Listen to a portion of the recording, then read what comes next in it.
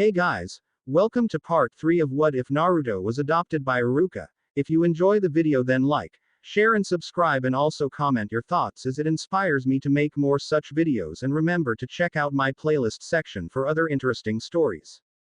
So let's get started. Chapter 9. Team Guy. Sasuke's scarlet eyes flickered around, taking in each and every one of the projectiles surrounding him. His feet crunched as he shifted. The ground was covered in a thick layer of long, sharp needles of ice. More were appearing, the floating tendrils coalescing rapidly until he could hardly see through them. With a sharp nod, he grit his teeth and crouched, and a moment later the spikes began to plunge towards him. He moved with feline grace and was quickly lost in a cloud of frost, whirling with a kunai in each hand. Within the icy dust he twisted, pivoted, and deflected every shard that would otherwise have struck him. It was a blinding dance, one that had Sasuke lost in the shroud surrounding him. By the time the last of the icicles had flung themselves towards Sasuke, the haze had begun to thin. After a moment he was visible again, kneeling on the bed of frost and breathing hard. One more time, Sasuke panted, rising shakily. I was too sloppy that time. I can't, Sasuke-kun, Haku breathed, leaning heavily against a tree nearby. The boy looked exhausted, although he was smiling and shaking his head. I don't have enough chakra to do it again. Besides, that's your fourth time in a row without taking a hit. Despite how tired he was, he looked pleased. It's only been 4 days since I started going all out. I can't believe you're already able to keep up. Like Naruto always says, Sasuke sighed, smirking as he collapsed into the grass by Haku's tree. I cheat. There's no way I'd be able to do it without my Sharingan active. Maybe, Haku admitted, still smiling, but you do have the Sharingan. Sasuke shrugged, closing his eyes and allowing them to change back to normal. Haku watched him for a moment before tilting his head to the side curiously. Did you three always train this hard? I guess so. Well, yes and no. We always trained together, and always took it seriously. But since we came back from Wave Country it's been different, I guess. Sasuke grew quiet for a time, dark eyes fluttering open to watch a few clouds passing by overhead. It was our first time as a team in a life-threatening situation. It turned out to be several of them, actually.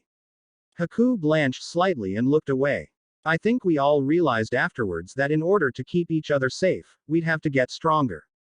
Each other. Not yourselves? Haku asked, glancing back curiously. Sasuke shrugged again, but said nothing. It had been a rhetorical question, really. Haku understood all too well what it meant to gain strength to protect another. He smiled faintly. I envy you and your friends. To have such love and dedication for one another is truly wonderful. I am sorry that We've been over this, Haku, Sasuke cut in sharply, though with no anger in his voice. All of us have spoken to you about it, and it's in the past. We're alive, and you're on our side now. That's all that matters. Haku looked away again, but nodded after a moment. And you can have friends like that too, now, he continued, closing his eyes again. Hell, you've got 3 already. The older boy turned back towards him and blinked, tilting his head again. 3 what? He asked blankly, as if Sasuke's words hadn't registered at all. Friends, Haku. We're your friends. Hinata, Naruto and I are. Why else would we be spending time together? Sometimes it was difficult speaking to Haku, who seemed to have little to no understanding of how normal relationships worked. It had taken them most of a week to convince him that they held no ill will towards him, and it still came up occasionally. Trying to explain how healthy, mutual friendships worked was turning out to be a daunting task. Sasuke's right, Haku-chan. They both looked up as Hinata approached. Sasuke waved a tired hand, and Haku turned to smile at her. We're your friends, but only if you want us to be, she said gently, though the conviction in her voice trailed off near the end. Haku didn't completely understand why, but he could tell the girl was distracted. Thank you, Hinata-chan, Haku said warmly. He still didn't understand how one became friends with another person, but they kept insisting it had already happened. Where's Naruto-san? Aren't you two usually together? Hinata flushed slightly at that, and she stopped near the tree to press her index fingers together absently. He said he had a meeting with the Hokage this morning, she explained, sinking onto the grass and folding her hands. He'll be meeting us at the bridge around 10. Kakashi-sensei usually gets there about 30 minutes after that, even though he has us meet there at 9 every morning. Hinata giggled lightly at that.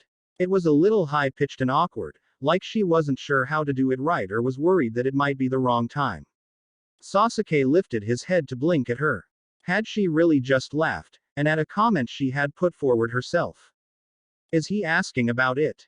He asked casually, settling back down. Haku looked down at him, then back to Hinata, frowning a little. She nodded, biting at her lower lip as her brow creased with worry. Sasuke nodded back, saying nothing. Haku knew better than to ask about this. There were some things he could not yet be trusted to be told. Many of them, it seemed, had to do with Naruto, and might have a connection with the strange power he had used at the bridge over a month before. How are you two doing with training? Hinata asked. Sasuke opened his mouth to respond, but Haku beat him to it. He's incredible, he asserted with a small, proud smile.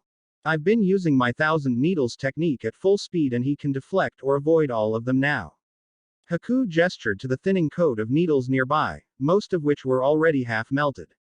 I get exhausted before he does now. It was Hinata's turn to blink now. Sasuke had shrugged as expected, but there was a bit of pink that had risen to his cheeks at Haku's compliment. She couldn't remember the last time she had seen her friend blush, if ever. It's not as effective as your divination thing, though, he remarked at Hinata, but short of not being inside when the needles come, it's the best I've got. Haku shrugged and gave Hinata a wry smile. He was getting used to how stubborn, and often humble, Sasuke could be. Hinata shook her head but didn't object. She, too, knew how stubborn he could be. Have you and Naruto figured something out for him?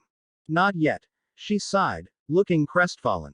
He's still trying really hard, and his speed has increased a good deal as a result. But it's a lot harder without a bloodline ability, Sasuke finished for her, sounding frustrated for his friend's sake.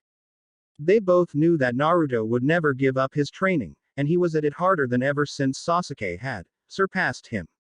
In some ways it was a good thing. He would get stronger because he had more motivation to. But fighting Haku had made them realize the need for a defense against more advanced abilities. Hinata's technique was the most effective by far, though she was working hard to master a more advanced variation. Sasuke had his Sharingan, and with it and Haku's help he had been able to increase his physical capabilities enough to develop an effective strategy. He'll do it, Hinata insisted, you and I both know he will. Sasuke nodded, though he seemed less confident than she was. Haku merely watched the exchange, eyes alight with interest. They have such faith in one another, he mused, an old sad smile creeping onto his features. Maybe that's what real friendship is. Trust. They believe in each other no matter what. And they believed in him. Even after what he had done to them, they wanted to be around him, to trust in him. Maybe it wasn't the same kind of friendship yet, but a hope began to burn inside of him that one day it might be. He would like that. All right, Sasuke said after a few minutes of silence, sitting up slowly and covering a yawn. I'm going to head back and shower before 9. I still don't get why we get there on time when we know he'll be late. Haku had straightened as he mentioned leaving, offering a hand to help him up. Sasuke took the offer without missing a beat, rising and glancing down at Hinata. Did you want to grab some breakfast with Haku and I afterwards? I think we're going to go to Ichiraku's. Sure. I'll meet you there in half an hour. I need to do my morning stretches first. She winced slightly at her own words, and Sasuke smirked. Hinata had pulled a muscle a few weeks earlier while practicing one of her Juken techniques, and had since resolved to increase her flexibility. Haku and Sasuke bid her farewell and set off for their apartment a moment later.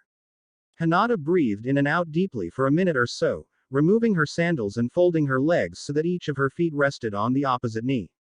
She smoothed her features and tried to relax, enjoying the morning sunlight that warmed her face. As she moved into her series of stretches, she tried her best not to think about Naruto and his conversation with the Sandaime. She only succeeded in part. Asterisk, asterisk, asterisk, asterisk, asterisk. Naruto sat on a bench outside of the Hokage's office, his foot tapping steadily on the wood floor. He hadn't been waiting long, but the impending conversation wasn't going to be on a light topic. Outside of his friends, minus Haku, only Iruka knew that he had learned of the Kyuubi sealed inside of him. The Sandaime had always been a calm, reasonable man, but this was a delicate matter. Quit sweating, boy. The voice wasn't nearly as loud as it had always been in the chamber, but it still rumbled through his thoughts clearly enough to be discerned as something separate from his own. The old man probably realized that you'd figure it out eventually. Quiet, Naruto growled back, immediately annoyed. When you suggested an easier way to communicate, I agreed on the condition that only I would initiate conversations. If you don't mind your own business, I'll have the Hokage tighten the seal instead of loosen it. Instead of a biting retort, the Kyuubi chuckled at him. It was odd to have the echo of a monstrous laugh bouncing around in his head. It is my business as much as it is yours, mortal. You would not have the seal tightened in any case, not when it's your precious hope to help your little friends. The voice faded then, and the fox's presence in his mind receded quietly. The demon remained in the background, and Naruto could feel it if he chose to.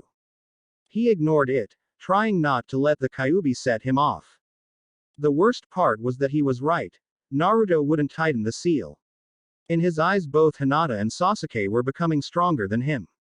He was proud and happy for his friends, but at the same time he was struggling to keep up.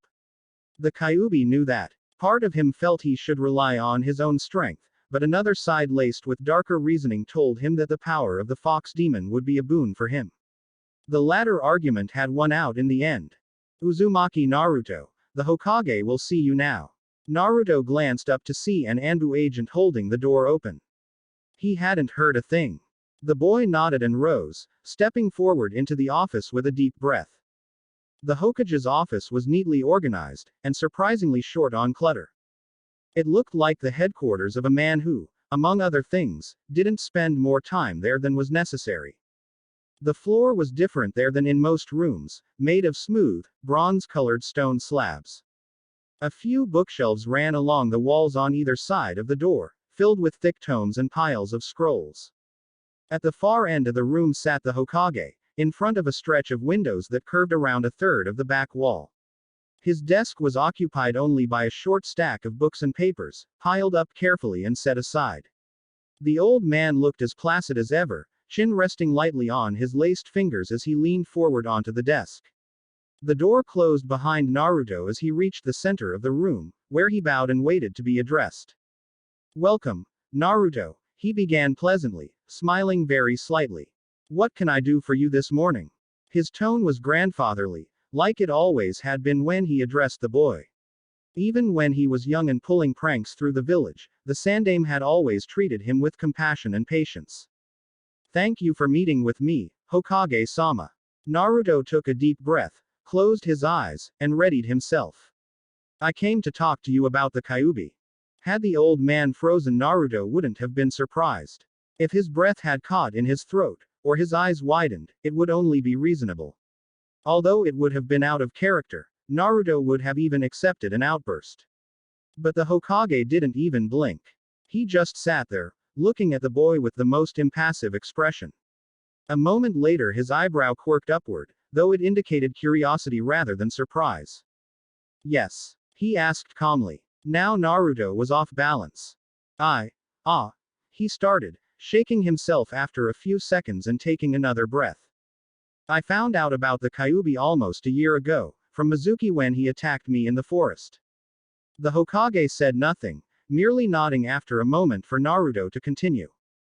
Since then I've had interactions with it. I've spoken to the Kyuubi a few times now. Finally the old man blinked. I figured out how to talk to it whenever I need or want to. And as much as I hate to admit it, Sasuke, Hinata, and I would have all died at some point had I not been able to tap into its power. It was an accident both times, he continued quickly, as if the admission to using the Kyuubi's chakra was reprehensible.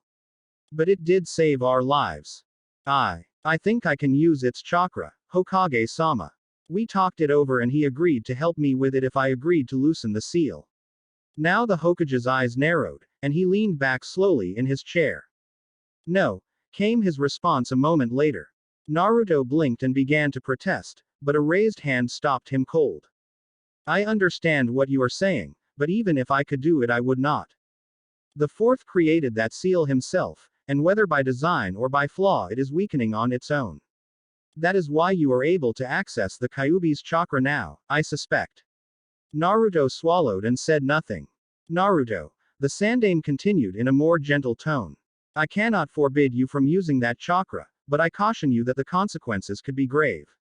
Not only for you, but for the village, and for your friends. What do you mean? Naruto asked, momentarily forgetting his manners. The old man sighed and folded his hands, considering the boy seriously for a while before explaining. Naruto, I don't wholly understand the Kyuubi or its chakra, but it is the demon that once destroyed our village and claimed an untold number of lives in its rampage. The tainted chakra that it held is monstrous as well, and that is what is sealed within you. He allowed his words to sink in for a few seconds, still studying Naruto carefully. From the reports I received from Team 7, you seem to have limited control over the power that has come to you in times of need. The first time, in the 10th training ground, I felt the Kyuubi's chakra spike, from all the way over here. And Naruto, that wasn't even a fraction of what the real Kyuubi's chakra feels like.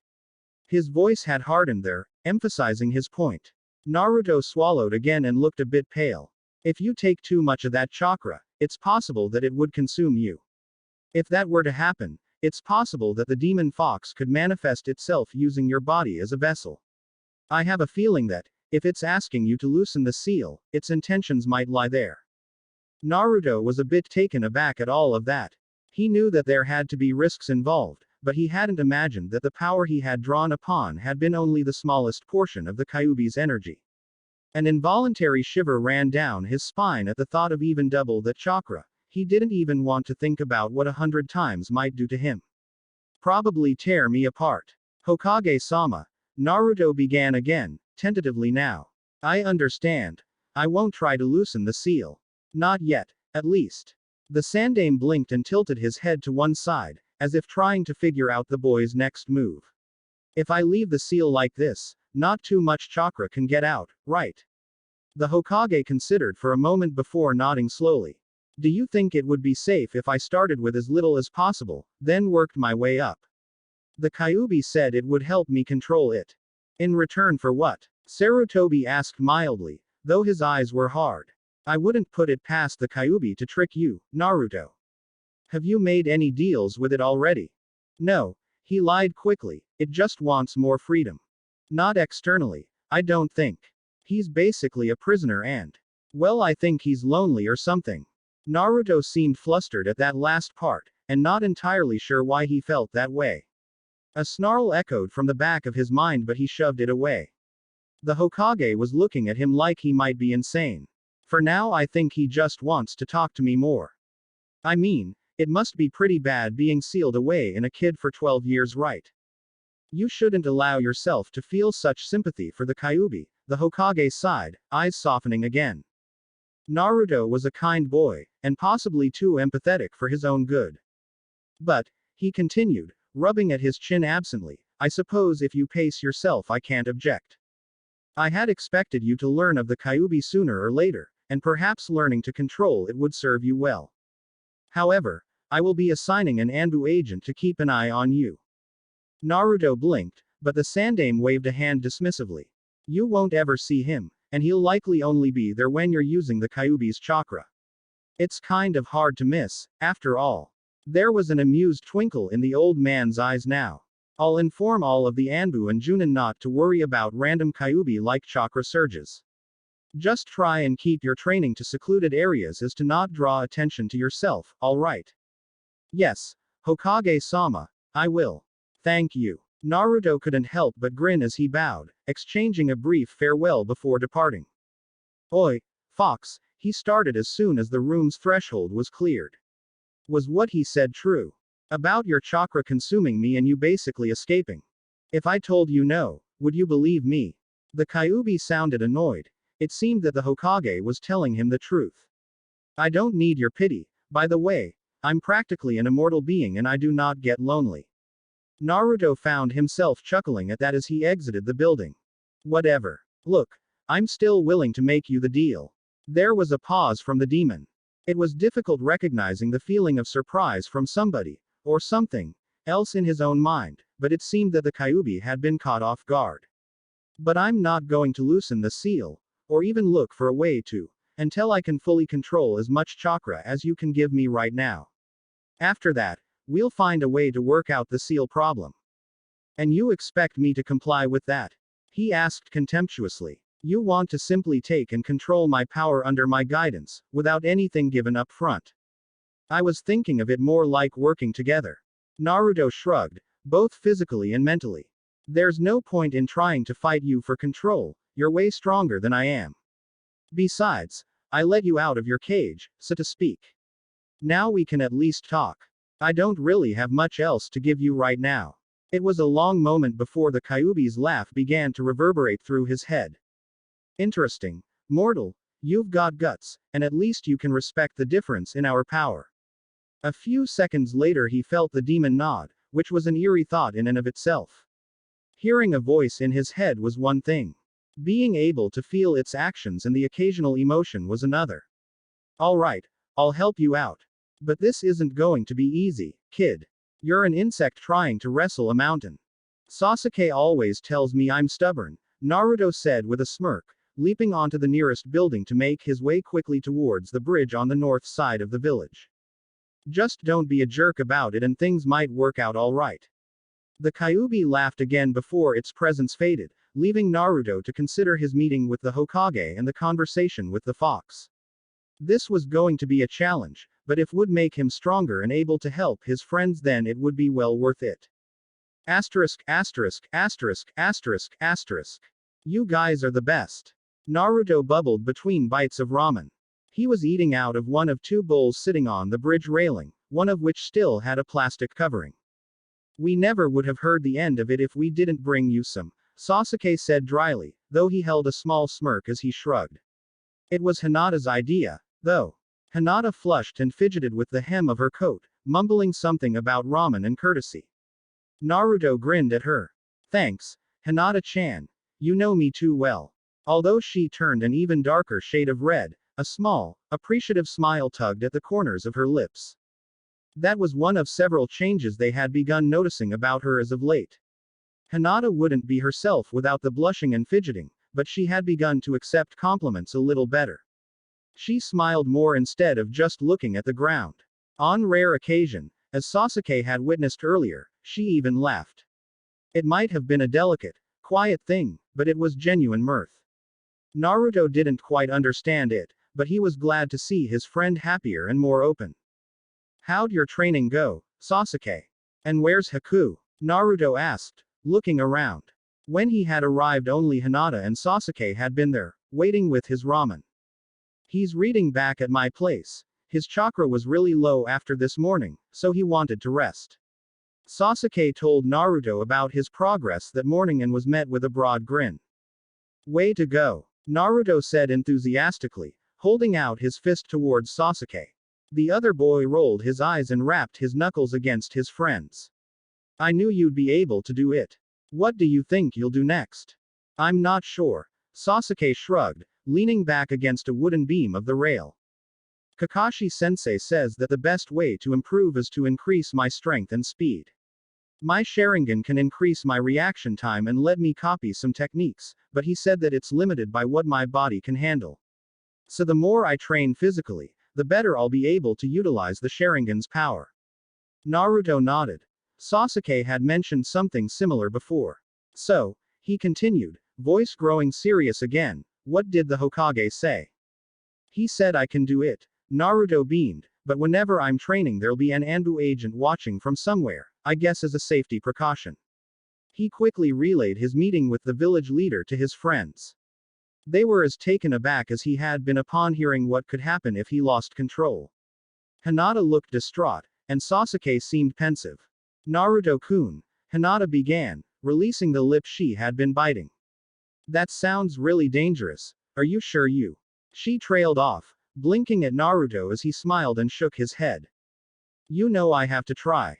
Besides, The Hokage said that if the seal stays like it is, only so much of the Kyuubi's chakra can leak out. According to the fox, unless I remove the seal myself, it won't go anywhere anytime soon. And, he continued, setting down his empty bowl and picking up the other to start on, the Kyuubi agreed to help me out even without loosening the seal. Are you sure you can trust him? Sasuke asked skeptically. I mean, I already think it's pretty weird that you can just talk to him whenever you want now. Plus, I mean, it's a demon. Demons aren't exactly famous for making friends with people. I don't know, Naruto admitted, shrugging and taking a moment to chew through a few noodles. But I just get this feeling that he's not all that bad. I mean, he's an ass.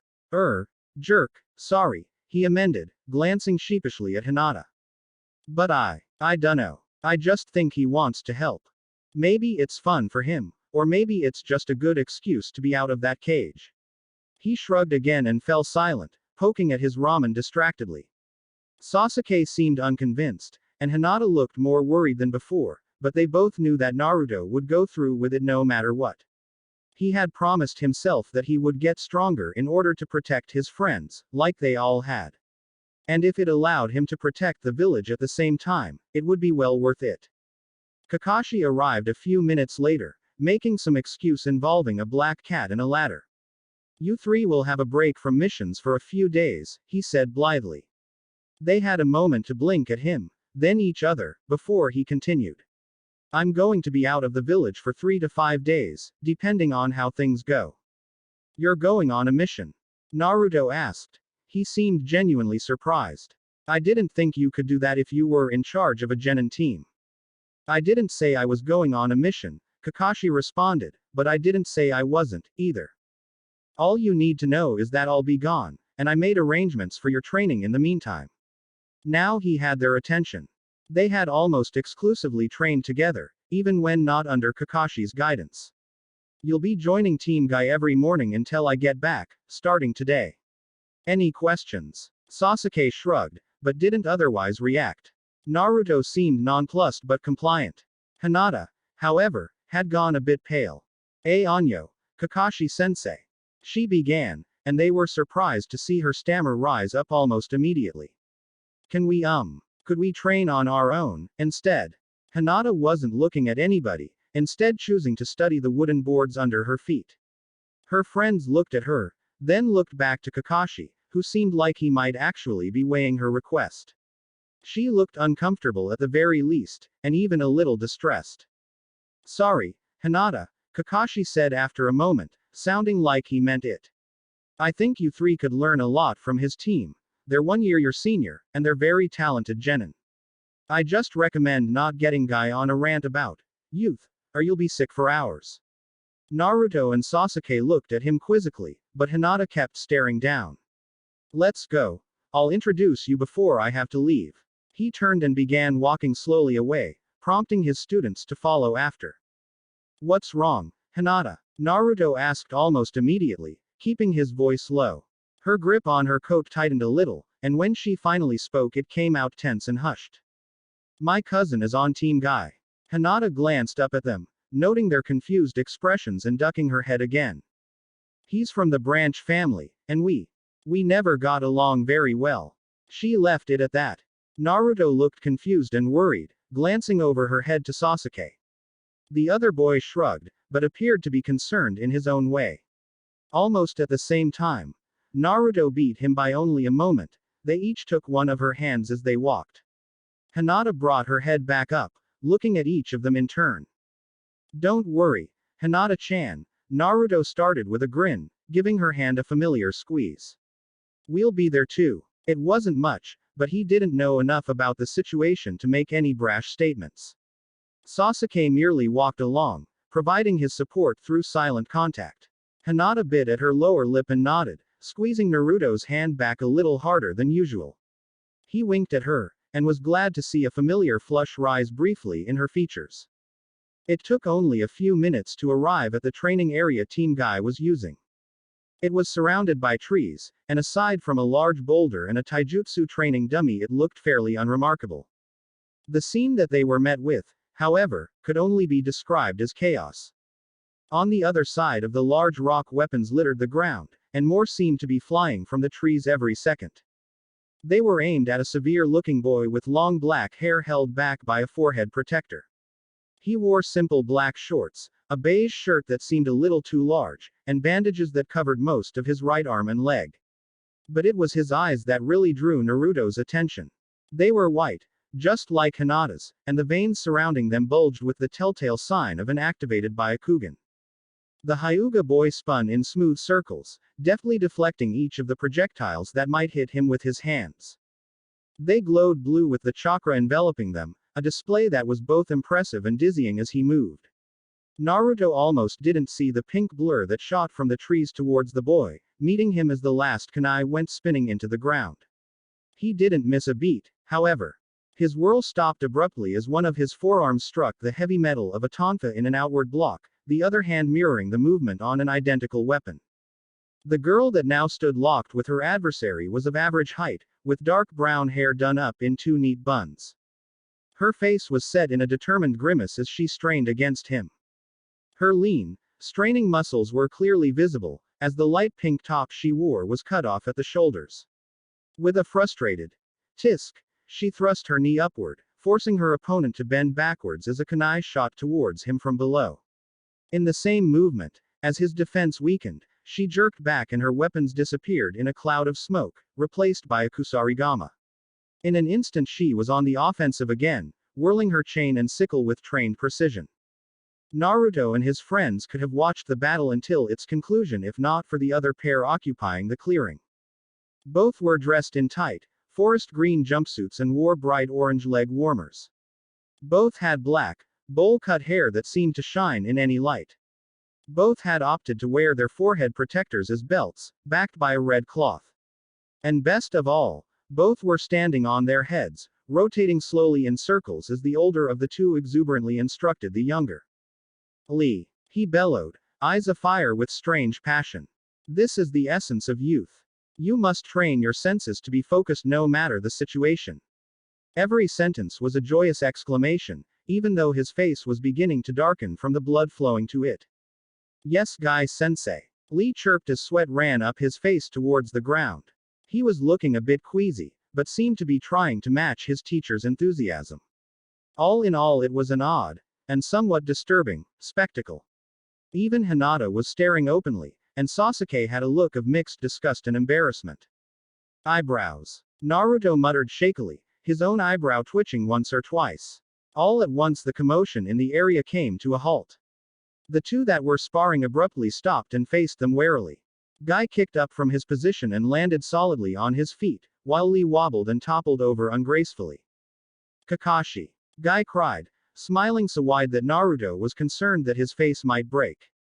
Late as always. You'll never grow stronger if you always procrastinate. You need to seize your youth. Ah, and these must be your students. I am Maida Guy, Kakashi's eternal rival.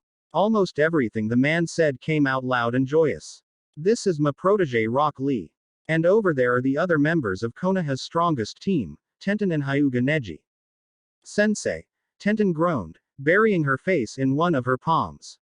They've already started looking at us weird because of you and Lee. Neji remained silent nearby, his expressionless eyes fixed on Hinata.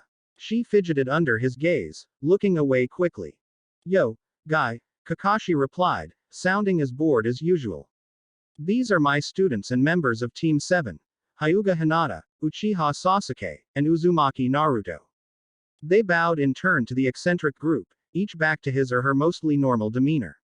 Sasuke appeared to be as nonchalant as Kakashi, Naruto looked curious but friendly, and Hinata was reserved and slightly pink. I'll be leaving them in your care for a few days. Yash. Came the tall man's exuberant response. Lee looked from his sensei to the newcomers, and assumed an expression similar to the older man's. Lee, Tenten, Neji, this is a perfect opportunity for you to test your skills. I expect you to train hard with your temporary teammates for the next few days. Yes, Guy-sensei, they all chimed with varying amounts of enthusiasm. Lee seemed ecstatic, Neji was his polar opposite, and Tenten appeared to be somewhere in between. Great. You three have any questions? Kakashi asked his team. They shook their heads. All right then. Play nice. Guy, try not to kill any of them, or worse. He waved at that and vanished in a plume of white smoke, leaving his genin to blink at his final words. Worse. Wearing one of those might be worse than dying, Sasuke said under his breath, causing Naruto to stifle a laugh.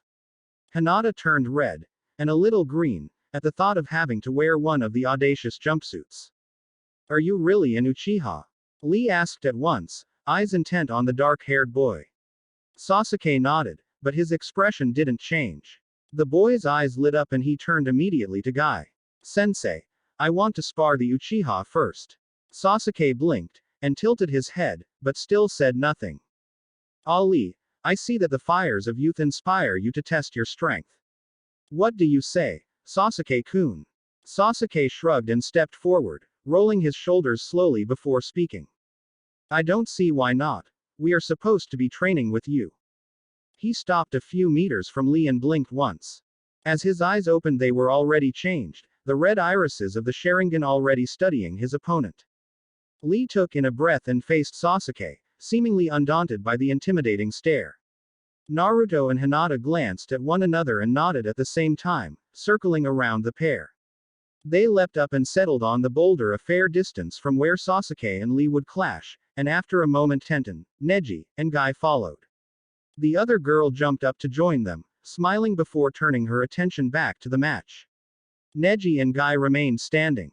I've heard a lot about the Sharingan, Lee said calmly, dropping into a strange taijutsu stance. Seeing that they would begin with hand-to-hand combat, Sasuke stepped into his own form. Since I heard of you, I have wanted to test my strength against those eyes of yours. Do you want to talk, or fight? Sasuke asked bluntly, features still set in boredom. You won't be fighting my eyes, Lee-san, you'll be fighting me. That got Lee to look at him curiously, but then grin and nod. You're right, Sasuke-san. Let's begin. Lee took in another deep breath, set himself, and dashed forward at breakneck speed. If not for his recent training with Haku, Sasuke wouldn't have been able to react quickly enough to the onslaught of blows that came at him. Lee wasn't quite as fast as Hinata, but his blows were solid and designed to break bones instead of damage tenketsu and internal organs. Each and every block came with a price, and the boy was fast enough to keep Sasuke on his toes. But he hadn't been training hard for nothing.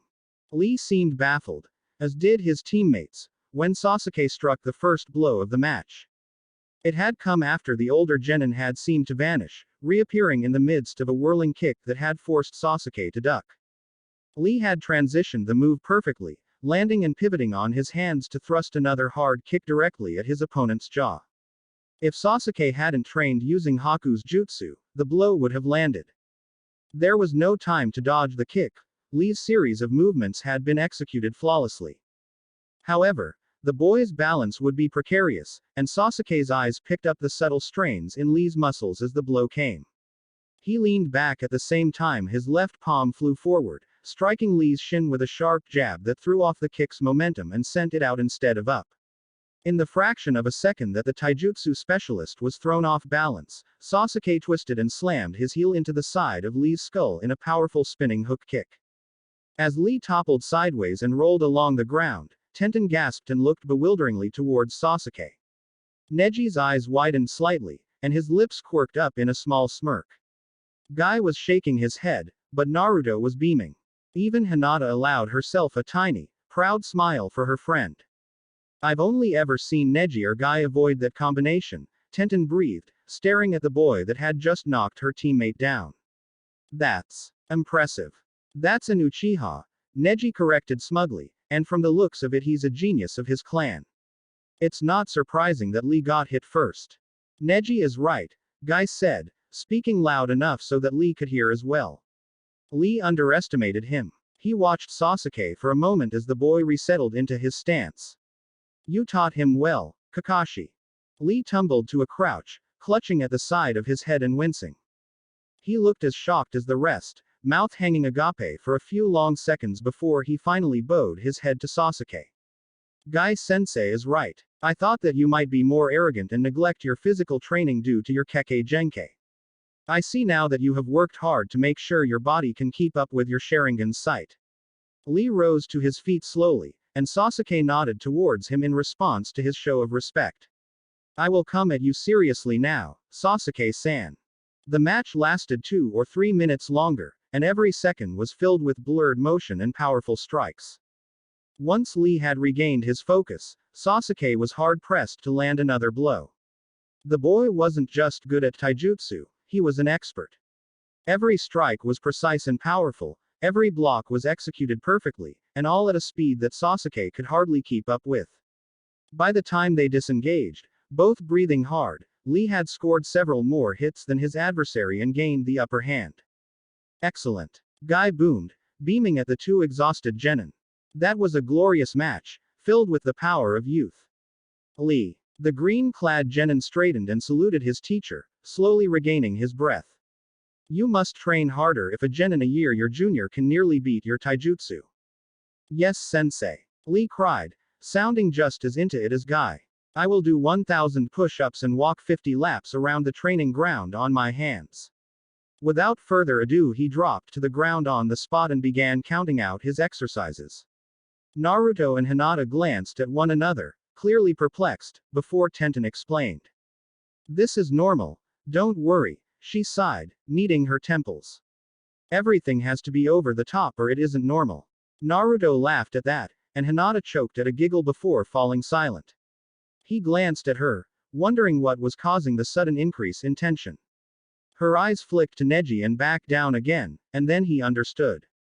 My turn. Naruto said happily, kicking off of his perch and landing in a swirl of his black coat. Neji, want to spar? It'd be a great training opportunity for me. That is, if he's at least as strong as Hinata is. From what he had seen as they had approached, it wouldn't be difficult to believe. You won't have a chance, Neji said flatly, not even looking at him. I'll spar the Uchiha when he's recovered, he's the only one worth testing myself against. Naruto blinked, then glanced back towards Hinata before regarding the proud boy again. Hey, I'm Sasuke's teammate, and we all train together. How do you know I won't give you a challenge? You were an average student at the academy, and you're well known for being a delinquent. In what world do you think you'd have a chance against me, especially without a bloodline ability of your own? Naruto clenched his jaw, and Hinata winced. Naruto's days of being a prankster had yet to be forgotten, it seemed, and Neji had said the one thing that she knew would set her friend off. So what if I don't have one? Naruto snapped. I bet I can beat you down without it. Naruto-kun, Hinata began tentatively, not wanting the situation to escalate. Not to mention, she knew more about Neji than he did. You should listen to my pathetic cousin, Uzumaki. I bet she doesn't want you to get hurt fighting me, Neji sneered. It was Hinata's turn to set her jaw and stare down at him.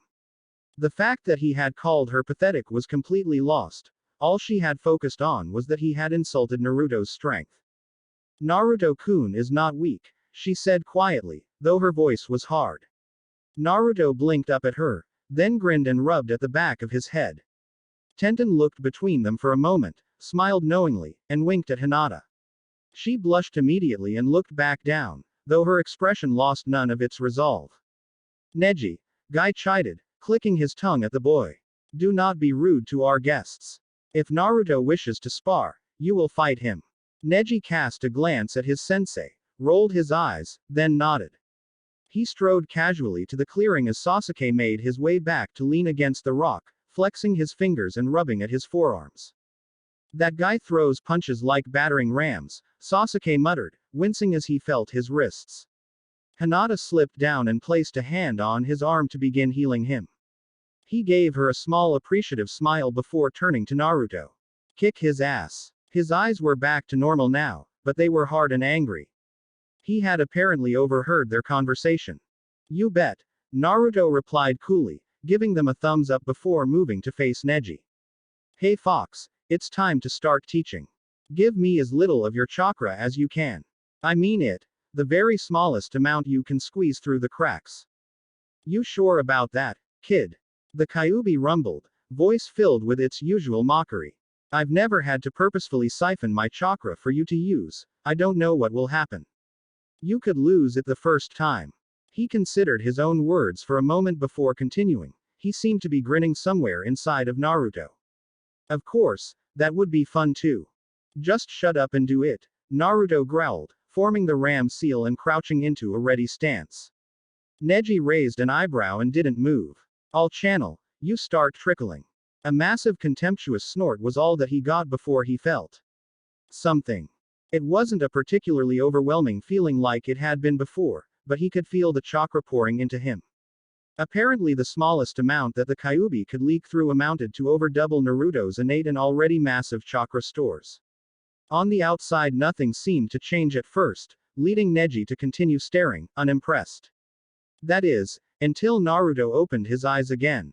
I didn't think there was a bloodline that only turned your eyes purple, Neji mocked. His laugh was cut short as a tidal wave of alien murderous intent hit him, and he froze, staring at Naruto.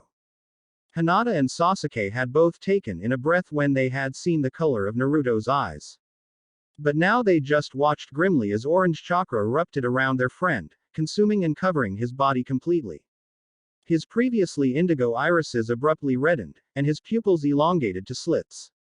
It wasn't the same violent burst of energy that it had been on the bridge. It was more similar to the first time when Naruto had nearly killed Mizuki.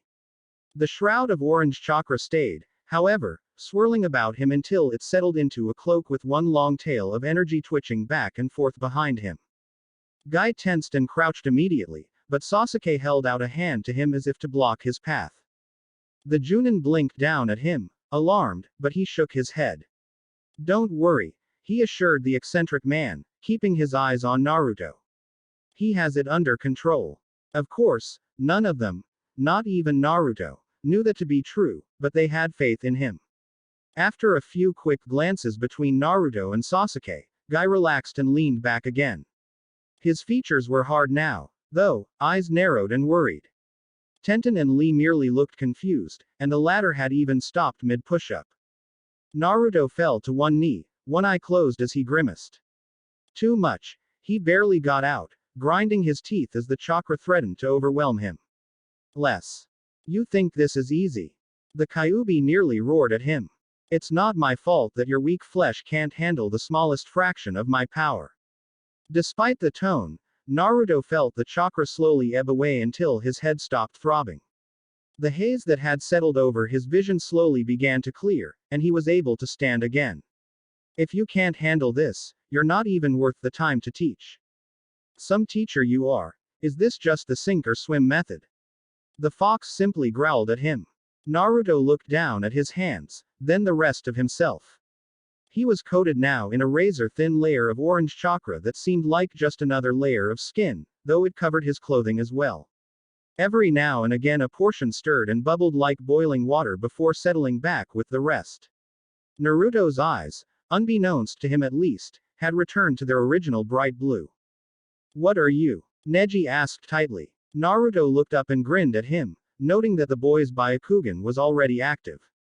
Sorry about that. We can start now, he replied, ignoring the question. Sasuke smirked and made an approving sound, while Hinata simply let out a relieved breath. Guy kept staring hard, though he no longer looked as worried. Ready. His opponent nodded slowly, sinking into a Juken stance. Just like Hinata, so far. Neji was ready, though apparently Naruto was not. He was gone in an orange flash of movement, ending up overextended inside of Neji's guard. The Hyuga's eyes went wide, but he leapt back nimbly before the other genin could recover from his blunder. He's not used to moving that fast. But that didn't stop Naruto from practicing. It would only be a matter of time before he got used to it. The beginning of their duel consisted of many touch-and-go encounters. At every clash Naruto primarily dodged Neji's attacks, well aware of the damage they would cause if allowed to land. Meanwhile, Neji was getting a feel for his adversary's speed and power. It was impressive. Even he could admit that, but it wouldn't be enough to beat him. As soon as he realized that, Neji went on the offensive, and the tone of the fight changed immediately. Naruto knew that Hinata was fast, and Sasuke's training was allowing him to catch up to her speed as well. But if they were quick, Neji was lightning. Like Hinata, his strikes carried less power than Naruto's, but the chakra pulsing from his palms was viciously strong. Every time one of Neji's hands came into even light contact with Naruto, a spike of pain shot through him. It felt like being stabbed with Senbon. It was like getting struck by Hinata but with twice the ferocity. They disengaged and Naruto stumbled back, breathing a little hard. Neji was strained noticeably more, but he had also been landing the vast majority of the blows. Try a little bit more. I can't keep up with him yet. Kid, I know your limits better than you do. If I give you any more, you'll be on a rampage in no time. I agreed to teach, so let me decide what you can handle. Naruto couldn't argue with that, but it didn't stop him from getting frustrated. This guy had insulted Hinata, and every fiber of Naruto's being wanted to make him pay for it. The Kyuubi sighed. He could tell what was going on without being told. Only a sliver more, but if you start losing it, I'm cutting it off completely. Thanks. He braced himself for the incoming chakra surge, but it didn't come as expected. Power lurched its way into him sluggishly, and the orange layer began to expand outward. After a moment it settled, creating a visible film of writhing chakra a centimeter or two from his skin. There were spots on his arms and chest that the energy skipped over completely, however. He hit quite a few of your tenketsu. You could force my chakra through, but you also might lose control of it that way. This is foolish, even for you, mortal. Naruto gave Neji a tight grin, showing off a pair of elongated canines. His eye color was back to wavering between blue and red, but settled eventually on pale cerulean with only a hint of crimson near the edges. Better end it quick, then. As if on cue, Neji dashed forward with the same idea in mind. Just before he reached Naruto, he spun, going down into a deep crouch and spreading his arms wide. Naruto recognized the form immediately. 8 divination signs. 64 palms. Hinata was on her feet the moment she had seen Neji drop into his stance, and she now stood clutching the hem of her coat so tightly her knuckles turned white. Sasuke glanced over, shook his head, and nudged her shoulder. She caught his look, visibly calmed herself and nodded, sinking back down silently to watch as Neji's movements began to blur. Naruto was easily able to counter the first few sets of blows, but as the series progressed he struggled to keep up even with the additional energy provided by the Kyuubi. 32 strikes. Neji continued, arms becoming blurs as they lashed out to strike at Naruto's tenketsu. Naruto was only able to block or dodge 10, and again he felt himself stagger back. 64 strikes. The last statement came out as a grunt, but the attacks came regardless of the obvious strain Neji was under. Naruto didn't even have a chance to avoid them. He crossed his arms in a desperate defense and was all but thrown back in a barrage of blows. They were so fast that it felt like they had all landed at the same time. Naruto collapsed onto his knees, arms falling to his sides like leaden weights. Every part of him was in agony. Neji straightened slowly, managing a disdainful look through his labored breathing. I've closed your tenketsu. The match is over. He turned to walk back to the boulder, but froze halfway there as another blast of strange chakra washed over the clearing. He turned slowly back to Naruto, mouth slightly agape and eyes widening in fury and disbelief. The blonde boy was standing again, and though breathing hard there was a fierce grin on his face. His eyes were red now, but for the moment he still seemed to be himself. Not yet, Neji-san. I still haven't paid you back for what you said to Hinata. The aura of the Kyuubi's chakra twisted and pulsed, and the beginnings of a tail began to form behind him. 5 seconds, he said tightly, watching as his vision began to blur. Cut it all off in 5 seconds. Even as Neji dropped into a ready stance, Naruto burst forward at full speed, gathering as much chakra as he could in his right hand. Unfortunately for the older boy, that much power wasn't meant to be blocked. Neji flew backwards as the blow connected with his jaw, moving fast enough to cause whiplash for anybody who might try to follow his movement. Luckily Guy had seen it coming, appearing behind his student to catch him before he struck a tree or the big rock. Neji seemed dazed but functional, and after a moment he was back on his feet, rubbing at his jaw and glaring at Naruto. He got one last cheeky smile from the blonde, and then the orange chakra faded. After a stumbling step, Naruto began to fall forward, his face contorted in obvious pain. Hinata and Sasuke were at his side before he hit the ground, catching him under each shoulder to support his weight with their own. Despite his condition, he was still smiling weakly. I think you proved your point, Sasuke muttered as they made their way back to their seats, shaking his head. That was pretty incredible, but it looks like it takes a toll on you. Yeah, Naruto wheezed, still short of breath and aching all over. Kinda sucks. Wasn't ready for it. Hinata was silent, her cheeks burning a brilliant pink, although she looked more worried than embarrassed at what he had said on her behalf. I still lost, though. He's tough. You should be proud that you did so well, Naruto-kun, Lee stated gravely as he approached. Neji is my rival, and he is very strong. I've heard that even among the main branch of the Hyuga he is considered a genius. Naruto smiled a little wider at the encouragement. It wasn't that he hadn't been satisfied with how he had done, he was just so exhausted and hurt everywhere. Lee seemed to understand, and he returned the small grin with a bright one of his own. What was that chakra? Neji demanded as he and Guy approached. He was looking a bit worse for wear, but unlike Naruto he could still stand on his own power. You shouldn't be able to use any with your tenketsu closed, you should hardly be able to move. Secret. Naruto shrugged. It was mostly true, at least. When Neji looked like he was about to pop a blood vessel over the curt response, Naruto sighed and waved a hand feebly. I've trained with Hinata-chan for over 5 years. I found my own way around it. That wasn't quite a lie, but it made a lot more sense than anything he could explain to the irate boy. Neji's eyes narrowed, and with one glance and a snort at Hinata, he stalked off into the woods. Guy watched after him for a time before turning to Naruto, the serious expression he wore seeming somehow misplaced on his features. He can be very proud, the Junin explained, watching Naruto intently. And he hasn't encountered anything like that before. You probably rattled him. Serves him right, Naruto muttered as his friends helped him sit down at the base of the boulder.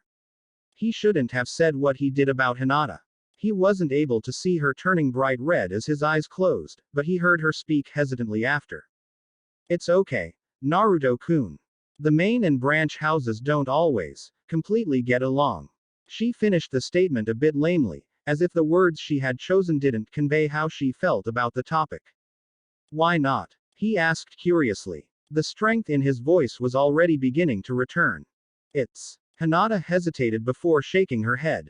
It's complicated. He opened his eyes at that, and she gave him a look that told him it was something to discuss later. He nodded and shrugged, then grinned at her. Well, I guess it's your turn then. Naruto said with as much enthusiasm as he could muster in his state. She blinked at him and paled a little, looking to Tenten and Guy nervously.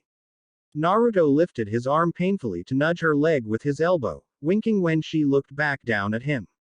You'll do great. I know you will. Her color returned and she gave him a small nod with an accompanying tiny smile. Of course she will. Guy thundered, seeming to have found his spirit again. Now you too, show us your fires of youth. Tenten rolled her eyes, smiled encouragingly at Hinata, and jumped from her perch. And Tenten. No lethal weapons until tomorrow. They're all lethal, she said incredulously. Guy eyed her sternly and she pouted at him. Fine, just the blunt ones then. The girl stomped into the clearing, muttering under her breath about not being understood. Hinata paced after her adversary, squaring off opposite the girl before settling into her modified Juken stance. Tenten cocked her head sideways and scrunched up her eyes at Hinata. That's a weird Juken stance. I've never seen Neji do one of those. Hinata smiled faintly at her but quickly smoothed over her expression in preparation for the match.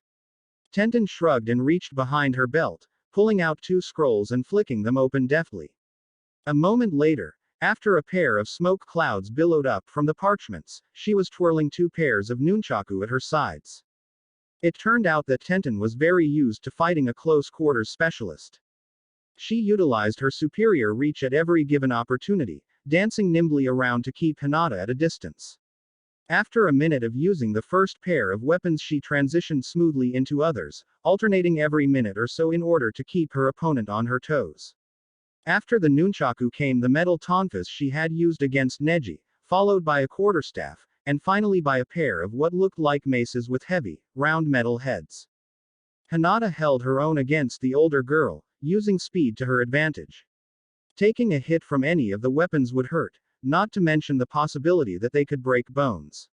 She had the most difficult time with the nunchaku and steel maces, but was able to put Tenten on the defensive with the other weapons. The girl seemed genuinely surprised at that, and even took a few hits as a result. After 5 minutes of constant back and forth, they both were breathing laboriously. Hinata had succeeded in dodging the majority of Tenten's blows, but the few that had gotten through had done enough. She held her weight largely on one leg, as if the other had been badly bruised or even broken. One arm was shaking violently as it strained to stay up and ready. It had likely suffered minor nerve damage. Tenten was in no better condition, surprisingly. The maces were on the ground beside her, and she was down on one knee and wincing in pain. She panted, sounding impressed. You're almost as fast as Neji, but your style is so different. I thought I'd be dealing with straight Juken. What was that? Juken, Hinata responded, equally breathless. But many of the movements are modified and crossed with Goken techniques. I noticed you included a lot more kicks than Neji ever does. And you channeled chakra into them. She seemed to be in moderate disbelief when Hinata smiled demurely and nodded. Tenten whistled softly and stood up stiffly. Well, color me impressed. It's always great to meet another strong kunoichi. Want to call it a draw. I think you landed more hits, but I'd say mine did a fair bit more damage. She winked and Hinata nodded again gratefully, turning to walk back to where the rest were gathered. Tenten moved to her quickly and helped, taking up the weight on her injured leg's side. Hinata flushed but thanked her, casting a glance at Naruto who had been struggling to get up and help her himself. He grinned and settled back down, appearing to have recovered quite a bit during the bout of sparring. Yash! Guy exclaimed, extending his arm in an exaggerated thumbs up as he gave the girls what they were beginning to assume to be a signature smile. Just like Lee, a ray of light must have hit his shiny white teeth at just the right angle, creating a sparkle that flashed for an instant near the corner of his mouth. I'll give you three a few minutes to recover. Lee, Tenten, Neji, we're going to run a lap around Konoha using only one leg. Without waiting for them to respond, he bounded off towards the nearest section of the outer wall, Lee following immediately after. Tenten gave the other three genin a helpless look and trotted after her teacher, clearly unenthused. After a moment there was a rustling nearby, then silence. Neji appeared to have been near enough to follow his sensei's order. Are you all right? Naruto asked Hinata as they left, turning concerned eyes to his friend. Those weapons looked like they hurt. I'm okay. It's only a few fractures and a lot of bruises. She winced and shifted to lay her uninjured hand on the opposite wrist to begin healing it. Naruto didn't seem convinced, but he didn't get press it. He knew Hinata was strong, and it would only be insulting to treat her like she wasn't. Instead he smiled at her. I never really thought about your style being so different from regular Juken. I guess it helps when the person you're fighting expects something else, huh? He shook his head, keeping the grin. But you did better than me and Sasuke. You tired her out before she even knocked you down once. A bit of pink invaded her features before she shook her head back at him. She wasn't able to go all out on me, remember what Guy-sensei said. She would have used a lot of ranged weapons if he hadn't told her not to use anything sharp. You would have handled that just fine, Sasuke said evenly, leaning back against the rock and closing his eyes. We all know how you handle projectiles. Hinata blushed a little more and continued her healing. After finishing she stretched a little before turning her attention to Naruto, mending his injuries as best she could. So, he continued while she was working on Naruto's tenketsu, what happened with the Kyuubi's chakra? You looked like you were losing control or something for a second there, and I don't think all that damage is from Neji alone. No, but most of it is, Naruto laughed. He explained what had happened briefly, and shrugged near the end of the description. I think I can almost handle it with that tail thing sticking out. But I almost blacked out when he just started me there. I think I need to slowly ramp it up until I can tolerate the power. It just feels so weird, I guess. I don't know how to describe the feeling when the chakra wraps around me. At first it feels kind of gross, like it's dirty or something. But after a while it stops and just feels heavy. That makes sense in a way. I guess. Sasuke started slowly, looking pensive. I mean, the Kyuubi is a demon, and from what you said it's always kind of grumpy. No offense, Kyuubi. Naruto had informed them that the fox could see and hear everything he did, and every once in a while they also acknowledged the presence. Maybe its chakra has taken on its anger or hatred or something. Chakra is supposed to be a unique signature. Maybe since it's been alive so long the Kyuubi's chakra just took on some of its prominent traits. After a moment's thought Naruto slowly nodded. But why are you so hurt? Hinata asked gently, running her hands down one of his arms. It wasn't that she held no interest for the theories, but her concern was in Naruto's health. Most of it was Neji, he repeated, but he looked down at his hands after a few seconds and considered it. Why am I so beat? Even after serving as Hinata's practice target I don't get this tired. I warned you that it's dangerous, the Kyuubi growled. He seemed a little angrier than usual. I didn't give you that last burst of chakra, you took that, fool. Naruto blinked, and he felt the demon roll its eyes. If you get emotional enough, you subconsciously draw on it against my will. And if you do it again, I'm through helping you. My chakra will eat away at your pathetic body unless you get used to it first. Naruto blanched at that and nodded dully, drawing a worried look from his friends. He told them what the fox had said. You'd better listen. Then, Sasuke sighed. I understand that you want to get stronger, and you're not exactly the most patient person I know, but this is serious. If you don't take it slow, it could kill you. Hinata nodded vigorously in agreement, and Naruto raised both hands in a conciliatory gesture. I will, I promise. After finishing the day with Team Guy they had returned home tired and sore. Following the intense sparring matches they had performed a series of exercise drills including distance running, sit-ups, push-ups, and more directed taijutsu training. Guy had them paired up and going through slow drills, correcting forms and demonstrating technique with Lee. After that they did some work with weapons, led largely by Tenten and Guy together. They had finished the day with yet more drills, sparring, and finally a 10-mile, cool-down, jog. Asterisk, asterisk, asterisk, asterisk, asterisk. 2 more days of the grueling regimen passed, and by the end of the 3rd day Naruto had gotten a feel for the Kyuubi's chakra. It no longer felt as foreign, for whatever reason, and while he was still unable to form the tail of his cloak he was capable of holding a thicker layer for a longer period of time. Although he felt like the progress was slow, the fox was always there to berate him about how idiotic he would be to skip ahead. Haku had come to observe the training for the first day, joining in on a few drills and speaking amiably to the members of Team Guy. He even tried to talk to Neji, who gave him the cold shoulder more often than not.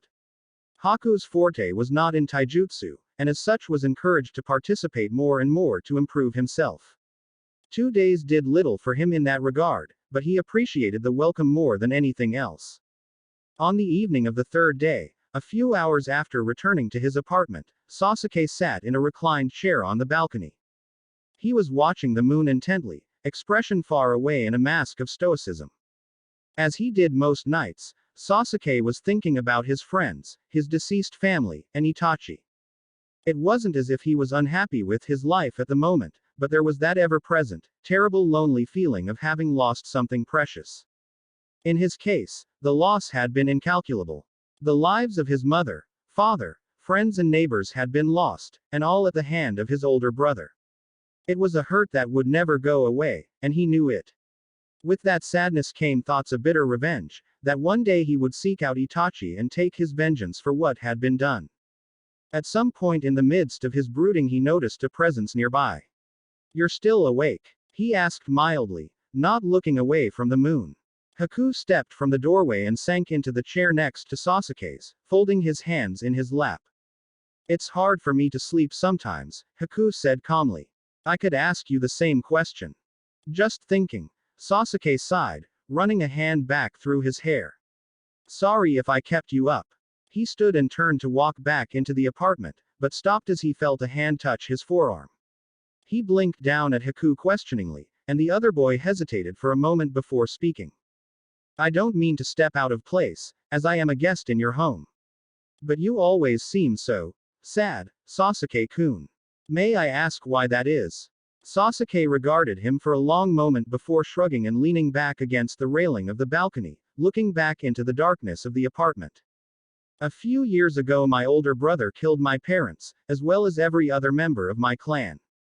I was the only one left alive, he offered bluntly, not even a hint of emotion in his voice.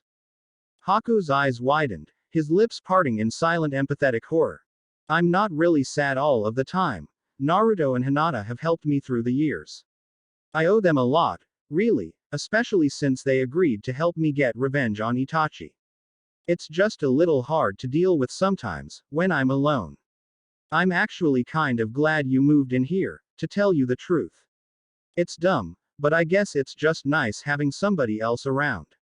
At the very least, it keeps me from dwelling on the past so much.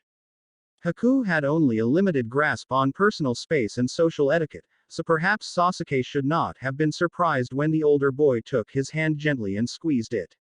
His eyes were sad, but oddly warm as he looked up at Sasuke. I'm sorry, he said simply, pausing for a moment before continuing. Maybe one day I'll be able to help you get your revenge. Sasuke looked down at him for a long time before shrugging, looking away uncomfortably and taking his hand back. Maybe, but it's not good to dwell on. I'm going to bed. I'll see you in the morning. He pushed off the railing and stepped to the door, pausing there to look back and nod to Haku. Thanks. Then he vanished into the darkened apartment, leaving the other boy to peer after him with the ghost of a somber smile on his lips. Asterisk, asterisk, asterisk, asterisk, asterisk. Hinata stirred from her sleep, blinking her eyes open slowly.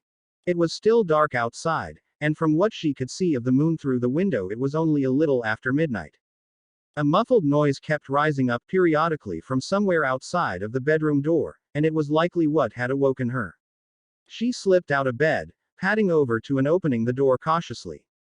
The sound, actually several sounds, it seemed now, was coming from the living room.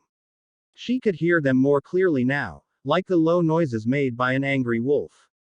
Hinata drew in a sharp breath and moved silently from the doorway. Naruto-kun.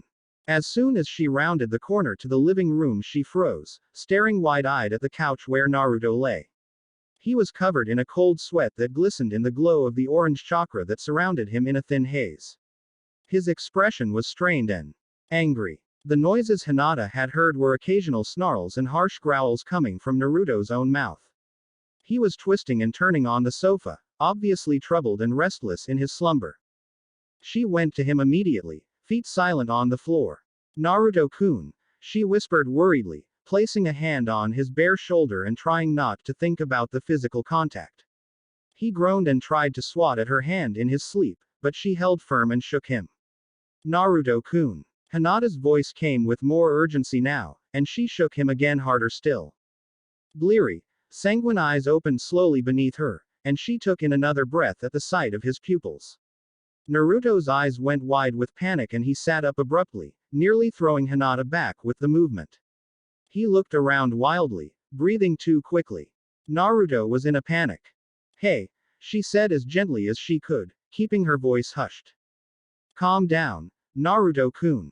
You're okay. His head whipped around and he stared at her for a long moment, and after a time his breathing began to slow. Normally Hinata might get flustered at the extremely close proximity of Naruto's face to her own, but at the moment she was taken in by his eyes. She had seen them change from afar, and even seen them red up close in Wave Country.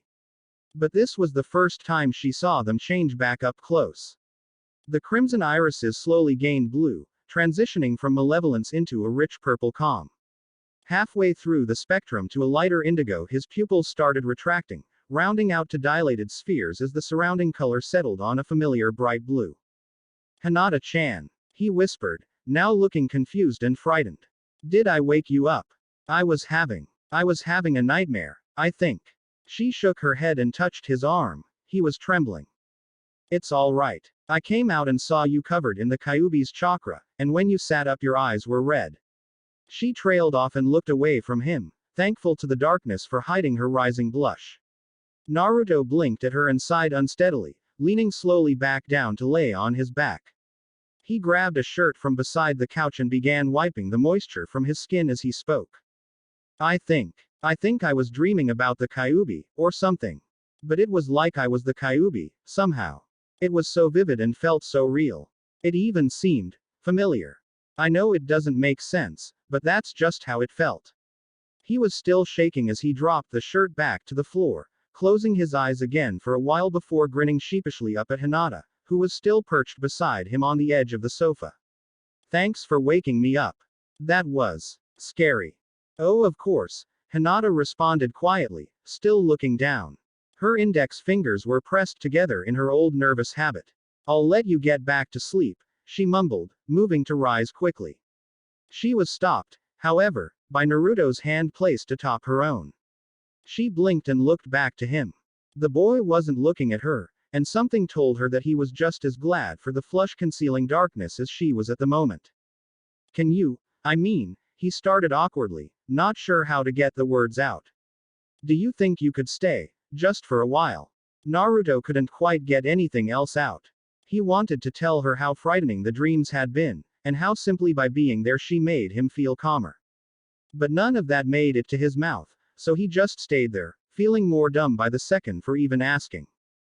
Hinata chewed at her lower lip and turned an undocumented shade of red at his request. But the feeling was only a natural response. She could see and feel how scared and vulnerable he felt. Using the Kyuubi's chakra was taking a toll on him mentally as well. As a response, she sank down next to him slowly, pulling a discarded blanket up and over them both. She was all too aware of him as she positioned herself carefully to face away and out into the room, trying to be considerate of his personal space while respecting his request to have her nearby. There was a part of her, a fairly large part, she admitted to herself, that wanted Naruto to put his arm around her. But it was a selfish thought, she told herself. She was there to comfort him right now. Naruto lay completely still for a long moment, not even daring to breathe until he had to. When he had asked her to stay, he hadn't meant quite like that, but before he could think to tell her as much, he couldn't help but notice how warm she was. He couldn't think of a way to describe it, save to say that it was incredibly nice feeling. As she turned away, he mirrored her position, thinking it the most respectful way to go, turning to face the back of the couch so that they were back to back. He smiled a tired, bashful smile as sleep threatened to take him again a few minutes later. His hand lifted slightly to move back, and he found her own resting close by. With hardly a thought, their fingers twined together, finding a comfortable position to rest in as Naruto whispered behind Hinata. Thanks. Asterisk, asterisk, asterisk, asterisk, asterisk. The next morning, as Sasuke, Hinata, Naruto, and Haku were eating breakfast at Ichiraku, Kakashi returned to Konoha. He appeared on the stool next to Sasuke, sitting as if he had been there the whole time. Yo, he greeted them casually. How was training with Team Guy? They gave him their accounts individually, noting high and low points as well as their progress. Naruto, after a glance towards the counter and the kindly owner, noted his special training was progressing well with some minor complications. Kakashi raised an eyebrow at that, but was tactful enough not to ask about it until later. And what did you learn from them? That I don't want to have to see Guy and Lee crying and holding each other ever again, Sasuke muttered. Naruto snorted and choked a little on his ramen, and Hinata stifled a giggle. I know I learned how much a difference 1 year can make. They're strong, don't get me wrong, but I think given the same amount of time to train we'd be able to beat them consistently. Fighting a weapons specialist was interesting, though. I thought it was kind of silly at first, but I learned pretty fast that Tenten's skill is nothing to scoff at. Hey, she got so mad when you broke her quarterstaff yesterday, Hinata-chan, Naruto teased.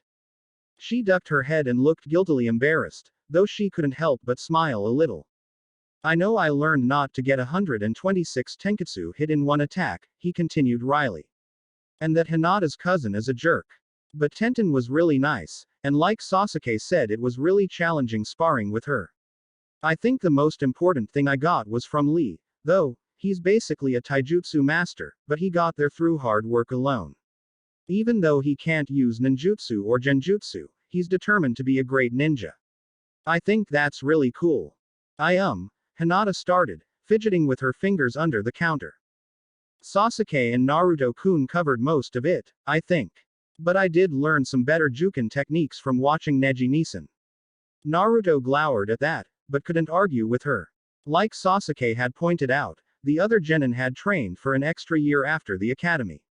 He had to admit, begrudgingly, of course, that Neji could fight better than Hinata. And also that adding variety to our training might prove useful. Kakashi nodded once. Good. Guy is eccentric, but he's one of the strongest Junin in the village, and an old friend of mine. I had been hoping that you might learn something from his team. He was quiet for a few seconds before continuing, tone casual and conversational. Well, he said, raising a hand to Chuki to place an order. When I reported in with the Hokage this morning, I learned something pretty interesting. They all turned to him curiously, though as far as they could tell his expression remained neutral.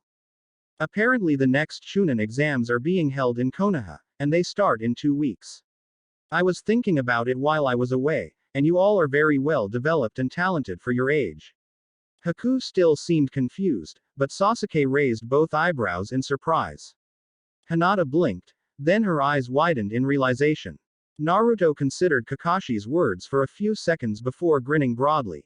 The Junin looked over at them finally, tilting his head and smirking under his mask. How would you three like to take the Chunin exam? Chapter 10. The first exam. The air stirred about restlessly, too sluggish to be considered a breeze but with enough force behind it to touzle Hinata's hair. She swept her bangs away from concerned eyes and focused her Byakugan on Naruto. He was sitting just across from her at the center of the small clearing, with his legs crossed and his hands relaxed, facing palm up on his knees. His eyes were closed, and aside from a slightly furrowed brow he seemed calm. A shroud of orange chakra surrounded him, though it seemed to roil less than it had previously. A single long tail of the same energy swished back and forth behind him. After a few minutes he finally blinked his eyes open and grimaced. Hinata winced at the sight. Naruto's pupils were cat-like slits, surrounded by the unnatural red that she now associated with the Kyuubi. Yeah, that's it. He said that's pretty much all the chakra that can get out unless I really lose it. I'm not sure what that means, exactly, he admitted. What's it look like? It's. Hinata hesitated, squinting a little at his torso. It looks almost normal, Naruto-kun. The Kyuubi's chakra is a different color than yours like it always is, but it looks like it's started to flow with your own instead of on its own path. She started to chew on her lip as she released the Byakugan, lifting her gaze to his own. Naruto's eyes were still florid, but his excited smile lessened their frightening effect some.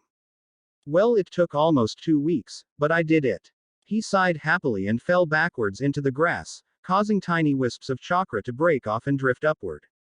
It was a mesmerizing display that had Hinata watching for a few seconds as several dozen tendrils of red-orange energy floated up and disappeared.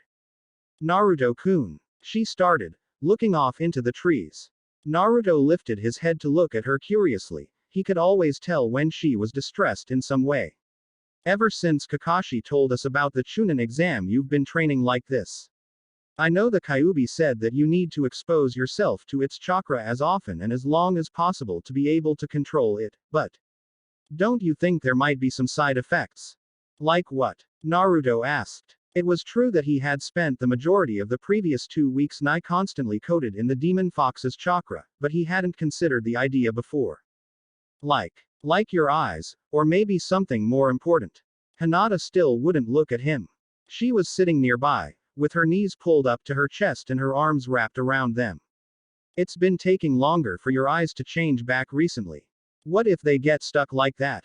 Hinata-chan, Naruto began gently. They had discussed this once or twice already, and he knew it worried her. Even if my eyes do get stuck all weird and red like that, it's still me, right? What if it stops being you? She questioned quietly, real fear in her voice. What if the Kyuubi is just trying to slowly take over? It could all be a trick. Your girlfriend is smart, kid, the Kyuubi chuckled in his head. You didn't even consider something like that, did you? Of course not, he snapped back, irritated. I told you I want to work as a team. I'm not trying to control you like everybody keeps saying, either. I want to believe that maybe you and I can just work together. Don't you think that's the best chance we have to survive? Maybe, maybe not. As usual, when it came to this topic, the fox was as cryptic as ever. Naruto was beginning to think it was fun for him. But it's not a bad idea for you to get used to my chakra. Like you already discovered, when you get too emotional, it just comes out regardless of what I want. If you can at least handle the chakra that comes out, it'll be less of a problem for you. And then I don't have to worry about you getting yourself killed. Didn't you also say that when I get really mad the seal cracks or something? No, fool. I said more chakra can force its way through. There's a difference. Naruto-kun. He blinked a few times, refocusing his vision on Hinata. She was looking at him now, concern written all over her features. Sorry. I was asking the fox about it. He said quote. Naruto hesitated. Well, he didn't really say, I guess. Her lips pursed and tears started to well up at the corners of her eyes. But hey, Hinata. He was sitting up now, looking down at his hands with a sober expression. She blinked several times to clear away the unshed tears. Now wasn't the time to cry. Naruto never left the suffix off of her name unless he was speaking seriously. You know me. Do you think I'd let a dumb fox demon get to me like that? Hinata hesitated only a moment before shaking her head. Naruto smiled. If I ever change, I'm counting on you to smack some sense into me. Promise. He was still smiling when he finally looked up to meet her eyes, and his own were back to bright blue despite the red chakra. The air left Naruto's lungs as Hinata collided with him a breath later. As they hit the ground, his concentration faltered, and the cloak of red chakra exploded outward. It rushed up and around in a brief gust of wind, writhing and dissipating in a breathtaking display like a detonating firework. When it cleared, Naruto was back to normal, and he was returning Hinata's embrace with equal fervor. I promise, she mumbled into his chest. After a moment she sighed and relaxed her hold on him, the color rising in her cheeks a testament to reality catching up to reaction. I'm sorry, Naruto-kun. I'm worried. I know. I am too, he admitted a little abashedly. Hinata looked up. That wasn't like the ever-confident Naruto she knew. He sounded embarrassed, almost, and even vulnerable. As soon as she had lifted her head, they blinked at one another a few times, both flushing deeply a moment later. Hinata's face was so close that Naruto could feel her breath on his lips, though she inhaled sharply a moment later. They lay there for what felt like an hour, frozen and staring at one another. Heat rose in Naruto's chest unbidden, and he could feel a dozen butterflies trying to escape his stomach. Hinata's eyes were very big in such close proximity, and very pretty. In fact, it struck him then just how pretty she was in general. Her skin was smooth and fair, and her ebon tresses framed lovely, delicate features. For some reason her lips drew his attention more than anything else. They were parted only slightly, as if she had been caught at the beginning of a gasp. Hinata was mortified. When she had practically tackled Naruto, it had been on an impulse. Now she was lying there, unable to move, staring at him like a fool and noticing far too many details. The way he held her caused a brief moment of lightheadedness, even if he didn't have much a choice given their positions. The three whisker-like scars on either side of his face seemed to stand out amid his blush. Hinata couldn't help but find the accents appealing. She found herself focusing on his lips, which were pulled into a very small, nervous smile. Hi. The two of them snapped out of their daze, blinking rapidly at one another before lifting their gazes to the edge of the small glade. Sasuke was standing there with one eyebrow raised, and the smirk he wore looked far too smug. Haku stood just behind him, peering over his shoulder to see what was going on. The older boy's eyes widened slightly and he smiled, stifling a giggle. You did want us to meet you here, right? Strangely enough, Naruto and Hinata did not scramble apart immediately. Instead she pushed herself back up slowly, almost daintily, until she was sitting back a short distance away. Naruto, as red as he could possibly get, sat up and rubbed at the back of his head. He wore a broad, embarrassed grin and seemed to be trying to speak. Hinata was already pushing her index fingers together and staring at the ground. Sasuke was sure that he could see steam rising from her ears. Yeah. Morning Sasuke, and hey Haku, Naruto started finally after finding his voice. By the way, we were just talking. He said it a bit too quickly, even though it was technically true. Sasuke merely held up his hands in a pacifying gesture, and Haku kept trying to hold back gleeful laughter. Whatever, Naruto muttered, scratching at his neck again before continuing. Are you ready to register? Of course, Sasuke said coolly, leaning against a nearby tree. How'd your training go? Naruto shrugged, then grinned and winked at him. Sasuke returned his smile. Glad to hear it. Just remember what Kakashi said. Try to avoid doing anything with that whenever possible. I know, Naruto sighed, rising and stretching upward before offering a hand to Hinata. He had to gently nudge her shoulder to get her attention from the ground, but after a moment she took his hand and stood carefully. Let's go. I don't want to be the last team to register. Sasuke rolled his eyes but turned to leave the enclosure. Haku cast a glance back at them, included a wink for good measure, before hurrying after the other boy. Naruto flushed again, but it didn't stop him from keeping a hold of Hinata's hand. She hadn't let go, either. Asterisk, asterisk, asterisk, asterisk, asterisk. I thought Kakashi-sensei said room 301, Naruto said, sounding perplexed. Why are there so many people on the second floor? They were standing just outside the academy, and the two boys were squinting up at the building like they could see through it. Hinata, on the other hand, had no trouble seeing through the walls to inform them of what was going on inside. There's an illusion set up on the first two floors. It's not a very complicated genjutsu, but it seems to have most of the genin fooled into thinking they're on the third floor. Hinata released her Byakugan, looking back to the entrance nervously. You were right, Sasuke. The exam starts before we even turn in our applications. It only makes sense, he shrugged, stepping forward with his friends.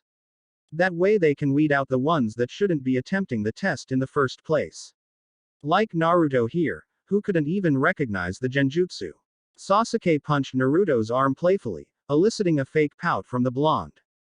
Hey, it's not my fault you two have fancy eyes and don't even have to try. He said defensively, though he couldn't help but grin. I was never good with genjutsu anyway. I'm just lucky to have you both to watch my back, right? Sasuke rolled his eyes and Hinata giggled lightly. Oh whatever. Let's just get to the third floor and turn these in. Jerks. The trio entered together, each immediately forming the tiger seal and whispering, Kai, to dispel the effects of the genjutsu. The walls around them seemed to bend and stretch momentarily before settling back. A few of the signs above the classrooms whirled and changed back to their original numbers, and the indicator over the stairs detailing which floor they were on blurred from 2 feet to 1. I can't believe anybody would fall for this, Sasuke muttered, taking to the stairs with the other two. I should have convinced Haku to come instead of heading back home, he would have gotten a kick out of this. I think it's a good thing, Naruto shrugged as they stepped onto the second floor.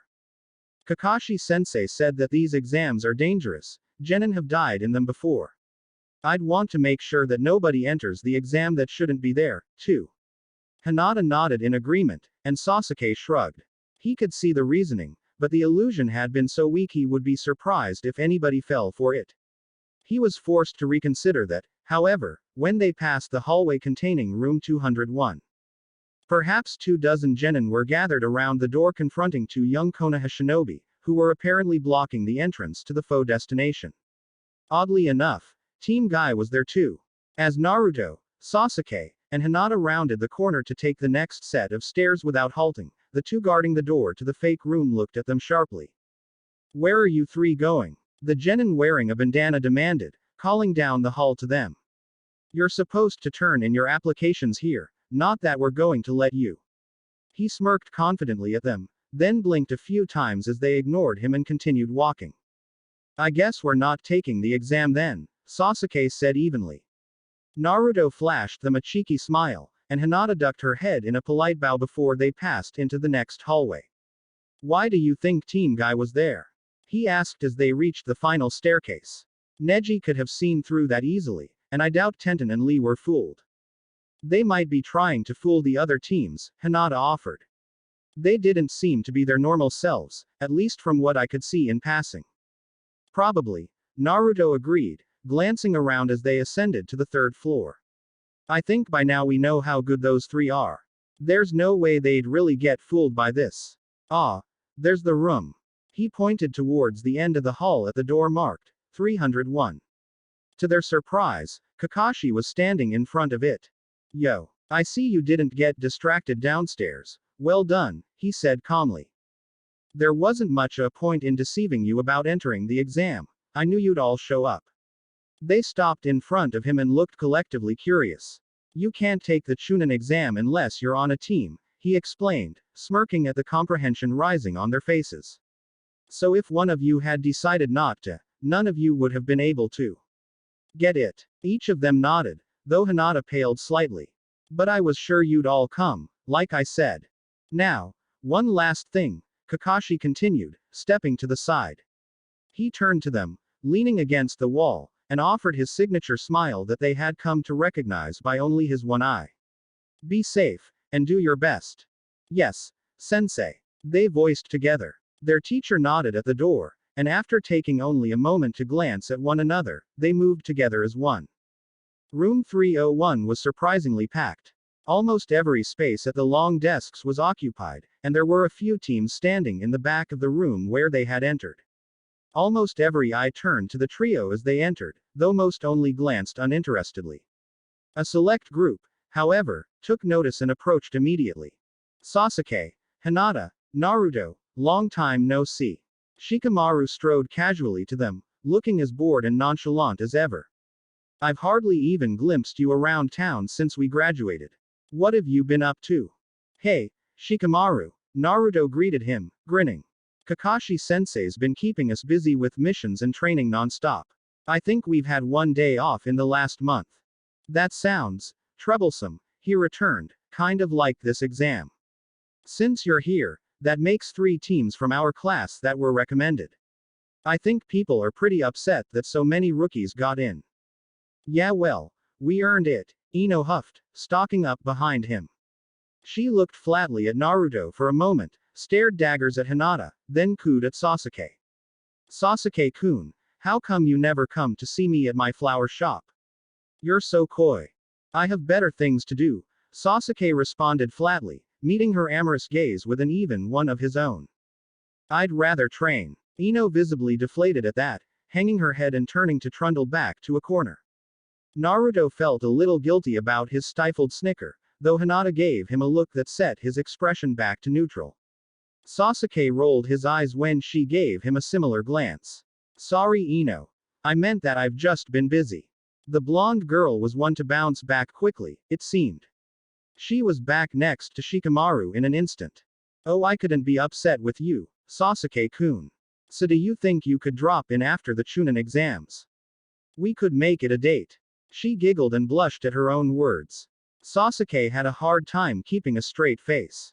I'll think about it. Ino seemed happy enough with his noncommittal response, spinning off to gloat at Sakura. Sasuke grimaced as soon as her back was turned, and Shikamaru grinned at him. Great, now she'll never shut up. Thanks, Sasuke, he commented wryly. Before he could continue, however, the doors opened again, and the room became unnaturally silent. The hair on the back of Naruto's neck stood up, and he turned sharply to regard the newcomers. A boy of average height, and who was likely no older than Naruto, stood with his arms folded in the doorway.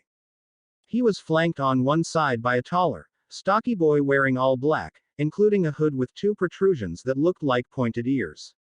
His face had a number of markings on it, painted or tattooed in patterns of dark maroon. A bulky bundle of bandages was slung over his shoulder, worn like an oblong backpack. On his left was a blonde girl wearing a dismissive expression, and she was looking about the room with mild distaste. A massive iron fan rested on her back, and she carried it with the confidence of one who knew how to use it. She appeared to be wearing a kind of fishnet material under a light violet top, a garment that was somewhere between a tunic and a dress. Naruto hardly noticed the 2 older genin, his attention focused almost entirely on the center figure. The boy had hair the color of fresh blood, with a symbol above his left eye sharing a similar hue. His eyes were green, but so pale that they were nearly white, and they were bordered by thick black lines that only brought them more attention. He was a small boy, like someone who hadn't put any effort at all into physical training. The large gourd strapped to his back continued the theme for the team. His expression was unnervingly blank, and his gaze was settled directly on Naruto. He's bad news, kid, the Kyuubi growled. You can feel what he is too, can't you? I'm not sure exactly. But I feel something. He's like me, isn't he? That's Shukaku's chakra all right. I'd know that bloodlust anywhere. So that's where that mad raccoon dog has been all these years.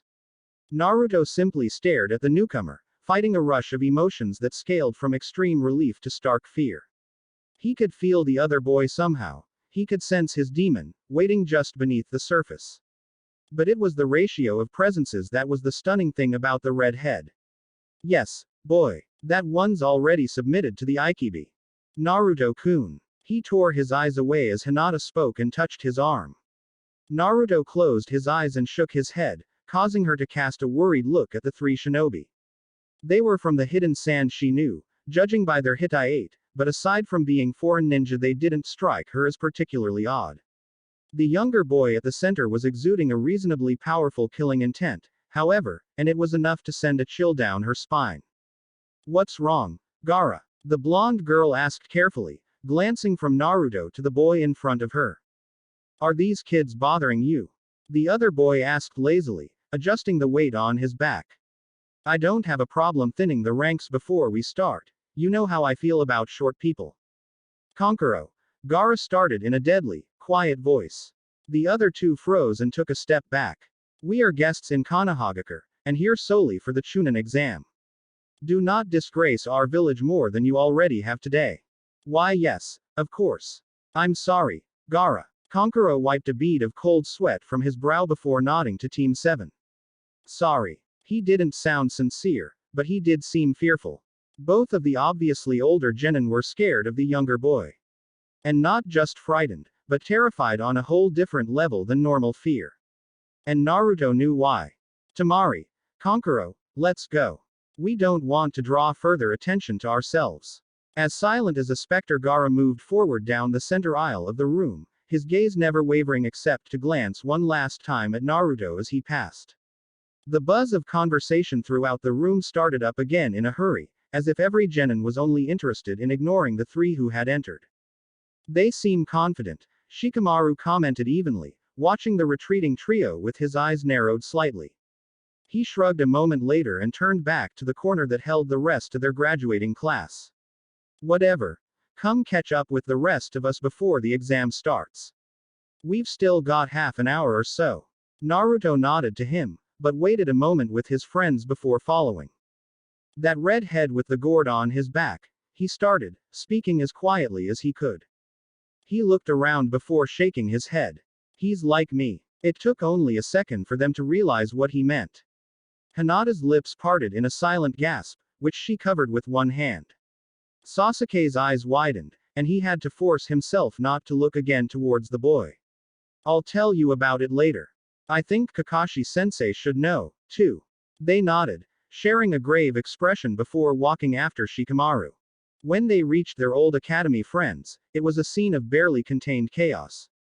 Ino and Sakura were arguing about something, and the pink-haired Kunoichi was breaking off every few words to bicker with Kiba about something else.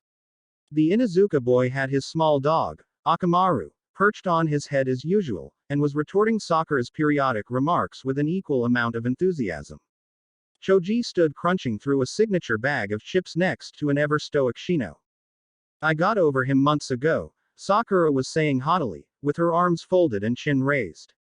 Like I'd believe Sasuke would go on a date with you anyway. And I swear Kiba, she growled, rounding on the boy for a moment and jabbing a finger at his chest. If you make one more joke about it, I'll put you through the floor.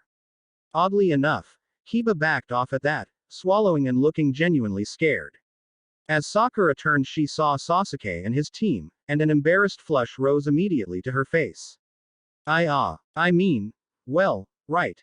I said I'd think about it. Sasuke shrugged, not interested in getting involved. Hey Shino. He walked over to the tall, silent boy without a second look for the girls. Shino had been one of the only other individuals in their grade that Sasuke had spoken with much since the Uchiha clan massacre. Their conversations were often so quiet and brief that nobody knew what they even discussed, but Naruto and Hinata had always just been glad he had somebody else to talk to on occasion. Sakura's as scary as always, huh? Naruto murmured to Kiba with a grin, nudging the other boy in the ribs. How've things been with Team 8? Sakura has some freakish strength and a temper to use it often, he said somberly, turning to Naruto and Hinata to shake his head. But things aren't bad. It was rough at the start. Kurenai-sensei wrote us for weeks about our teamwork.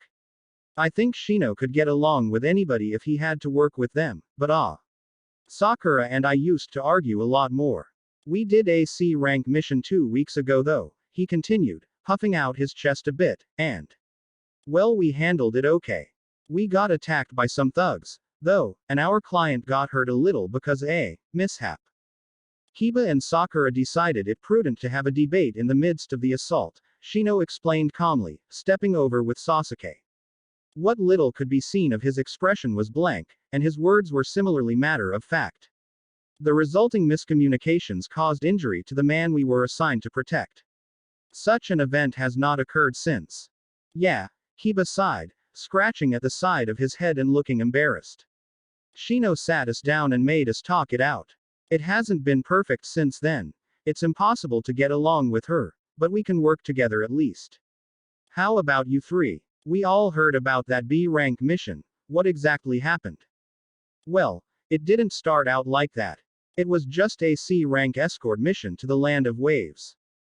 But, as Naruto gave a synopsis of the mission, the other genin gave him their attention. Ino and Sakura even stopped quibbling to listen. He didn't dwell on any details, for several reasons. Iruka had reminded him repeatedly over the years about boasting, and as much as he wanted to exaggerate and explain his own role, it also would have brought up questions he wouldn't want to answer. He did make sure to embellish on Hinata taking down one of the demon brothers, leaving out the details of her technique, of course. Sasuke's maneuver to break Zabuza's hold on Kakashi was also described thoroughly. When he got to explaining the bridge, however, Naruto only mentioned what happened to Haku and Zabuza in passing. Sasuke and Hinata, however, didn't let him get away with that so easily. Naruto finished off Haku and killed Zabuza, Sasuke inserted smoothly. Hinata and I were both unconscious at the time. He saved our lives, Hinata agreed, smiling softly. The other genin looked collectively stunned and impressed. You killed a Junin. Kiba burst out, eyes wide. Kakashi-sensei had already beaten him down, Naruto lied, shrugging. Anyway, the important thing was we all survived, and we completed the mission. It could have gone a lot worse. Haku. Isn't Haku the name of the boy that's living at your apartment, Sasuke? Sakura had posed the question, furrowing her brows a moment later. He's not. Same one, Sasuke responded coolly. She balked at that, blinking several times at him and unable to form a reply. He was being manipulated by Zabuza. He's a nice guy, and a skilled shinobi. And he's our friend now. That mission sounds like it was troublesome, Shikamaru sighed, shoving his hands in his pockets. It's good that everything worked out, though. You rookies should quiet down. A gray-haired genin, several years older than they, was walking towards them with a scolding expression. Have you taken a look around you yet? Despite the boy's abrasive words, Naruto did turn to gaze towards the rest of the shinobi in the room. Many of them were either shooting annoyed glances towards their group or simply glaring outright. Everybody here is tense, he continued in a quieter tone, stopping close by and pushing a pair of round-lensed glasses up the bridge of his nose. I recommend keeping quiet so you don't draw attention to yourselves. Who are you to tell us that? Ino demanded, looking obstinate. Yakushi Kabuto, and I have enough experience with this exam to know what I'm talking about. This will be my 7th time taking it. Ino paled slightly, and the remaining genins' reactions were largely similar. Shikamaru tisked and looked annoyed, and despite how little they got along, Sakura and Kiba had matching reactions of disbelief, complete with wide eyes and with mouths agape. Choji's face had gone ashen, and he was eating at twice his normal speed. The only ones not to react much were Shino and Team 7. The Aburame appeared to be as impassive as ever, and Sasuke could have rivaled him for nonchalance. Naruto shrugged, and Hinata simply clutched at the hem of her jacket. I guess that means the exam's hard, Naruto said after a moment, eyeing Kabuto dubiously. But it also means you have a lot of experience with it, right? The older genin smiled mischievously, but nodded. I've managed to collect quite a bit of data on the exam, and of those participating. I suppose I'd be willing to share it with you all, since you're probably the only rookies here. Without further ceremony, he dropped to the ground, pulling out a stack of cards in the same motion. He set them face down on the ground in front of him, flipping the top one over to reveal a blank white front. Here's the general information. Is there anything in specific you'd like to know? He pressed a finger to the card and it released a small puff of smoke, revealing an image of the countries surrounding the Land of Fire. At the edge of the card was the number 153 feet, and atop 6 of the shown countries were green bars, apparently corresponding in height to the number of genin present from each village. Konoha had the largest number present, likely due to the exam's location, while the Sound Village had the smallest at only one team of 3 genin. That's neat. Naruto grinned, though his features smoothed over immediately as he thought of who he wanted information on. Do you have any information about Gaara, from Suna? Kabuto tilted his head to the side, but nodded and produced another card from the top of the pile. Gaara of the Sand, he said, examining the profile. Skills unknown. He's completed 8 C rank missions and 1 B rank, it looks like. That's impressive for a genin, but it's not the strangest part. Naruto raised an eyebrow at him, and Kabuto adjusted his glasses again before speaking. He's returned from every mission unharmed. He came back from a B rank mission, as a genin, no less, without getting hurt at all. Sasuke asked, sounding both impressed and incredulous. It looks like it. But don't be so surprised. Every nation sends their best genin to the Chunin exam. It's a show of power, in a way. Though, they say it's just a way to improve relations between nations, and to promote worthy genin, of course. Team Guy entered the classroom during his explanation, making their way into the crowd to find a space in the rows. Lee grinned at them and gave what was likely intended to be a furtive thumbs up, though it turned out to be as obvious as his smile.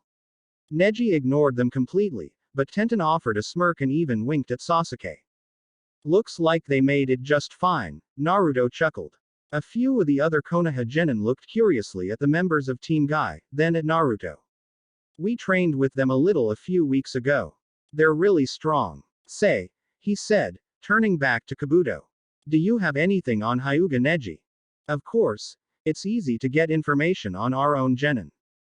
He repeated the card flipping process and examined the revealed charts. It seems that he is fairly well balanced in his skills, but excels in taijutsu above the others. He's completed 20 D rank and 11 C rank missions, and he's 1 year older than you. He is considered a Hyuga clan genius, and likely would have taken the Chunin exam last year had his team been ready for it. Maeda Guy is his squad leader, and his teammates are Rock Lee and Tenten. Nothing I didn't already know, I guess. Naruto shrugged. Thanks for the help, though. Of course, Kabuto smiled, gathering up his cards and rising. We're all Konoha genin, after all. Even if we are pitted against one another in this exam, we should never forget that we're from the same village. That made Naruto grin, and he laced his fingers behind his head and nodded emphatically.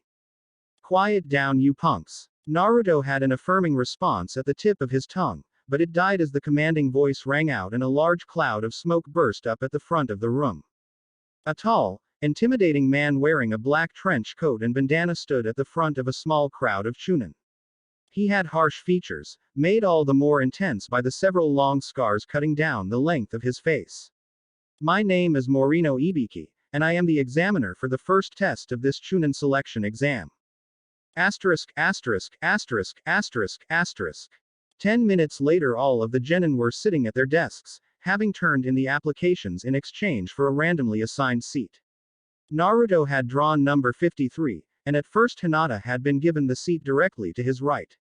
It wasn't long before she was moved, however, the examiners didn't want any teams sitting together. All of the Chunin proctors sat along the walls, holding clipboards and maintaining ominous expressions.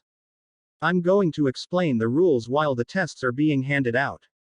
Pay attention. because I will not repeat myself or take any questions. He wrote in short, rapid motions on the chalkboard as he spoke, emphasizing his words with each stroke. You are all given 10 points at the beginning of the exam, and the test itself consists of 10 questions, each of which are worth 1 point. For every question you get wrong, you will lose 1 point. Second, your team's total points will determine whether or not you pass. There were a lot of mutters at that, and Sakura even began to exclaim something before she was cut off. Quiet. Just sit there and listen. You damn genin act like I don't have my reasons. Third, if one of the examiners sees you cheating, you will lose 2 points. That means there will be some of you who will fail before the hour is up. If you try to cheat sloppily, you'll not only hurt yourself, your team will suffer the consequences as well. You don't deserve to become a chunin unless you can act like a first-rate ninja. Got it. The room was filled with stiff nods for a second before Ibiki concluded his speech. Lastly, if any member of your team gets a 0 on this exam, your whole team fails. There were a few gasps at that, but nobody even thought of arguing with the man now. He looked around one last time, smirked, then barked his last instructions. You have 1 hour to complete the exam. The 10th problem will be given out 15 minutes before the test concludes. He took a look at the clock. It was only a few seconds until 3:30. Begin. I know absolutely none of these questions. Naruto stared at his paper nervously, going through the problems. Each one seemed more difficult than the next, to the point that several looked positively absurd. We are so. You're an idiot, the Kyuubi drawled, yawning in the back of his mind. Think for a second about what he said. I know you're not that thick, kid. Naruto glowered, but racked his brain for a few seconds. He could feel the fox's eyes roll before he started figuring it out. The test encourages us to cheat, but only if we can do it well, he concluded, blinking down at his paper. He could have hit himself for missing it. Iruka and Kakashi had continuously tried to drill into him the importance of thoroughly examining situations. Kakashi had called it seeing underneath the underneath, or something, though Iruka just told him to use his head. Alright, so how am I going to cheat? Beats me. I can only give you the answer to 2 of these. I'm fairly certain they were written to be complicated. I'd be willing to bet that your girlfriend knows a few answers, but you'll have to find the smart kid in the room to find the rest from. Naruto blinked and picked up his pencil, nodding and scribbling down the correct formulas and answers for questions 3 and 8. The information had just popped into his head and was as clear as if he had just read it himself. After completing the 2 questions with the Kyuubi's help, Naruto leaned back and feigned a yawning stretch, shrugging his shoulders and thrusting his hands under the desk. He had to stop himself from breaking into a light sweat. He had never been good with delicate jutsu, especially when under pressure. His hands worked as quickly as possible in the limited time that the stretch might be believable, forming a few quick hand signs before he brought them back up. Fuden. Wind whisper. Naruto concentrated on his friend's chakra signatures, twining his fingers together over his mouth to appear like he was thinking down at his paper. Hinata. Sasuke. He mouthed, moving his lips as little as he could. No sound escaped him, but it would travel clearly along the invisible tendrils of air connecting his allies. They had thought up the technique together as a means of communicating short distances without radios, and with Kakashi's help had found a way to make it work. Naruto kept it as short as he could, afraid of his own lack of control. Fox knew 3 and 8. He quickly detailed the answers and waited. A minute later Hinata's voice drifted to him in the softest whisper. I have 1, 4, and 9. In short order they had completed 5 problems of the test, and a few quick glances to the proctors told them that they had not been found out. Hinata finished detailing the 3 questions she had worked out before Sasuke contacted them, sounding a tad annoyed in his bare mutter. Don't know any, but I have a hunch. There are 155 genin in the room. That's 2 more than there should be. I'm going to try to find them. If that fails, there's always Sakura. Naruto blinked, but then smiled very slightly. If anything, Sakura was smart. She had always maintained the top grades in their class when it came to ninja know-how. If anybody could figure out the problems on their own, it was her. He wasn't sure the purpose behind the 2 extra genin, but Sasuke seemed to have a good idea. I think it's the genin in the center aisle. Second row from the front, third from the left, Hinata inserted, and Naruto could almost see her in his mind's eye with her Byakugan active. He's not doing anything suspicious. He's just writing and looks confident. Sasuke took a few seconds to speak again, but when he did he sounded smug. Good catch, Hinata. He's writing down all of the answers without hesitating. I can barely see his hand, but I think I can copy the pencil movements. On 2, the formula for the parabola is. He walked them through the complicated second question before communicating the stolen answers from 4 and 5. In the meantime, Hinata found who she thought was the second infiltrator, and through him got the sixth answer. By the time they had finished, it was just after 4 o'clock. Each of them turned over their papers and sat back, relieved. Even if some of them are wrong, I bet we do better than most. Talk to you in a bit. Naruto grinned and cut the flow of chakra between them, folding his arms trying to relax for the last 15 minutes until the 10th question was offered. During the first half hour of the test, nearly 20 teams were removed from the room, some of which caused a great deal of commotion. Every now and then an examiner would call out a number, state that they were disqualified, and list the 2 other numbers corresponding with his or her teammates. Several genin had to be dragged away screaming. It was apparent that this exam meant a lot to some of them. 15 minutes after 4, Ibiki walked to the front again, turning to address the classroom. All right, put your pencils down. I will now announce the 10th question. A tense, silent room faced the first examiner.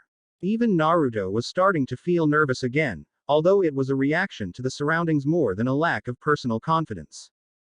Before I do, there are some special rules that go along with this question in particular. The first is that you can choose whether or not you wish to take the 10th question. If you choose not to, your total points will be reduced to 0, resulting in your team's failure. A chorus of outraged mutters and a few shouts filled the room before he barked for silence again. The second rule, he continued, hard eyes roaming the room, is that if you choose to take the last question, and then get it wrong, you will never be permitted to take the Chunin exam again. That's bull, Kiba exclaimed, already on his feet and pointing an accusatory finger at Ibiki. There's no way they'd let you get away with that. Besides, there's plenty of genin here that have taken the exam before. Ibiki merely chuckled at him, the sound devoid of mirth. You kids just drew the short straw this year. I make the rules here. His impassive expression told everybody that he wasn't joking.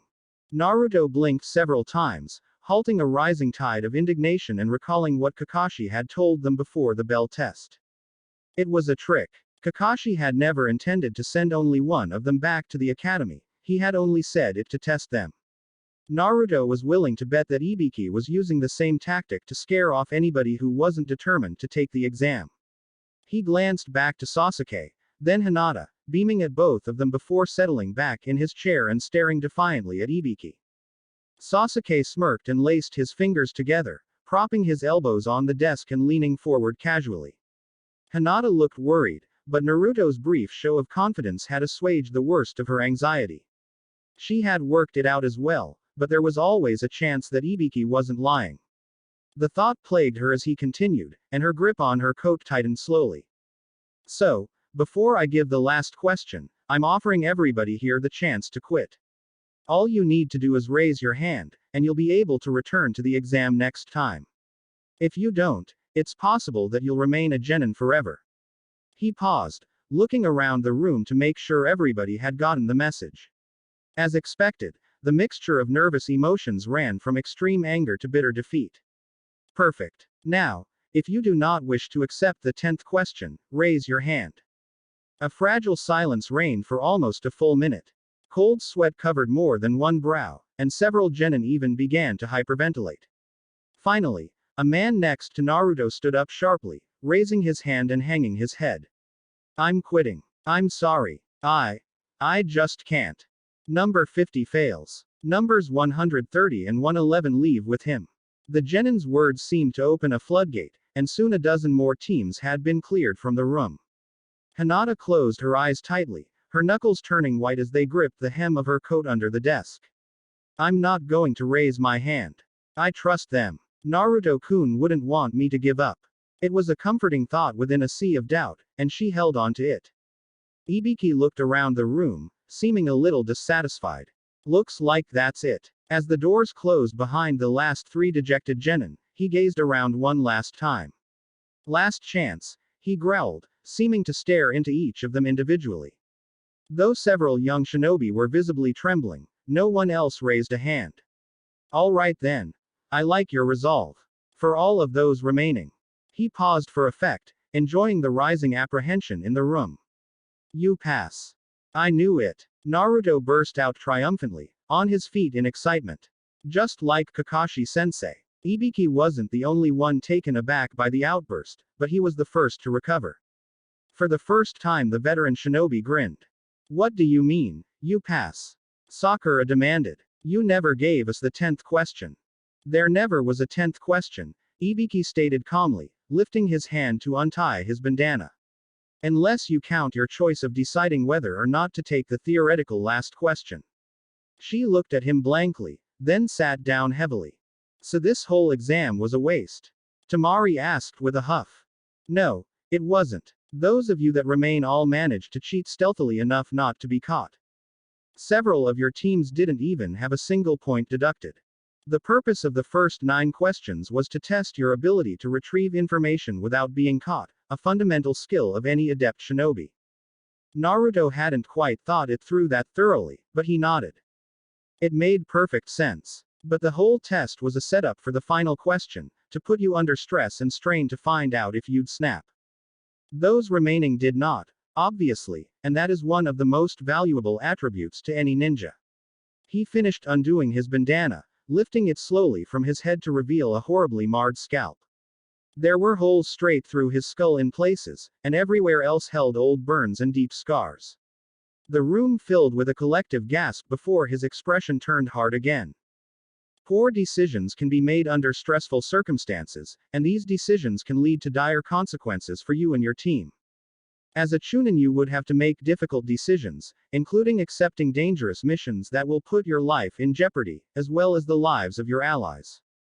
There is no time for second guessing, no room for doubt. Uncertainties and danger are part of a shinobi's life. Do not forget the consequences of your decisions. He nodded at them, as if to emphasize his scarred head, before putting his hitai back on. If you are still here, it means that you are capable of making those choices. It also means you are able to, in a stressful environment, make the right selection of who to cheat from. Ibiki pointed then at a young man near the front of the room, and at another near the middle. We snuck in 2 chunin who knew the test answers. I assume that the majority of you pinpointed them and copied their answers somehow. Naruto quirked an eyebrow, then grinned broadly. That was what Sasuke had been talking about, and he must have guessed correctly at which person to get answers from. You all have the determination required to become chunin, Ibiki continued, his smirk returning. Thus, you all have passed the entrance exam. The first test ends here, and I wish you the best of luck in the coming exam. He had hardly finished speaking when the window closest to him shattered inward, sending hundreds of shards of glass about the room. The genin had to cover their heads, and several, including Team 7, were on their feet and crouched. They relaxed, however, and blinked away confusion as a huge black canvas unfurled directly in front of Ibiki. It read in giant white script, "Second examiner, Mitarashi Anko is here. You kids have no time to celebrate." The kunoichi, presumably Anko, now standing in front of the sign was flashing a toothy grin about the room, seeming almost mad in her jovial enthusiasm. I am Mitarashi Anko, and I'll be the second examiner for this chunin exam. We're going to the second part now, follow me. Anko, it's not until tomorrow morning, Ibiki sighed, coming out from behind the banner. Anko's expression darkened as she looked about the room, muttering under her breath to the taller man. 60. That's a bit much. I had hoped to have less than 15. You're getting soft, Ibiki. It just looks like there are a lot of good students this year, he shrugged. Whatever, she said, louder now so that the entire room could hear. I'll just have to make sure that over half of the remaining teams fail in the next round. Naruto grimaced, and the rest of the room shared similar reactions. The second exam is actually tomorrow morning, I'll share the details with you there. Ask your team's Junin instructor about the rendezvous time and location. That's all. Dismissed. Naruto jumped out of his seat the moment Anko had given them permission to leave. Hinata was just rising when he reached her, and she nearly toppled over from the force of his excited hug. The poor girl turned a dozen shades of red when he actually lifted her from the ground, spinning her in a quick circle before setting her down and moving back to arm's length, absolutely beaming. "We did it!" he exclaimed, letting out a little yip of excitement. Sasuke approached around the time that Hinata got a hold of herself enough to smile faintly at Naruto. "You two were awesome. Sasuke, I didn't know you could do that." Despite his glee, the blonde was tactful enough not to give away any of his friend's secrets. Sasuke just shrugged and smirked at him. Naruto looked back to Hinata and blinked. "Are you okay, Hinata-chan?" Sasuke sighed at him and rolled his eyes, turning to join the other genin making their way towards the exit. "Why yes, I'm fine," Hinata squeaked, her flush deepening. "I'm just happy we're through." That wasn't the entire truth, but it seemed to be enough for Naruto. He grinned again and grabbed her hand, taking off after Sasuke. "Come on. Let's go see Kakashi-sensei, then celebrate. Asterisk asterisk asterisk asterisk asterisk. Well done you three," Kakashi said sincerely. He had been waiting just outside of the academy entrance, perched in a tree and reading a book. He could tell the moment his genin had emerged what the result had been. "I was a little concerned when I heard that the examiner was Ibiki, but you seem to have handled it well. How'd you get through it?" "The wind whispering jutsu," Naruto said happily, swinging his arm in excitement and subsequently bringing Hinata's hand with it. He quickly went over the exam rules that Ibiki had outlined before detailing how they had gotten past them.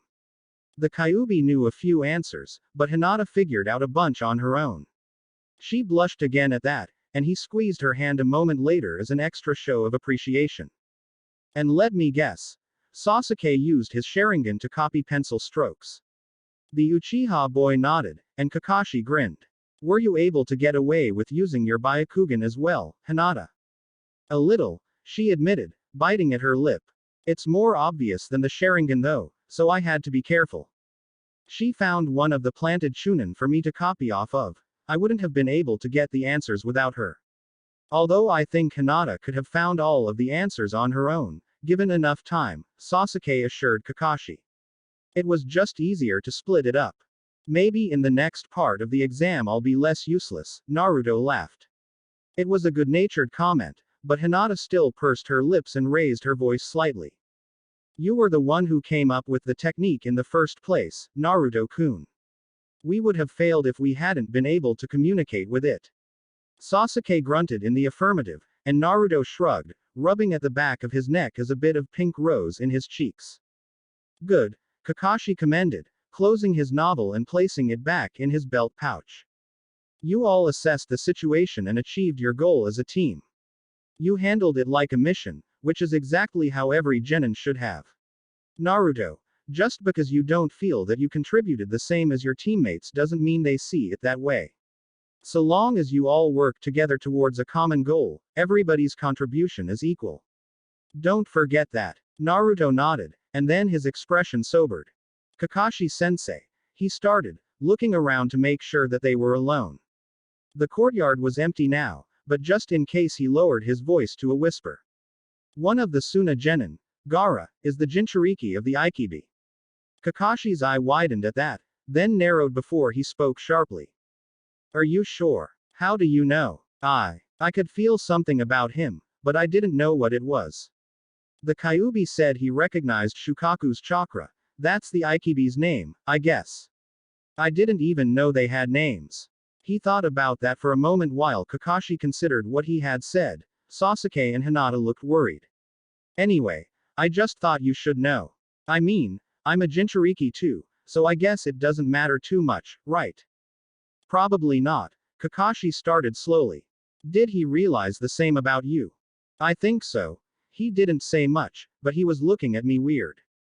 The Kyuubi said that Gaara had already submitted to Shukaku. "What does that mean, Kakashi-sensei?" "I'm not sure, Naruto.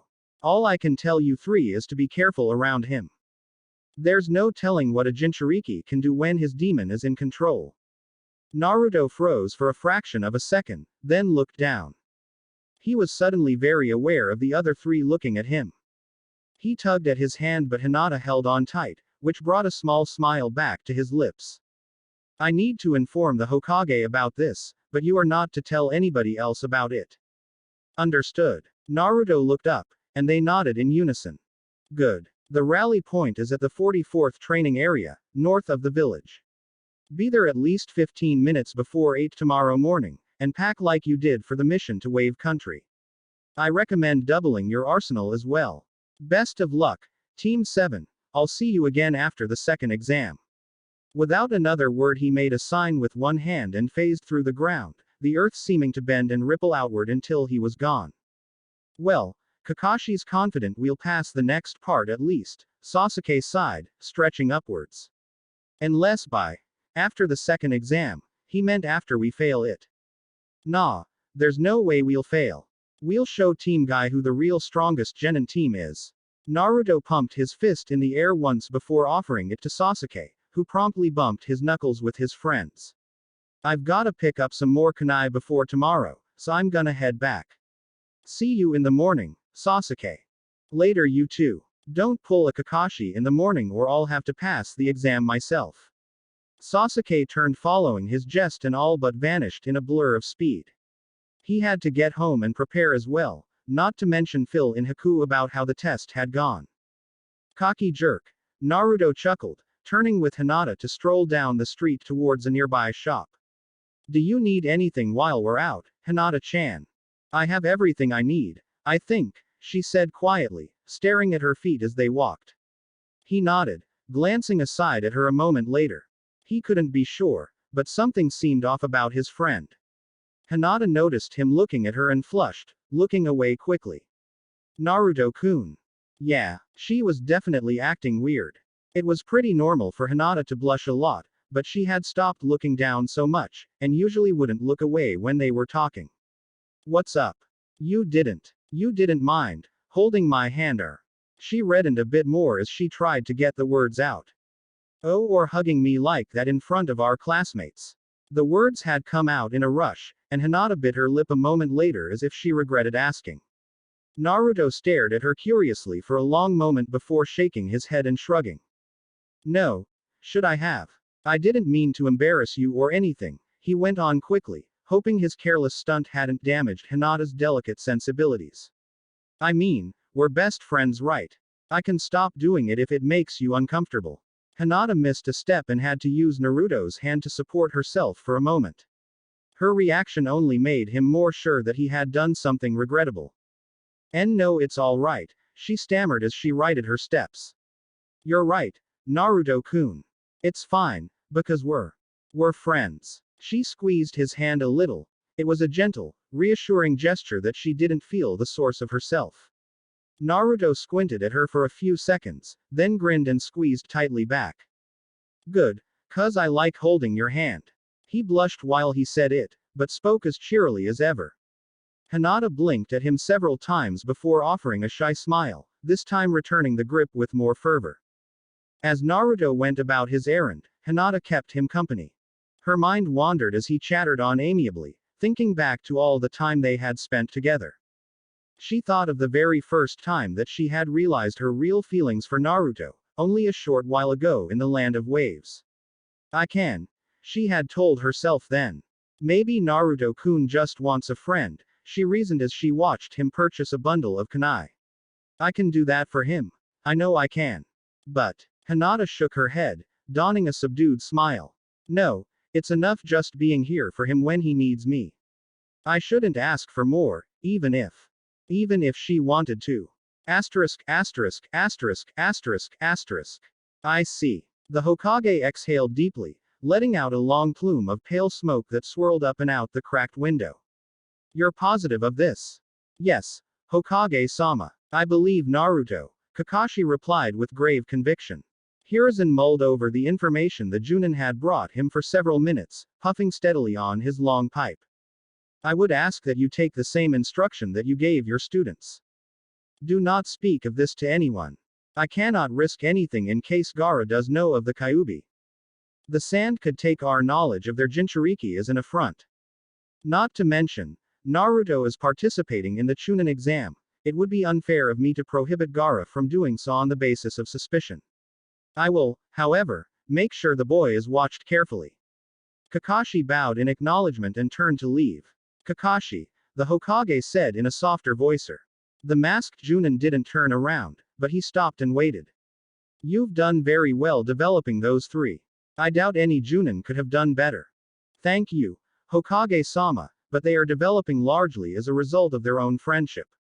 He faced the Sandaime again, his largely hidden features hard to read. They care deeply for one another, and they strive to better themselves in order to protect each other. I merely point them in the right direction. Kakashi, the old man started in a gentle, chiding tone. You should take your own advice. Just because you don't think yourself a capable leader does not mean your subordinates think as much. Kakashi blinked several times, breaking his impassive expression. How had Hiruzen known about that? The Sandaime just smiled at him then, nodding in a manner that said the meeting was concluded. Kakashi bowed again before exiting the room silently. I've done well, Kakashi mused, walking slowly through the darkness of Konoha's streets. He stopped at the center of an innocuous intersection, looking up to sky to examine the stars thoughtfully. Would you think so as well, Rin? Obito.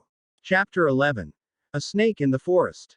Be safe you two. Iruka called from the balcony of their home, waving to Naruto and Hinata as they left the building. He smiled to himself. Their hands were clasped together like always, and the pair made a cute scene waving back at him with their free hands. You'll figure it out soon enough, Naruto. Sasuke met them at the gate wearing a light backpack similar to their own. Yo. You ready? You bet we are, Naruto said with abundant confidence, and Hinata nodded determinedly at his side. Do you have everything? You get to carry the tent, Sasuke grinned, tossing him the rolled canvas. I've got everything I need. A few days' rations, some soldier pills, change of clothes, and enough shuriken and kunai to take on an army. Let's get moving. I want to get there early to look around a little. Naruto finished tying the tent to the bottom of his pack, shrugged it back on, and nodded. It took nearly 20 minutes to get to the designated rally point. Upon arrival they were met with a peculiar scene. A long, covered booth had been set up with several Chunin inside, each looking exceedingly bored. Enko was standing by a tall fence barking orders to a few others, and it took her a moment to notice the trio. Ah, so a few of the rookies were the first to arrive. I like that. You were. Who again? She asked, leaning forward to examine them closer with a furrowed brow. Uchiha Sasuke, Hyuga Hinata, Uzumaki Naruto, were Team 7. He grinned at the kunoichi, who returned his smile with a fierce one of her one. Well Team 7, welcome to the Forest of Death. Enko proclaimed, gesturing to the thick woods behind the fence. I'm kinda busy though. We've still got another half hour until 8. Just hang out here, but don't get too close to the fence. And don't wander off. And don't touch anything. With that she turned and walked briskly to the booth, speaking very quickly at every Chunin she could manage to get the attention of. She seems about as eccentric as she did yesterday, Sasuke muttered, turning towards the forest and peering at it thoughtfully. There was an old, faded sign on a nearby gate that read, Forest of Death. It looked like it hadn't been opened in years. I haven't heard much about this place, except that it's dangerous. I'm sure anybody could gather that much from the name, though. We'll be fine. Naruto and Sasuke both glanced to Hinata, who flushed under their gaze. What? If it's a survival test, I know we'll do well. Naruto grinned at her and nodded emphatically. Yep. We won't have a problem with this exam. Of course, none of them could be sure of what it would entail, but that didn't hinder their resolve. After working as a team the previous day and successfully passing the first test, which had earned a 60% fail rate, they had reason to be confident. What do you think we'll have to do? I'm not sure, but I bet we'll have to fight the other teams. There's no way that 60 genin will go in here and not run into one another, Sasuke responded, sounding pensive. Hinata, what does it look like in there? You can see around 400 meters, right? She nodded, and a moment later she was peering into the woods with her Byakugan active. As far as I can see, there's only forest, but the trees are unnaturally big, and they look very old. There's a lot of space between most of them, and it doesn't look like there's much brush further in. She squinted after a few seconds of silence, then her eyes went wide and she took a step back. And there are really, really big bugs, she said shakily, quickly releasing her bloodline ability. When the two boys looked at her curiously, she swallowed and calmed herself. There was, a centipede. A big centipede? Naruto asked, blinking at her several times. Like, a meter-long centipede or something. The thought of such a large, creepy animal almost caused an involuntary squirm. More like 15 meters, Hinata said faintly. Even Sasuke blanched slightly at that, and Naruto shivered visibly. I had no idea they could grow that big. Can we try to avoid those? Naruto laughed, glancing at the woods and trying not to think about what else might be within. Hinata nodded quickly, and Sasuke didn't offer any argument. Over the course of the next 30 minutes the others arrived. Most found a spot away from the other teams to wait for the exam to start, likely for the sake of private conversation and planning. Team 8 and Team 10 came over to them immediately, though, chatting idly as they had done before the last test. Nobody shared any information on how they had passed the written exam. They all understood that the next portion would pit them against one another, and that revealing any secrets could cost them. Hey Lee, Tenten, Neji, Naruto called as he spotted Team Guy arrive, waving to them. Lee grinned and altered his course, but Neji put a hand on his shoulder and shook his head. Tenten glanced from her teammates to Naruto, shrugged, then flashed a smile at the rookies before continuing on with her allies. Lee looked disappointed, but waved enthusiastically nonetheless. Jerk. Naruto glowered, glaring at Neji. Before he could go back to his conversation with Kiba, Enko shouted over the crowd of genin. Alright, listen up. She was standing in front of the chain-linked fence, next to a sign that read, "Warning. You may die." Naruto had a feeling she had positioned herself there on purpose. All of the teams are here, and it's nearly 8, so it's time to start. However, before we begin, I'm going to pass around these consent forms. It basically says that you release me and the village from being responsible for your death. From here on out, your death is a very real possibility. Any person that refuses to sign one of these, and subsequently his or her team, will be disqualified from the Chunin exam. Enko seemed satisfied that there weren't many surprised looks at that information. She handed off the stack of papers to the nearest genin to begin passing them around before she began again. While these go around, I'm going to explain the second exam. She drew a scroll from her coat pocket and let it drop open, displayed to the group. Here's a map of the 44th training ground. It has a river running directly through the middle, a tower in the center, and a dense forest all around. The tower is about 10 kilometers from any of the outside gates. After looking around for a few seconds, she replaced the map, drawing out 2 more scrolls. This test, as many of you have likely guessed by now, is one of survival, but with another purpose. She held the scrolls out for them to see. One was dark blue with the symbol for Earth on the seal, and the other was white with Heaven inscribed upon it. Each team will receive 1 scroll in return for 3 consent forms. In order to pass this exam, you must reach the tower at the center of the Forest of Death with both scrolls, all 3 of your teammates, and within the time limit of 120 hours. Realization dawned on the gathered genin then, and Anko smirked. That's right. It also means only 10 teams will be able to pass this portion of the exam, although it's possible that fewer than that will make it through. Listen closely. There are no rules in acquiring the scrolls. You are encouraged not to use deadly force where possible, but there will be no repercussions for killing. There were a few gasps at that, including one from Hinata. Sasuke looked at Anko placidly, and Naruto's eyes narrowed. A few, however, looked excited. Are we allowed to quit after we're inside? Shikamaru asked. As a rule, you must spend all 5 days in the forest, Anko explained with a mirthless smirk. But that's a good question. Shikamaru muttered something about how troublesome this exam was, but she continued as if she hadn't heard. There are only a few ways for you to fail. The most important is that, again, You must bring both scrolls to the tower with all of your teammates within the time limit, or you're out. Second, if one of your teammates is deemed unrecoverable when you arrive at the tower, that is, they're too far gone to save, you will fail. And lastly, she said, brandishing the scrolls, if you open these before you arrive at the tower, you will fail. That's it for the explanation. You have until 9:30 to turn in your consent forms over there. She pointed at the large booth to her right that held 3 Chunin proctors, who waved lazily at the crowd. Why do we have so long to turn them in? Naruto asked, looking up from the form to Anko. Because you should consider carefully before you sign that document, she responded seriously. The possibility of death is real now, and not all that small. You have the chance to back out here if you wish, but otherwise you will at least think hard on what is to come. Now, she barked, lifting her gaze to the rest of the teams. When you receive your scroll, you will be escorted to one of the 44 gates surrounding the training ground. The second exam will commence at exactly 10 o'clock. Oh, and one last thing. If you brought any gear with you outside of ninja tools, you're going to leave it here.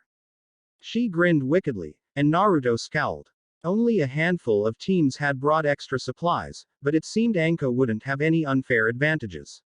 I know some of your teachers likely recommended them, or you might have thought to do it on your own, but this is a survival test. If you can't survive without additional gear, you shouldn't be in this exam. That's it. Good luck, and don't die. Naruto shrugged out of his pack and sighed, setting it down by a tree a fair distance from the fence. Hinata and Sasuke did the same, retrieving only the essentials to place in their belt pouches. Well, at least we planned ahead, Naruto commented lightly, chuckling despite the situation. I'm going to assume that we can take soldier pills at least. Those count as ninja tools. I'd say so, Sasuke said dryly, stuffing a few of the black capsules away in his back belt pouch. Oi, Konohamaru, Moegi, Udon. Take this stuff back for us. A nearby bush rustled just then, accompanied by a trio of gasps, and after a moment Naruto grinned. Did you 3 follow us again? He asked with mock incredulousness. We want to join the Chunin exam too. A small boy's voice exclaimed, and Konohamaru burst from the bushes, followed closely by his 2 subordinates Moegi and Udon. They were all around 8 years old, and each sported a long purple headband almost identical to Naruto's. You've still got a few more years until you can do that, Naruto chided, pointing a thumb at his Hinata. Once you've worn one of these for a while, then you might be ready. Konohamaru looked indignant, but Naruto could only smile and shake his head. He had taken a liking to the 3 of them, in part because they reminded him of when he had been in the academy with Sasuke and Hinata. The little girl, Moegi, was much more outspoken than Hinata, and Udon couldn't measure up to Sasuke, but their friendship was strong. Konohamaru reminded Naruto a lot of himself when he had been that age, too. But, Naruto continued, lowering his voice and feigning solemnity. I do have a mission for you 3. Their eyes widened and they nodded quickly. Like Sasuke said, we need a team we can trust to take these packs back to Iruka-sensei. Do you think you can do that for us? While Konohamaru was terrible at hiding his excitement, he tried his best to don a skeptical expression. Maybe. What rank mission would it be? Probably D rank, Naruto admitted, before glancing around furtively, but we are outside of the village. Who knows what could be around? This could even be a C rank mission. That was enough for the boy, and he quickly saluted the whole of Team 7. The Konohamaru Corps accepts your mission, Naruto Nichin. They all spoke in unison, as if they had practiced the line. Bubbling with anticipation, they quickly gathered up the discarded packs and struggled into them. Konohamaru, of course, took Naruto's. They made quite the sight, all wearing oversized backpacks. The tent canvas at the bottom of Konohamaru's even dragged lightly on the ground. Great. We'll see you guys after the exam, and tell Iruka-sensei not to worry. They all nodded grimly and trotted off towards Konoha, leaving Naruto to shake his head. Was I really like that when I was his age? Pretty much, Sasuke sighed, though he was smirking slightly. A little more annoying, though. Naruto shoved him at that remark. Are you sure it's safe to send them back alone? Hinata asked worriedly, watching after the retreating kids. We're not too far away, Naruto reasoned, though his expression sobered slightly. They shouldn't be out here anyway, and we can't leave. It seemed like a good excuse to get them back inside the village. Besides, I feel like it might be more dangerous for them to stick around here. His eyes traveled around, looking hard at a few teams in particular. Some of these people seem really off. Did you see that one guy with the long tongue? He looked excited when Anko-sensei said that we could kill each other. Some guys are just creeps, Sasuke muttered. We should use this time to form a plan, though. We know all of the rules now, and what our goal is. Do you think it will take 5 days to do? I feel like the limit is set high on purpose. Hinata seemed thoughtful as she looked around at the other genin, then finally back towards the forest of death.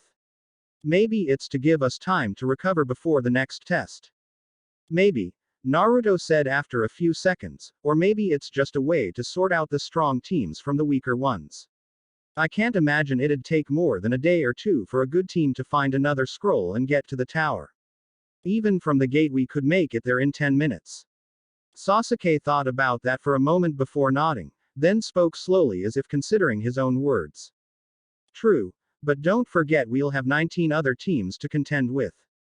We need to be cautious. Hinata, can you take a look towards the booth and look at the scrolls?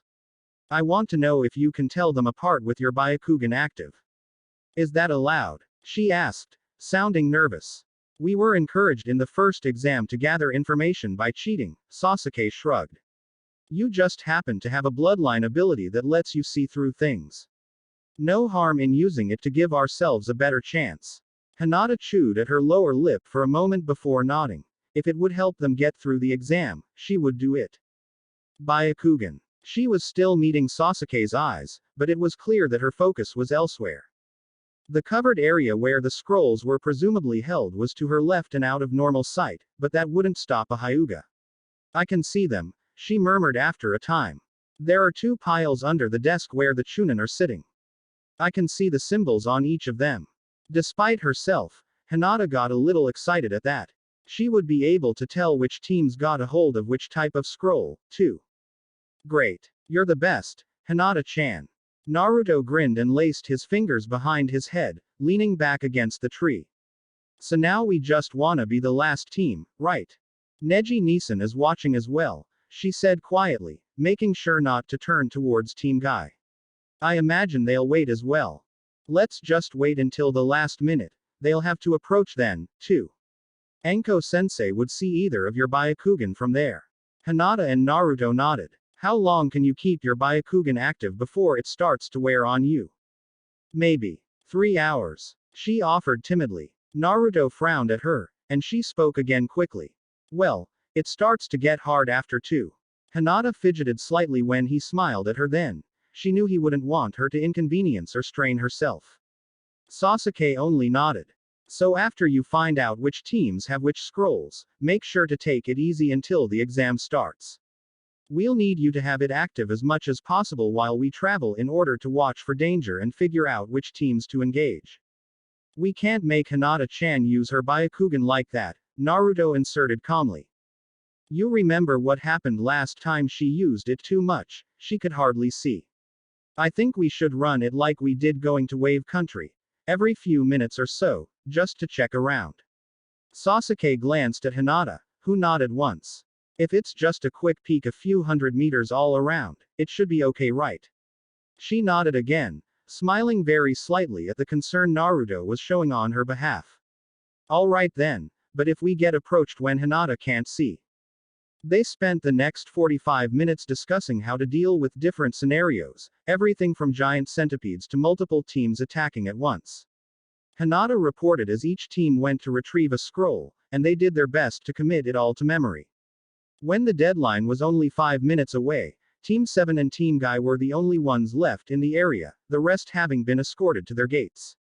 5 minutes. Anko called, beckoning the teams over. You're either in or you're not now, and you've already spied on the rest of the teams. Hinata winced and allowed her Byakugan to fade, glancing at Naruto and Sasuke guiltily. The latter shrugged and stretched, and Naruto just laughed and winked at her. Hey, she doesn't seem mad, and hasn't disqualified us.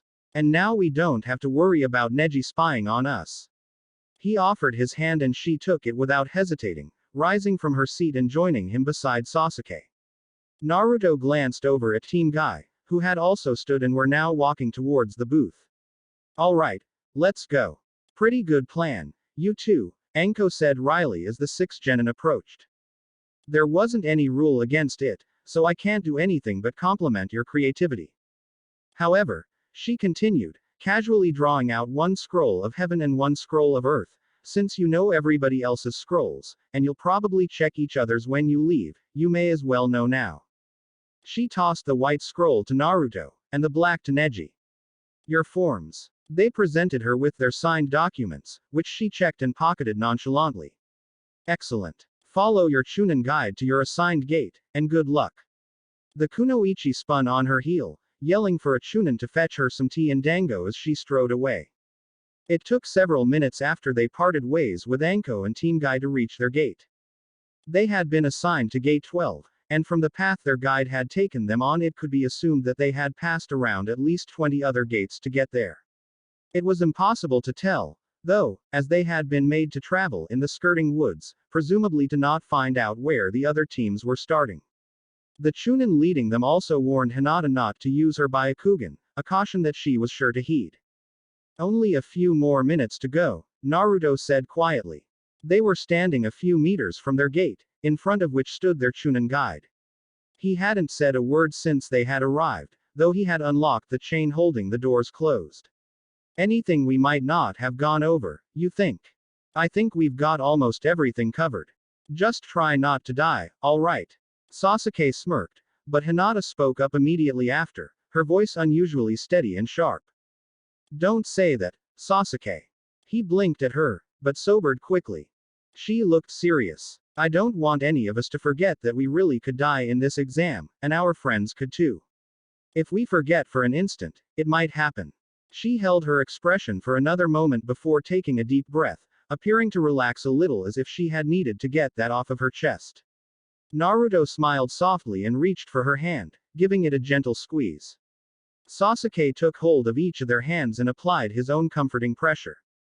Don't worry. As long as we stick together, we'll be safe. We'll watch each other's backs and get through this part of the exam together, Naruto said with quiet, unshakable confidence.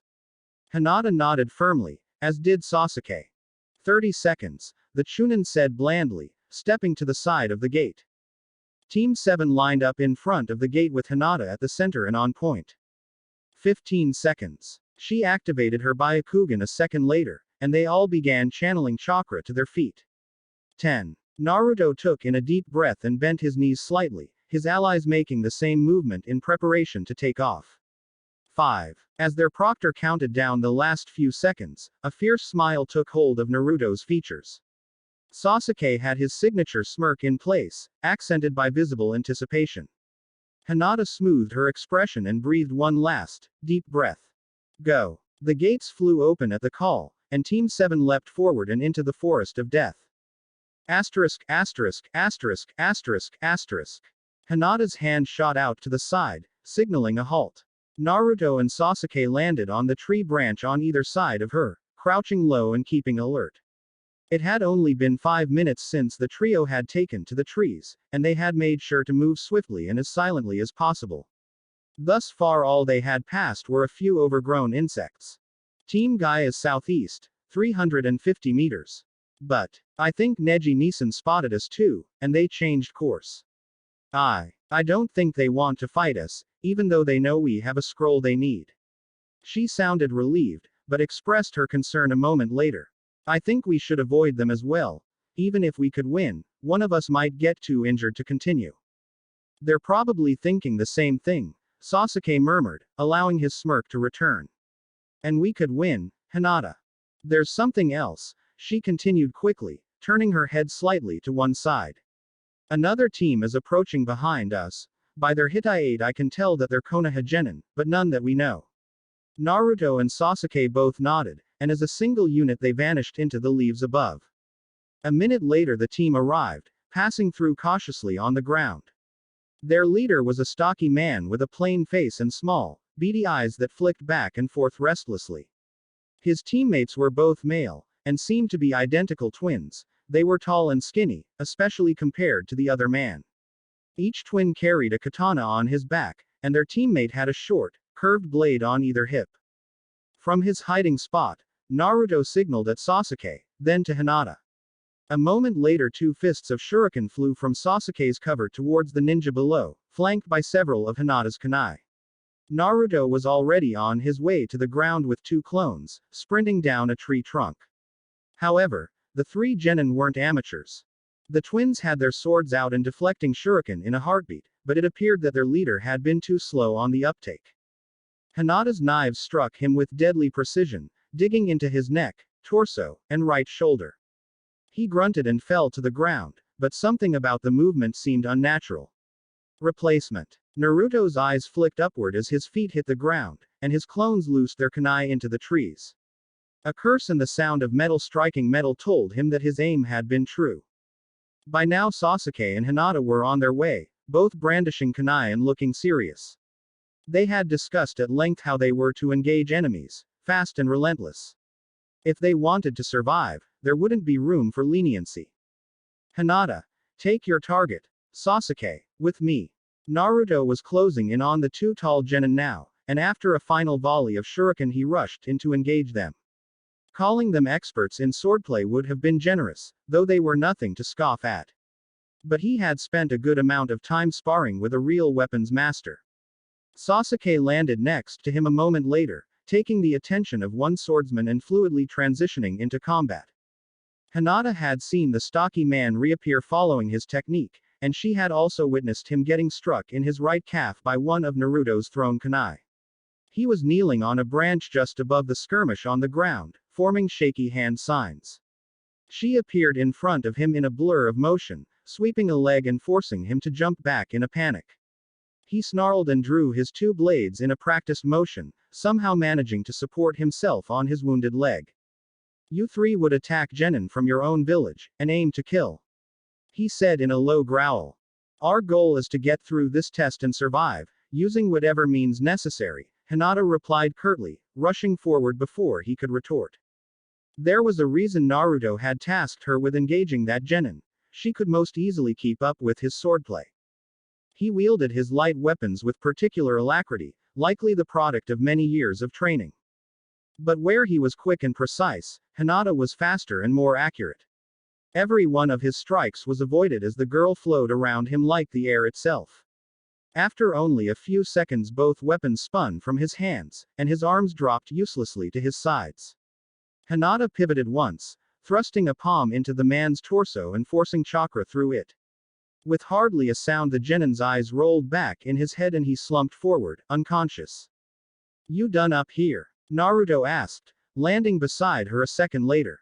Sasuke arrived just after, eyeing Hinata's downed opponent warily. Yes, Hinata replied, a little breathless. You didn't kill them, did you? Of course not, Naruto responded, sounding a little indignant.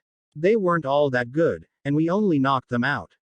I might have hit mine a little hard though, he'll have a headache when he wakes up. Sasuke chuckled at that, shaking his head before addressing his teammates. Don't you think that was a little easy? He asked as Naruto leaned down to start searching the unconscious man for a scroll. I mean, I know we're not exactly weak, but these guys were. Well, they shouldn't even be in this exam. They passed the written exam, Hinata pointed out quietly, looking at the genin sympathetically. But they might not be very adept at combat yet. Plus we took them by surprise. They're older than us, Naruto said, and he sounded happy about that fact. They probably just don't train as hard. I mean, the only genin I know that train as hard as we do are team guys. Ah, found it. He withdrew his hand from the stocky man's belt pouch and sighed a moment later. He was holding a white scroll, one identical to his own with heaven written on it.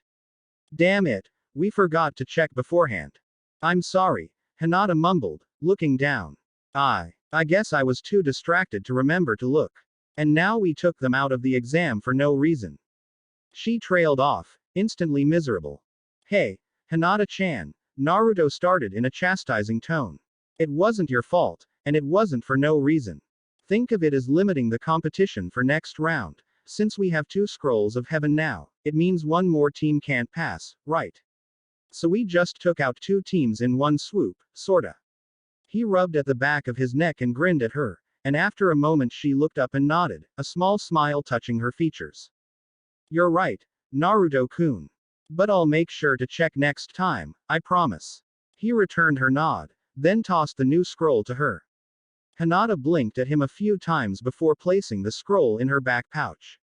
If he's carrying one scroll, and you carry the other, it'll be a safety precaution against either being stolen or lost somehow, Sasuke said before the other boy could offer an explanation. Hinata nodded, then turned to the defeated genin. Let's hide them somewhere that will be safe, at least until they wake up. I wouldn't want to leave them here only to be eaten by something. She shivered at that, then leaned down to lift one of the men. In short order they had the bodies hidden in the foliage below, collected as many projectiles as they could, and erased their tracks with a minor earth technique. Naruto, Sasuke, and Hinata bounded back into the trees, on the hunt once again. Asterisk, asterisk, asterisk, asterisk, asterisk. It was getting late in the afternoon when Team 7 finally called a halt. They had only seen 2 other teams since the first, and both had scrolls of heaven in their possession. The plan was to find a team carrying an earth scroll and go all out to get it from them, and then make their way to the tower as soon as possible. Of course, none of them expected it to be that simple, but they had plenty of alternative plans in the event the ideal didn't play out. How are your eyes, Hinata? Sasuke asked after a sip of water. He was leaning against a sizable root from a tree that hung over the bank of a river. The fresh water had provided a good resting point. I'm fine, she replied, though after a pointed look from the boy she shrugged and corrected herself.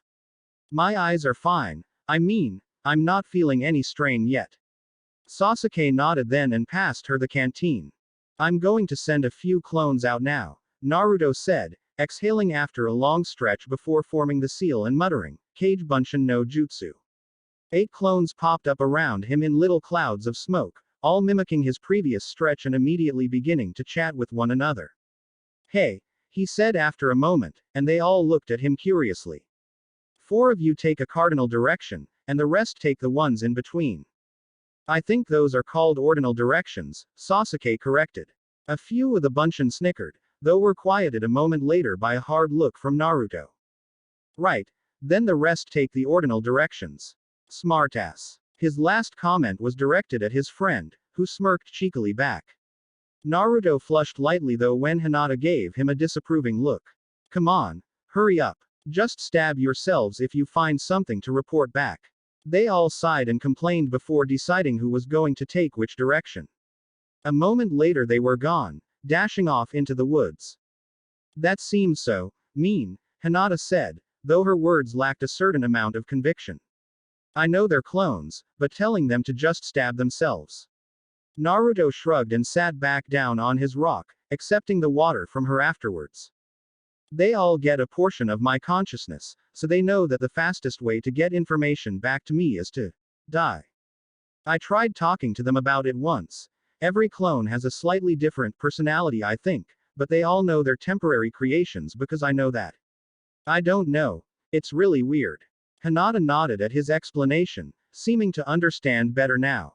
The Bunshin were Naruto in a way, so it wasn't so unbelievable that they shared his view of their purpose and existence. All I know is that they're useful. You're going to have to teach me and Hinata that sometime. I think we've built up our chakra enough over the last few years to at least handle a few. Sasuke caught the canteen as Naruto tossed it back, taking a last drink before leaning to refill and replace it. Probably, but I think Kakashi-sensei would be able to help more than I would, Naruto admitted, scratching at the back of his neck. Neither of them could argue with that. Kakashi had been the one to show Naruto how to use the technique, after all. Hinata-chan, can you do a quick check around just in case my clones missed something? She nodded and activated her bloodline, sweeping her gaze around slowly before shaking her head. It's all clear. Your Bunshin are just approaching the edge of my vision. Naruto nodded and relaxed a little. Sasuke and Hinata took a seat nearby, and for a time they enjoyed a calm silence. One down, Naruto said a few minutes later, glancing south. Looks like Team 10 is that way, hiding in some bushes. A few seconds later he continued, and kept going as more clones presumably perished. There's a team from the Rain Northwest, near the tower. They found my clone and destroyed it. East and southeast are clear to the fence, I think. Team 8 is directly west. Kiba punched me, my clone, in the face. He made a face, then chuckled before continuing. The rest are still going. So heading northeast should work out best for us, at least if we don't want to run into our old classmates and have to fight. Hinata nodded her agreement, and Naruto signaled his own concordance by standing and dusting off his long coat. I guess so. I'll let you guys know if my clones. He broke off suddenly and froze, the hair on the back of his neck standing up as a cold shiver ran down his spine. The others felt it too, and immediately they assumed a fighting stance, all staring at the river. Ah, more perceptive than I thought, came a rich, feminine voice from the water. The water near the bank of the river rippled outward as a figure rose from within, and a few seconds later a lithe and androgynous grass nin stood regarding them mildly. He, or at least, they thought it was a man, quirked a smile that looked wholly unpleasant. The older shinobi wore his long, dark hair straight, capped with a broad straw hat. A tan tunic covered a form-fitting black bodysuit, and the ensemble was belted by a thick indigo rope tied in an elaborate knot on the backside. Earth, Hinata whispered, though even as she spoke the newcomer's smile broadened. The grass shinobi reached behind his belt and withdrew a scroll of earth, holding it out for them to see. Indeed, but you already knew that, didn't you, little Hyuga? The man tilted his head to the side then, lifting the scroll to his mouth and opening wide. A serpentine tongue flickered out and wrapped around the document, acting as a grotesque lariat to draw it back and, straight down his throat.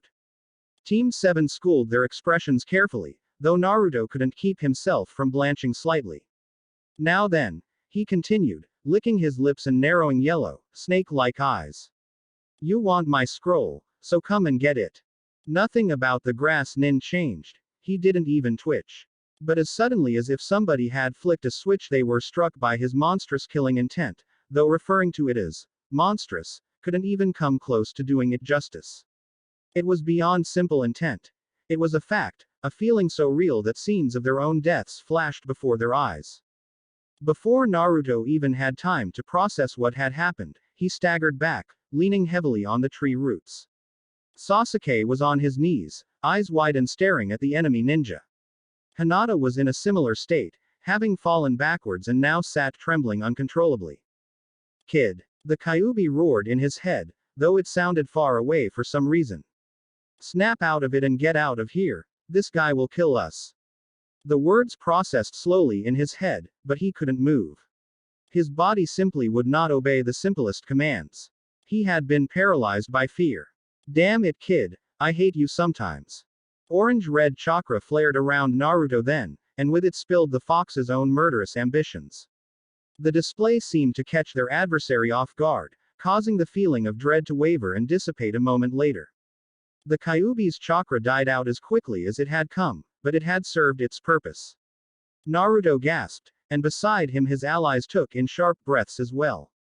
As if of one mind the three genin vanished, leaving only a cloud of smoke behind as cover. A few minutes later they all sat breathing hard in a thick growth of trees, still shaking from the earlier events.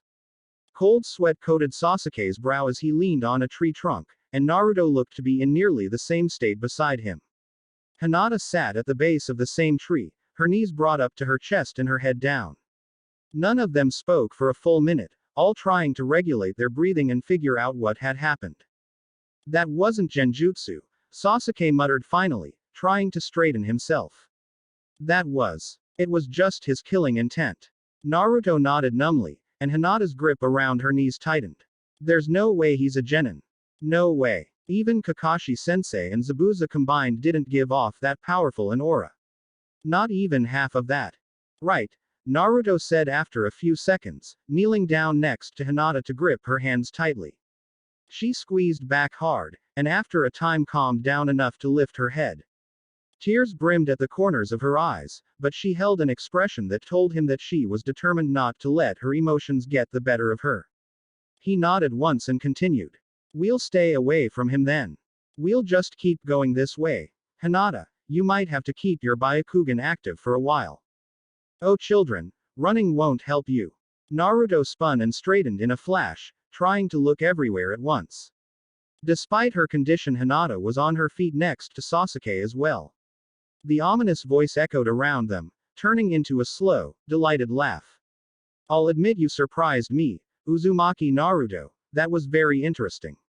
You three might yet entertain me. Branches snapped all around them, and when they looked up there were three massive snakes rushing towards them from the trees.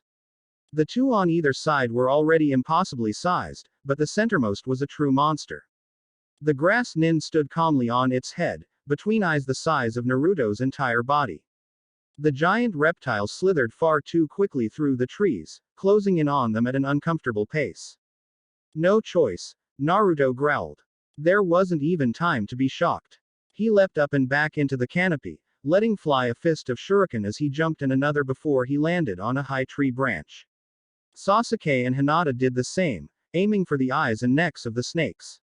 One of the smaller ones hissed loudly and writhed for a moment before collapsing to the ground. The other balked and reared back with blood spurting from one eye. Sasuke, take that snake. We'll take him. Naruto didn't wait for a response. He grit his teeth and thrust off of his perch towards the grass nin, eyes already waxing crimson. If this shinobi was intent on killing them, and strong enough to do it, he wouldn't hold back. His life, no, the lives of his friends were on the line. You can't win this, the Kyuubi growled. It's suicide. We can't get away. It's our only chance. No, you can get away. You can use enough of my chakra to give you speed and stamina enough to escape this in one piece. I'm not leaving them, Naruto retorted harshly, and he forced the fox's voice quiet a moment later. He didn't have time for distractions. For some reason the shinobi wasn't even looking at Hinata and Naruto as they approached, instead choosing to watch Sasuke curiously. The Uchiha boy was sprinting up the blinded snake's side now, dragging his kunai into and up the length of its body until he cut cleanly through its jaw. He flipped and spun in the air, forming rapid hand signs before letting loose a fireball that engulfed the monster's head entirely. The snake bucked and twitched several times before falling beside its comrade, a charred and bloodied length of scales. Naruto and Hinata were nearly upon their target now, the wind rushing past as they lunged through the open air towards him. The moment they leapt from the final branch, however, the last snake's tail whipped towards them out of nowhere. Hinata had seen it coming, though, and her hands were already pressed together. Fuden. Gale palm. She twisted and thrust one arm back even as the other grabbed Naruto's wrist. Wind erupted from her palm, propelling them at an angle away from the oncoming strike. The tail passed within a meter of them, slamming into a tree and snapping it in two. Kage Bunshin no Jutsu. Naruto yelled as they careened off to the side. Two clones appeared behind them, planting their feet on Naruto and Hinata's backs and kicking off hard to alter their course towards the grass nin again. The stunt worked, and in seconds the pair was atop the snake's head and clashing with their opponent. Whatever surprise the man might have experienced did not show on his face, though his smile did widen. As Naruto landed, the fox's chakra cloak sprang up around him, roiling madly in his rush to bring it out. It stabilized quickly, however, and he and Hinata engaged their adversary with every ounce of speed and ferocity they could muster. And the man laughed. Naruto could have understood if he had been fended off with ease. The shinobi in front of him was on a whole different level, after all. But he hadn't expected both his and Hinata's attacks to be handled like child's play. They knew how to work together, and especially how to fight together. Every strike was paired or followed smoothly by one from the other, so fast that no genin should have been able to counter them. But this enemy ninja was avoiding every one, fluidly dodging and deflecting each strike in a graceful dance. He was playing with them, testing their strength and speed and not even attempting to retaliate. After their initial flurry of attacks, Hinata and Naruto leapt back to reassess the situation. Naruto clenched his fists and crouched, noting in his peripheral vision that Hinata was breathing a little hard. Can't you give me anything else? His voice sounded strained in his own mind, and the second it took the fox to respond only frustrated him more. My chakra isn't going to solve your problems, mortal, even if I could eke out any more for you. I already gave you my advice. The Kyuubi went silent again, and Naruto could feel its resolution not to speak further. Hokage. 32 palms. Naruto blinked as Hinata flashed forward to begin her technique, and it took him a second to realize what she was doing. The grass nin's eyes narrowed as the girl whirled and began the sequence, forcing him to focus seriously on his defense. Even the strongest ninja would be rendered powerless if their tenketsu were closed. It was this increased attention that Hinata had been counting on. Halfway through the last set of strikes, Hinata disappeared, and Naruto was gone with her. A cascade of fire engulfed the giant snake head that had been their battlefield, causing it to pitch and roll in agony as its scales melted inside the inferno. The stream of heat had come from directly behind the snake, and subsequently out of sight from the foreign shinobi. Sasuke cut off the flames after a few seconds. He was crouching upside down on the underside of a broad tree branch. He was breathing hard, but looked satisfied as Naruto and Hinata appeared beside him. Did you get him? Naruto asked, squinting at the dying flames and plumes of acrid smoke. The snake hit the ground a moment later with a force that shook the surrounding trees. We timed it perfectly, Sasuke breathed. I don't care how good he is. I saw it hit. Despite his conviction, he kept his Sharingan focused on the smoldering corpse of the beast. Do you see anything, Hinata? He was there when your jutsu hit, she started nervously, her eyes wide. But he's just gone. I can't. There. As Hinata spoke, a crack appeared in the scales near the snake's midsection, splintering into several more until a small area burst outward. The grass nin slithered out of the hole in the scales, dripping some vile substance. When he looked up at them, they were hit again by that terrifying wave of killing intent, seeming all the more powerful for the disfigured features staring up at them. Half of the man's face had been melted or burned away, and a good portion of his hair was smoldering at half of its original length. They managed to break free of the intense aura this time, but their adversary wasn't going to wait and taunt them. He moved with such speed that only Sasuke's eyes could keep up, though just barely. The man's legs had seemingly gone limp, and they slid across the ground now in a disturbing imitation of a snake's slithering. Up! Sasuke called urgently, sprinting around to the top side of their branch. Naruto and Hinata followed without question, circling the tree limb right behind him. As they slid to a halt, however, the grass nin was already there waiting. Color me impressed, the snake man said calmly. There was a definitive hiss to his words now, and as he continued his voice changed slowly from its more feminine quality to a light rasp. I had thought that Sasuke-kun might be capable, but I wasn't informed that his teammates were of any consequence. They all stood staring at him for a long moment before Sasuke finally spoke, choosing his words carefully and not lowering his guard. How do you know who we are, and why are you interested in me? His allies hadn't missed the pointed remarks either. After a furtive glance at his teammates, Sasuke ground out another sentence. If you want our scroll, you can have it. We give up. The grass nin smirked, an expression that looked lopsided on his ruined features, before he reached up and simply tore the skin away from his face. Left behind were completely different features, serpentine in their own right with an extremely pallid complexion. My name is Orochimaru, he replied, pronouncing his name slowly. And I wish only to test you, Sasuke-kun. I want to see if you're worthy. I have no interest in this exam or your scrolls. Only you. Sasuke and Naruto narrowed their eyes, but Hinata took in a sharp breath. He's. She stuttered, beginning to tremble again. He's one of Konoha's legendary Sannin. It had been hard enough not to panic at how strong the ninja was already, but now that she knew who he was, it was almost impossible. Hinata's breathing quickened, and her knees nearly gave out. It was only due to Naruto's hand gently, yet firmly taking her own that she didn't collapse on the spot. Hinata, he said quietly, still staring hard at Orochimaru. I don't care who he is. We're getting through this alive, and together. I promise. She couldn't help but turn her gaze to him at that, blinking rapidly as if she wasn't sure what she was seeing. There Naruto was, swathed in a cloak of the Kyuubi's chakra, staring down one of the most dangerous men in the world without faltering. If he had enough confidence for an army, she could at least muster enough for herself. Oh, will you now? Orochimaru droned. We'll just have to see about that.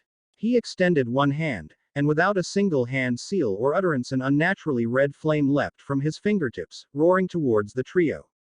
Sasuke leapt straight over the flames towards the shinobi, gasping out breath as the fire stole the oxygen from the air. Hinata and Naruto split to either side, sending several kunai towards their opponent before circling around and under the log out of sight. Sasuke landed and lunged forward, his movements a blur as he began trading blows with Orochimaru. The man deftly dodged the projectiles aimed at him, though they had expected no less.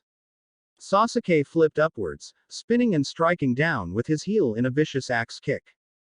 His foot was blocked on his opponent's forearm, which he used as a fulcrum to lunge up and arch over the man's head, thrusting another kick at him on the way down. He caught one of Naruto's kunai as he reached the other side, redirecting it back to its target before he even landed. As Orochimaru lifted a hand to deflect the knife, Hinata appeared before him, her palm alight with blue chakra as it thrust towards his chest. He flipped backwards nimbly, extending an arm mid-flight and muttering quickly. Snakes shot from his sleeve towards Hinata, but they were smashed away by an orange streak a breath later. Naruto sliced through the creatures viciously, summoning several clones as he landed to charge again. Not bad, Orochimaru smiled, but he was cut off as two fists of shuriken whirred past him, arcing around the tree trunk he had been backed against. Nigh invisible wires snapped tight all around him, pinning him to the tree from head to toe. Kaden. Dragon fire. Again Naruto and Hinata vanished to reappear behind Sasuke as a stream of fire rushed forward along the wires, racing along them until it crashed into Orochimaru in a blinding torrent. The heat was so intense that they had to shield their faces from it. Sasuke had used a considerable amount of chakra for the technique. He sagged forward slightly, wincing and breathing hard.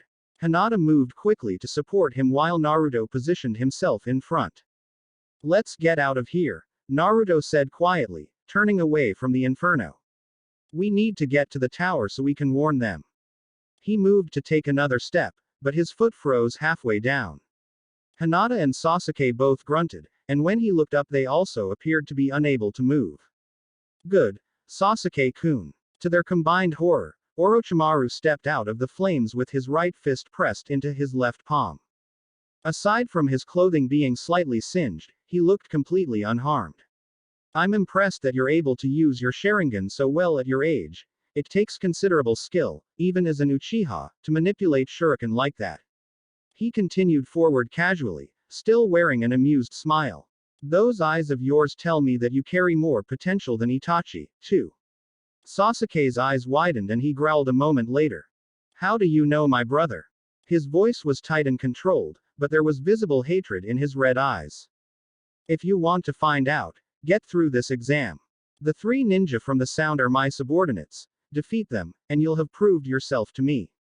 Perhaps then I will tell you. Orochimaru's hands clasped into a modified tiger seal as he passed Naruto, who he thought to be paralyzed like his companions. In a surge of fury and power, Naruto pivoted and swung his fist at the man's head, and his body ached in protest as it was forced against the technique. Orochimaru glanced aside, annoyance flickering across his features as he broke the seal to catch the boy's wrist effortlessly. I'll admit also that you are a nuisance, keeper of the Kyuubi. How about we quiet you down for a bit? He bent the fingers of his right hand and tensed.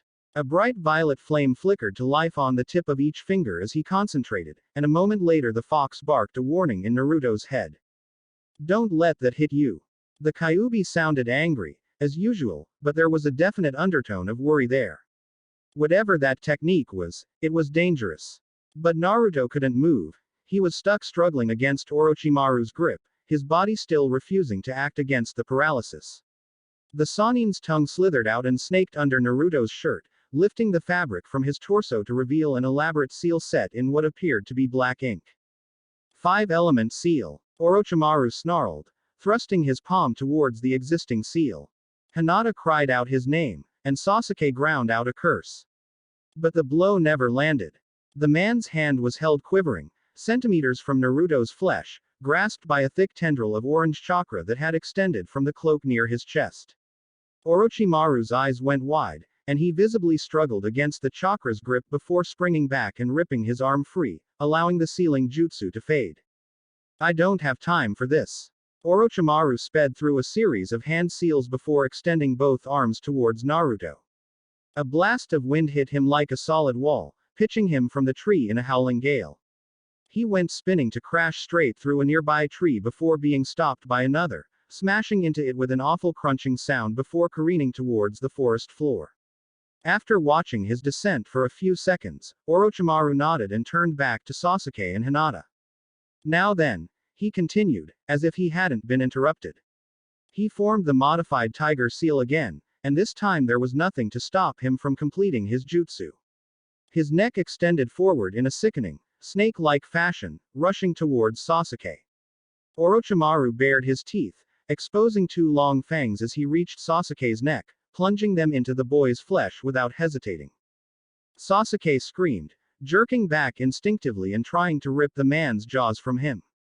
He was released a moment later and left to fall to his knees, clawing at his neck and trying to hold in his cries of pain.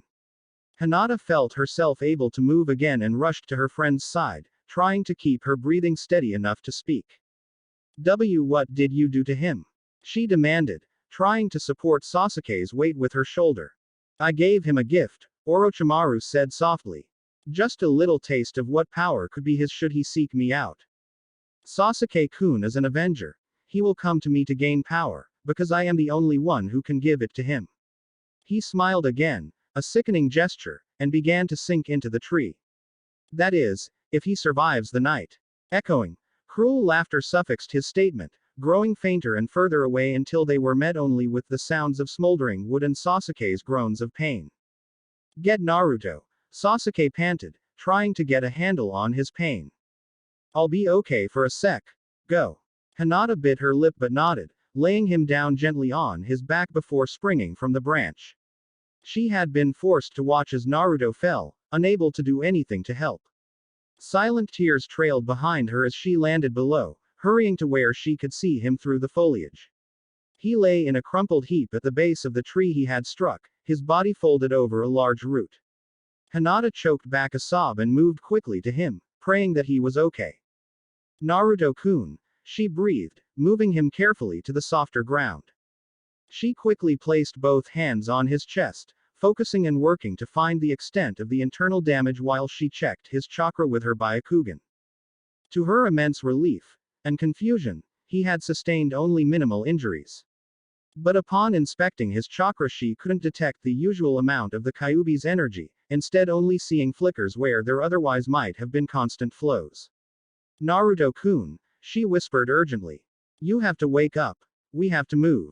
Please. A long, difficult moment passed in silence before he finally stirred, groaning and muttering incoherently. Hinata. Orochimaru. Sasuke. And Orochimaru. Naruto sat bolt upright then, regretting it a moment later as his head exploded in pain. He swayed to the side and threw up, coughing and sputtering for a good minute before he got a hold of himself. His whole body ached, and everything was spinning, but at least he was conscious. Hinata-chan? He asked blearily, finally focusing on his friend. What? There's not time, Hinata responded, and something in her voice made him try to focus harder. We have to go get Sasuke and find somewhere safe. Can you move? Yeah, I think so. With her help he staggered upright, finding his feet a few seconds later and nodding dully. He winced. Let's go. Can you find some place on your own? I don't think I can summon any Bunshin right now. I can, she said as he followed her back up into the trees. Her bloodline was still activated, and she was on full alert. As the only fully functional member of her team, she knew that she had to take charge for the time being. Help me carry Sasuke and we'll get somewhere to hide. When they arrived back at the site of the last skirmish, Sasuke was unconscious. His breathing was shallow, and from a touch Hinata could tell that a fever had taken him. They each slipped an arm under one of his shoulders and set off quickly, Hinata scouring the distance for a secure hiding place. All the while her mind raced, trying to work out what was happening and how they were going to get through it. Their first priority was getting Sasuke somewhere safe to recover. He's going to be fine. He will. Several minutes later they alighted on a high branch of an innocuous tree, in front of a small hollow. Hinata nodded at Naruto, and they hurried inside. It was dark and damp within the small space, but it was as ideal a place as they could have hoped for. Dusk was falling around them, and it would be dangerous to try to move at night in their condition. Naruto was still dazed, but he managed to gather enough dry leaves to provide makeshift bedding for inside. The space was fairly hidden already by thick leaves all around, but just in case he cut a few branches and placed them carefully over the entrance of the alcove. After setting up a few quick kunai traps, he slipped back into the hollow and slumped against one of the curved walls. Hinata was leaning over Sasuke, her hands glowing a soft green. She looked tired, and she was squinting down at him as if it was hard to see. "I don't know what's wrong," she mumbled. "I healed his wounds, but he has 3 marks on his neck that won't go away. And he won't wake up. His fever is getting worse, too." And Hinata, Naruto said quietly, shifting closer to her and Sasuke. His head was still throbbing, but he was stable enough now to think clearly. "Rest. I'll keep watch. But She stopped as he took her hands with his own, pulling them gently away from Sasuke. His hands were warm, but they didn't feel like they usually did.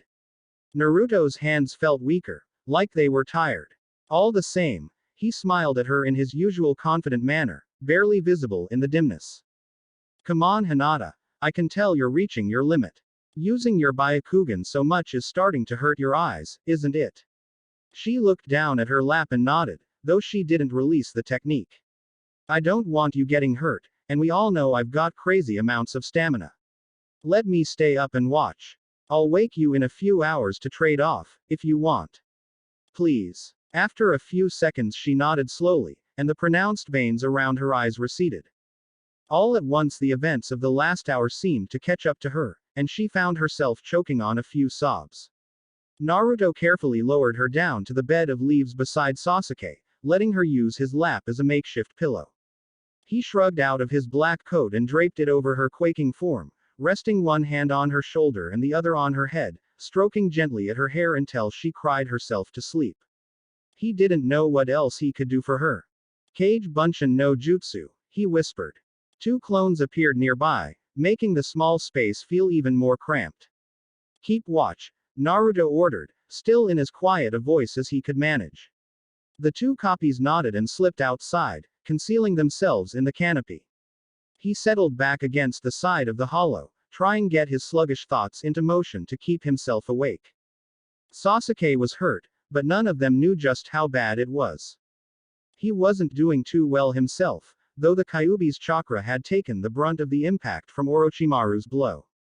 It had still been strong enough to tear a few muscles and cause some major bruising, not to mention the number it had done on his head. Hinata had stretched herself thin trying to keep a constant watch with her Byakugan and taking care of both of their wounds. Additionally, they had all spent a great deal of chakra fighting Orochimaru. The situation looked grim. But then, they were alive. If it had been his goal to kill them, they would all have perished without a doubt. He seemed intent on Sasuke, for some reason, and wanted him to finish the exam. Either there weren't enough pieces to put together yet, or Naruto's head wasn't working well enough to figure it out. What mattered at the moment, though, was that they were together, and they were safe. For now. 5 hours later Naruto was forced to wake Hinata. He had started to nod off regularly, and it wouldn't be wise to have no one standing vigil. After a muttered word to her about overusing her bloodline ability, he sighed and switched positions with her, resting his head on her lap. She covered him with his coat, and hesitantly followed his previous example with her hands. He was asleep almost as soon as his head was down, breathing deeply and looking entirely too peaceful for the situation they were in. Hinata couldn't help but smile softly down at him, running her fingers through his hair distractedly. They had always looked out for one another, Sasuke, Naruto, and her. When one of them was down, the other 2 would try to cheer the other up. When one was tired, the others offered to take a break. But however close they had always been, Naruto still held a special place in her heart. He was the one that had given her strength and confidence in a time where there was none to be found. He had always encouraged her, complimented her, comforted her. He had always just been there for her, without ever asking for anything in return. Now, though, she could at least let him rest. It wasn't much, but it was a small bit of kindness that she was able to give. The night wore on, and Hinata's thoughts turned from her friends to what was outside in the darkness. She activated her Byakugan every 2 minutes, scanning quickly around before shutting it off again. It wouldn't do to exhaust herself, but keeping watch was a necessity. It wasn't until dawn that Hinata spotted another team approaching their location, heading directly for their hiding place and moving with purpose. It was the 3 would-be genin from the Hidden Sound, Orochimaru's subordinates. A moment later, one of Naruto's clones re-entered, looking grave. We've got trouble. Chapter 12. Lessons learned. Naruto's eyes snapped open as a rush of memories hit him. Images from one of his destroyed clones flooded into his mind, giving him a vivid depiction of 3 genin wearing Hitai-8 emblazoned with a single music note. The foremost had swiped at him. His clone, rather, and missed, but a second later the stream of consciousness ended with his ears ringing painfully. He bolted upright just as the other clone entered. Hinata was on her feet the moment his head had freed her legs to move, her expression strained. The sound, he whispered, rubbing sleep from his eyes. Both Hinata and his remaining clone nodded. I'll go take a look.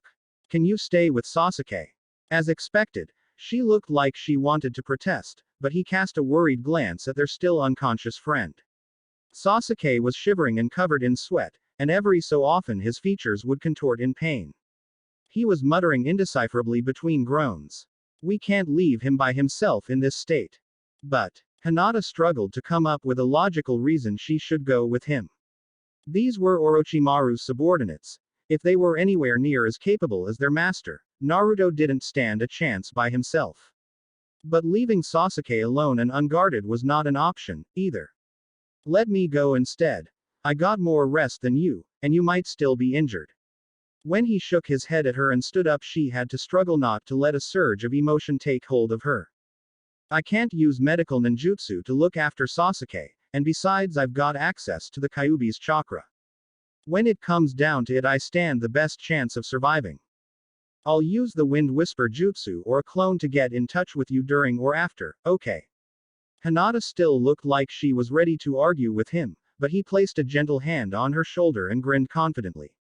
Hinata-chan, he said, his tone softening. Remember what I said. I promised we'd get through this together. You don't doubt me, do you? Naruto stuck out his lip at her in a fake pout. Her own lower lip quivered and she ducked forward to hug him tightly. Be safe. It was all she could think to say. He smiled and hugged her back, though only briefly. The Sound Nin were bound to get there soon. When he drew back, he placed a hand on each of her shoulders, looked her in the eye, and then winked. Despite herself, Hinata smiled. Naruto turned then, slipping towards the exit. He looked back just before leaving, whispering a final note. The password is Miso Ichiraku Ramen. She blinked at him a few times before nodding slowly. Don't let anybody inside unless they say that exactly, okay. Hinata nodded again, and he flashed her one last smile before stepping outside, leaving his clone to watch the entrance. He was halfway to the ground when the Kyuubi's voice echoed into his mind, sounding more annoyed than usual. I'm not letting you use my chakra. Naruto landed a little hard on the next branch, bark splintering from where his chakra-laced feet struck. What? I said you can't use it, kid. I told you yesterday that my chakra isn't there to solve all of your problems, and I said weeks ago that it should be used to enhance all of your abilities. But you've been using it nigh exclusively to augment your taijutsu. How far do you think you'll get using that strategy? Do you really have to get stubborn right now? Naruto growled, continuing his descent. I'm about to have to go against 3 shinobi by myself. I need all the power I can get. No you don't, the Kyuubi replied calmly. What about those kids you trained with a few weeks ago? I bet any of those 3 could stand a fighting chance without the chakra of a tailed beast. I bet your friends could, too. But you, ever since you decided that they were surpassing you because of their dujutsu, you reasoned that my chakra was the only way to catch up. He waited for a moment before asking, am I wrong? Well no. I mean, not completely. But, no. Show me that you're strong enough on your own, and then we'll discuss how you will use my chakra. The fox went silent then, waiting. Naruto could tell that he was expecting an angry retort, but he didn't have time to argue. Perhaps the Kyuubi was right, but now was the worst time to bring it up. Fine, but don't forget that if I die here, so do you. His only response was an echoing chuckle that faded into the background before he landed on the forest floor. Naruto ground his teeth in frustration, but there was little he could do at this point. And then it hit him. When did I start relying on the Kyuubi's chakra so much? It was an unnerving thought, especially considering it had only been 2 weeks since he had really begun training with it. But somehow, in such a short time, his unfailing confidence had become linked with that new power. For the first time in a very long time, he wasn't sure of himself. And that scared him more than Orochimaru had. You're right. He could almost see the fox's grin. I'm going to do everything I can to defeat them on my own power. But I expect you to help if things don't look good. Naruto could see flickers of movement in the trees above, and he readied himself for the inevitable. Afraid to die, mortal? No, but my friends will be in danger if I can't stop them. If they're hurt because you're being stubborn, I'll find a way to kill you myself. He felt the Kyuubi's surprise then, but by the time he might have gotten a response, Naruto was already on the move. Naruto flicked his kunai holster open, drawing out 3 knives and letting them loose into the forest, followed closely by a fist of shuriken. The 3 gray streaks he had been keeping track of stopped suddenly, allowing the projectiles to strike a tree trunk a few meters ahead of them. The sound nin looked down him from their perch above, and after exchanging a few words they dropped to the ground several meters in front of Naruto. Decided to come out and play by yourself? The foremost asked in a low, guttural voice. He carried himself hunched over, and his face was completely covered in bandages save for his left eye. Flanking him were 2 others wearing matching headbands. One was a young woman with dark hair and eyes to match, wearing a severe expression, and the other was a taller boy with a shock of black hair and a wide, almost mad smile. All 3 wore matching scarves that were printed in a snakeskin pattern. What do you want with Sasuke? Naruto asked bluntly, trying to appear relaxed despite his inner tension. His response was several surprised looks, and the sound nin all shared a quick sidelong glance. Who told you that we wanted anything to do with him? The girl asked, her eyes narrowing. Yeah, maybe we just want your scroll, kid. The taller boy said casually, flexing his fingers. Maybe a little bird told us you have a scroll of heaven. If you want the scroll, Naruto started, reaching into his back pouch.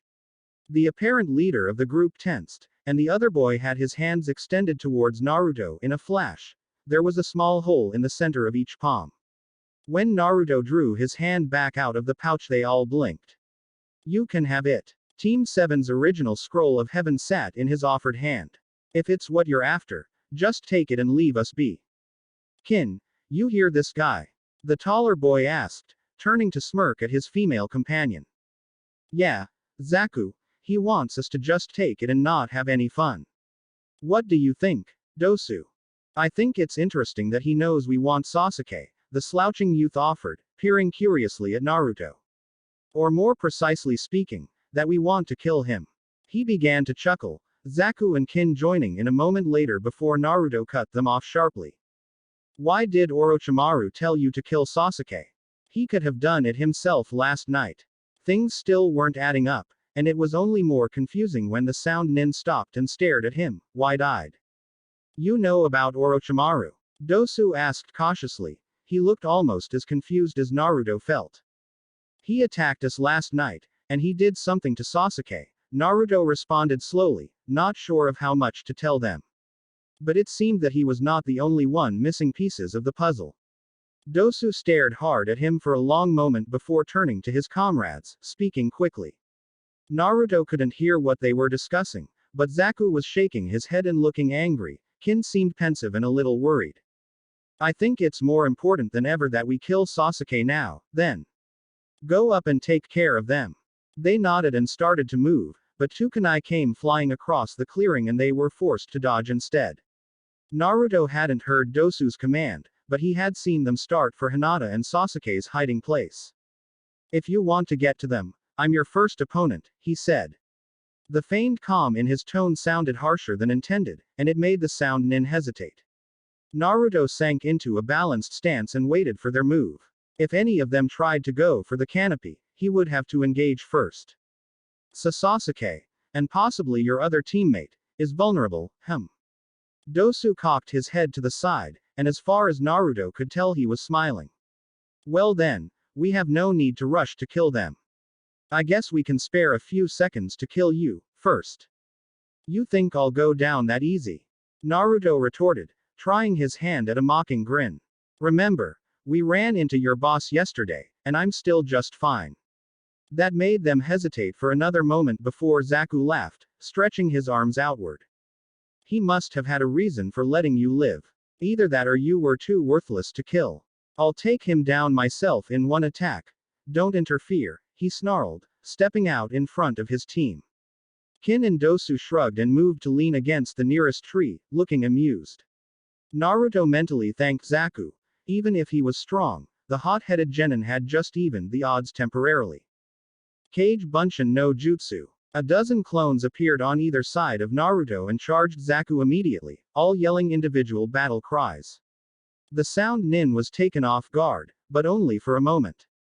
Before the Bunshin had covered much ground, he spread his arms to either side, palms out.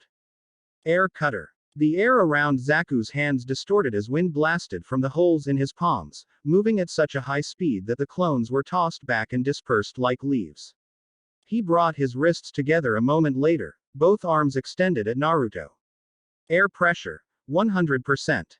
The column of air that crashed into Naruto would have felt like being hit head-on by a hurricane. At least, it would have if he had been struck. Shuriken rained down on Zaku, who cursed and stumbled back as Naruto came flying down towards him. The splintered remains of a log lay scattered on the ground all around where he had been standing a moment before. Identify his weak points, the Kyuubi said calmly. You're a shinobi. At least use what Kakashi has been teaching you. Figure out the best way to fight him, and do it. He gets angry fast. He's cocky, and he thinks that ability can kill me by itself, Naruto reasoned as he landed, spinning into a series of attacks. Judging by the replacement, it can. His taijutsu isn't as good as mine. I'll stay in close and not let him use that attack. He got no response from the fox, but it seemed like a good plan. As far as he could see, there were no other holes on the man's body, so as long as he avoided Zaku's palms he'd be okay. Zaku's taijutsu form was decent, but it was obvious that he hadn't put as much practice into it as Naruto had. He was, however, about as fast as Hinata, which was troublesome on its own. On a good day he had a hard time scoring hits on his friend, and he had to be even more careful not to get hit than if he was fighting Hinata. One palm strike and it would be over. Really wish I had some help about now. The Kyuubi's chakra augmented his taijutsu tremendously.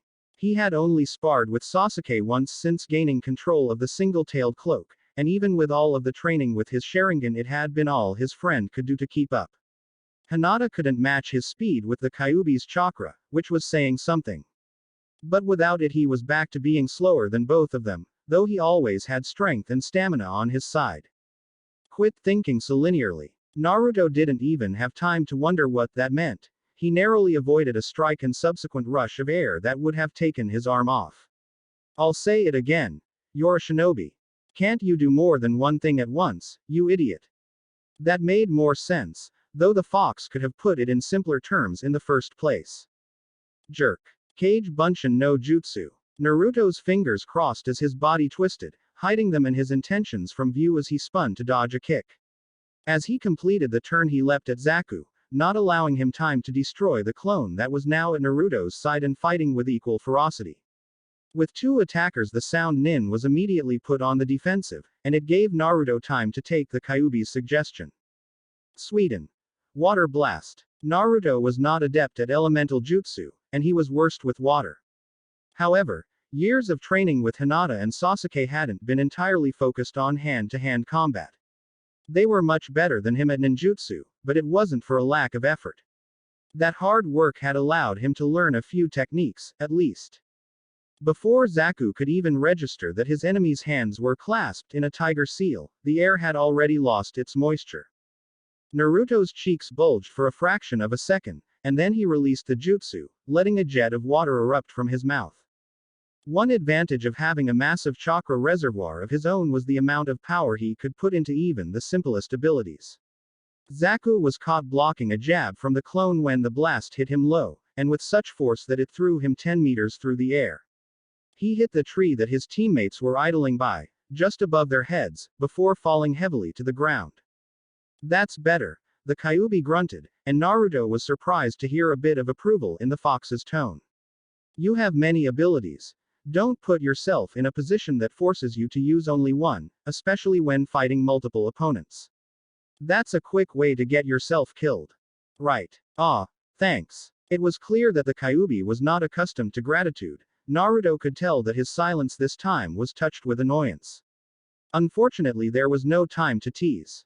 Zaku groaned and lifted himself from the ground, using only one arm and holding the other close to his chest. Dosu and Kin looked impressed, though not surprised.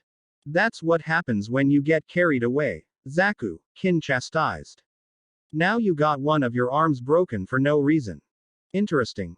What's your name? Dosu asked, pulling back the sleeve from his right arm. He wore a large metal gauntlet. It covered his entire forearm and was perforated along the back.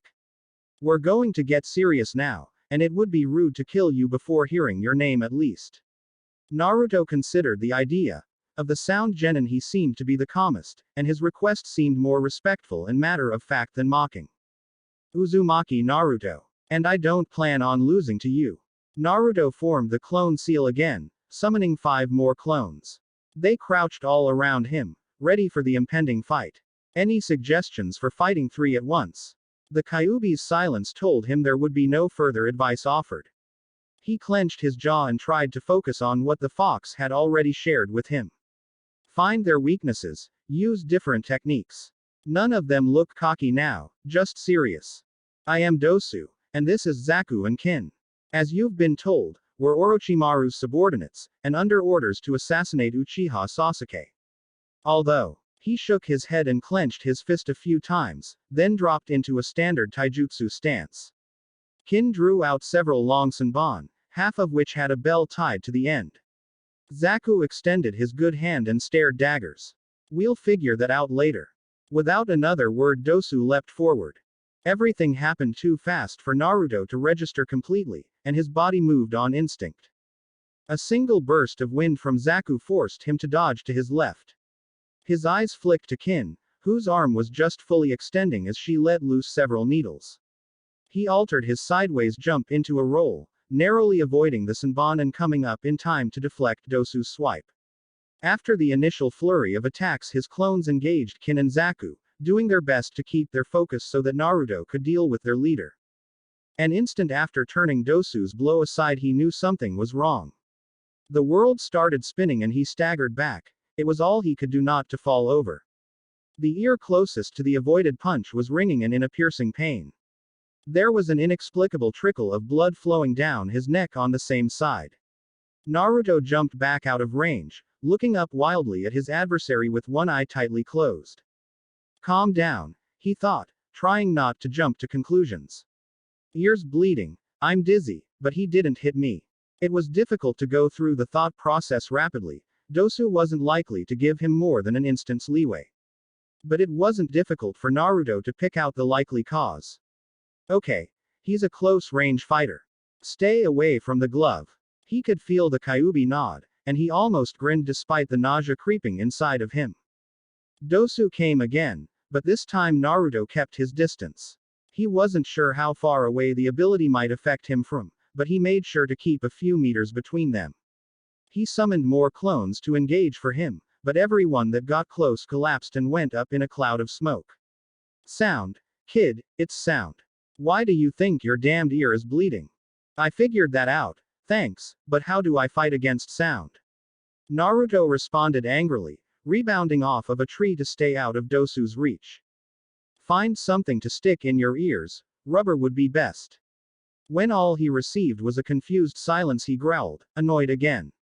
Either fight him using ninjutsu or put something in your ears. Now.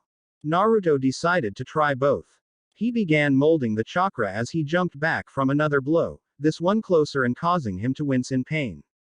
Fuden. Gale palm. He thrust out his right hand, creating a gust of air with several times the force of the one Hinata had made the night before. Whereas she had molded the right amount of chakra for the task, he merely threw his proverbial muscle behind the technique. The wind hit Dosu in a gust several seconds long, and though he had braced himself he was still pushed back several meters. But Naruto's intent had only been to gain those few seconds. A kunai was in his hand almost as soon as the jutsu was released, and he bent forward to cut two rounded gouges into the rubber sole of his left tabi. It took several seconds, and he was forced to use a replacement in order to avoid a few senbon from Kin. The technique took him to an overhanging branch, where he hurriedly shoved the dirty pieces of rubber into his ears as far as he could. It hurt, but a moment later the world went quiet, only the sound of his racing heart and quickened breathing invaded the silence. He dove towards Dosu now, ready to go on the offensive. Mid-flight he threw several kunai towards Kin and Zaku, both of whom were only contending with a single clone each now. One of the weapons took Kin in the leg and she stumbled, allowing his clone to strike a vicious uppercut into her jaw. Zaku jumped back nimbly, activating his air cutter to reroute the kunai into the buncheon he was fighting. Dosu met Naruto with a hard hook, which the blonde blocked out towards his undamaged ear. To Dosu's surprise, Naruto appeared to be unharmed. With a smirk he twisted and drove his heel into the sound nin's chest, feeling a satisfying crack as the other boy careened away. Unfortunately for Naruto, he hadn't heard the shout from Zaku due to his ear protection. Maximum air cutter. While he was spared the worst of the supersonic effects of the technique, Naruto was finally caught by Zaku's ability. It didn't have the same force that Orochimaru's technique had, but it still hit like a solid wall and sent him smashing into a tree for the second time in 24 hours. Naruto grunted as he hit the ground, struggling to reorient himself. His earplugs had been blasted away by the wind, causing the sounds of battle to return painfully. And then he heard bells. When Naruto picked himself up and cast around for his adversaries, they were everywhere. 20 Dosus were flanked by a score of Kins, with as many Zakus just behind them. They shimmered in a way that made Naruto dizzy, and he fell to one knee. He threw several shuriken at the group, but they passed right through. His head was starting to spin, and all he could hear now was the tinkling of bells. Good combo. Dosu grunted from somewhere within the copies. All of them were standing a bit stiffly, left arm clutched to their side where Naruto's kick had landed. 20 Zakus smirked and pointed their palms at their disabled enemy. Kin, all of her, looked to be gripping something that Naruto couldn't see, but she also seemed to be grinning mischievously. The Dosus all stepped forward, a motion that almost made Naruto throw up. His head was spinning. Every movement any of them made only exacerbated the incapacitating nausea. Still all he could hear were bells ringing. And then the feeling vanished as quickly as it had come. Dosu and Zaku let out curses at the same time, leaping back from Kin. The young woman was standing, her arms extended, smiling sweetly at her companions. Several senbon stuck out of the two male sound nin's backs, blood dripping from their tips. A few of them had bells attached, too. They could only have been thrown by Kin. Get up, you idiot, the Kyuubi barked, startling Naruto to his feet. His ear was still bleeding, and though his vision was clearing everything was still a bit hazy. He looked blearily from Kin to Zaku, then he blinked at Dosu. The older boy was quavering, eyes wide, and his muscles were straining as if working against an invisible force. Zaku looked wholly confused and panicked, moving his arm quickly from one of his allies to the other. Zaku, I can't move, Dosu growled, eyes flickering down. Kin smirked and cast a few more senbon at Zaku, who cursed again and dodged behind a tree. He came flying back out a moment later, tumbling several times on the ground before coming to a stunned halt. Shikamaru. Choji, you can come out now. Kin called gleefully. Naruto looked about as confused as Zaku had until Choji stepped out from behind a tree, the same one Zaku had attempted to hide behind. Shikamaru stood slowly from the bushes on Naruto's right side, his hands held in the rat seal. Oi, Naruto, Shikamaru said calmly, keeping his eyes fixed on Dosu. You sure got into a troublesome situation. Shikamaru. Naruto started slowly, shaking his head in a vain attempt to clear it of fuzziness. All it succeeded in doing was making his headache worse. Choji. And Ino. He looked curiously at Kin, who grinned wider and nodded. Formation Ino Shika Cho success. She shouted triumphantly. Shikamaru gave her an annoyed look, and Choji looked like he wanted to go back behind the tree. Now then, Ino continued, still inside of Kin's body. Only one left. She lifted a kunai to her own throat and stared at Zaku, who was just rolling to his feet from Choji's blow. Surrender. Both of you, or I'll kill your teammate. Zaku seemed to consider that for a moment, then twisted and threw his hand towards Shikamaru. The blast of wind wasn't a strong one, but it was enough to throw Shikamaru off balance and negate his technique. He swore as Dosu charged him, free of the confines of the shadow. Don't get close. Naruto yelled, leaping towards Zaku. The small area erupted into chaos again as the two pairs engaged, but it was clear that Shikamaru was outclassed by his adversary. Choji, despite looking as if he wanted nothing more than to flee, charged towards Dosu as well, his right fist expanding to the size of the rest of his body. Kin, still possessed by Ino's technique, just stood there dumbfounded, still holding the knife to her own neck. Even with a few broken ribs, Dosu was a formidable opponent. Shikamaru tried to keep his distance as Naruto had advised, but the sound nin was fast. Only Choji's wild, sweeping punches kept him away, though with every attack Dosu got closer. When Shikamaru made an unfortunate misstep and stumbled backwards, he was struck with a hard backhand across the right side of his face. Added to the explosion of pain in his skull was a dizzying effect that made his vision blur, and his ear felt like it had been ripped off. Shikamaru cried out and toppled to the ground, writhing for a moment as he clutched his bleeding ear before going still. With only one arm, Zaku was on the defensive against Naruto, forced to dodge back the majority of the time and never risk throwing punches. But the blonde had prioritized his taijutsu training in his youth, and it was a skill that Zaku clearly lacked. In short order, Naruto had him unconscious, the result of a feinted straight kick that had turned into a vicious hook in the blink of an eye.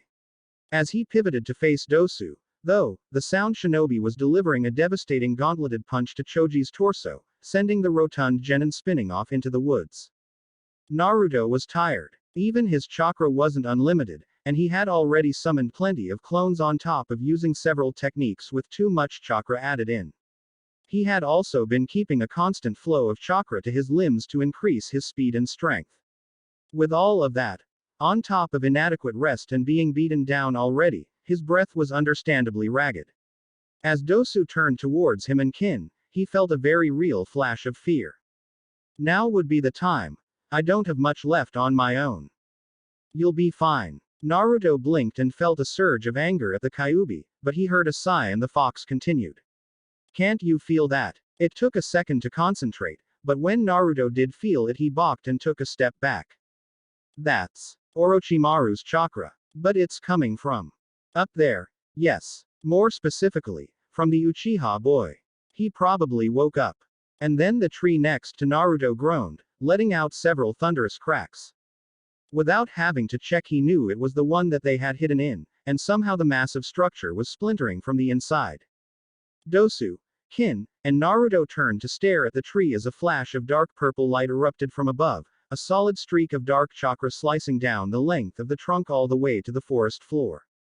With a tremendous groan and another loud snap, the wood splintered, and the giant structure began to fall to either side, cut cleanly in two. As the two halves hit the ground with earth-shaking force, two figures appeared at the base of the trunk, one of which was swathed in a spiral of indigo chakra. Sasuke stood there, his crimson eyes hard on Dosu. His right fist was flexing steadily, clenching and unclenching. Hinata hung under his other arm, like he had simply picked her up about the waist and carried her without effort. Her eyes were wide and terrified, but she appeared unharmed. She was staring at what she could see of Sasuke, and it took Naruto only a breath to understand why.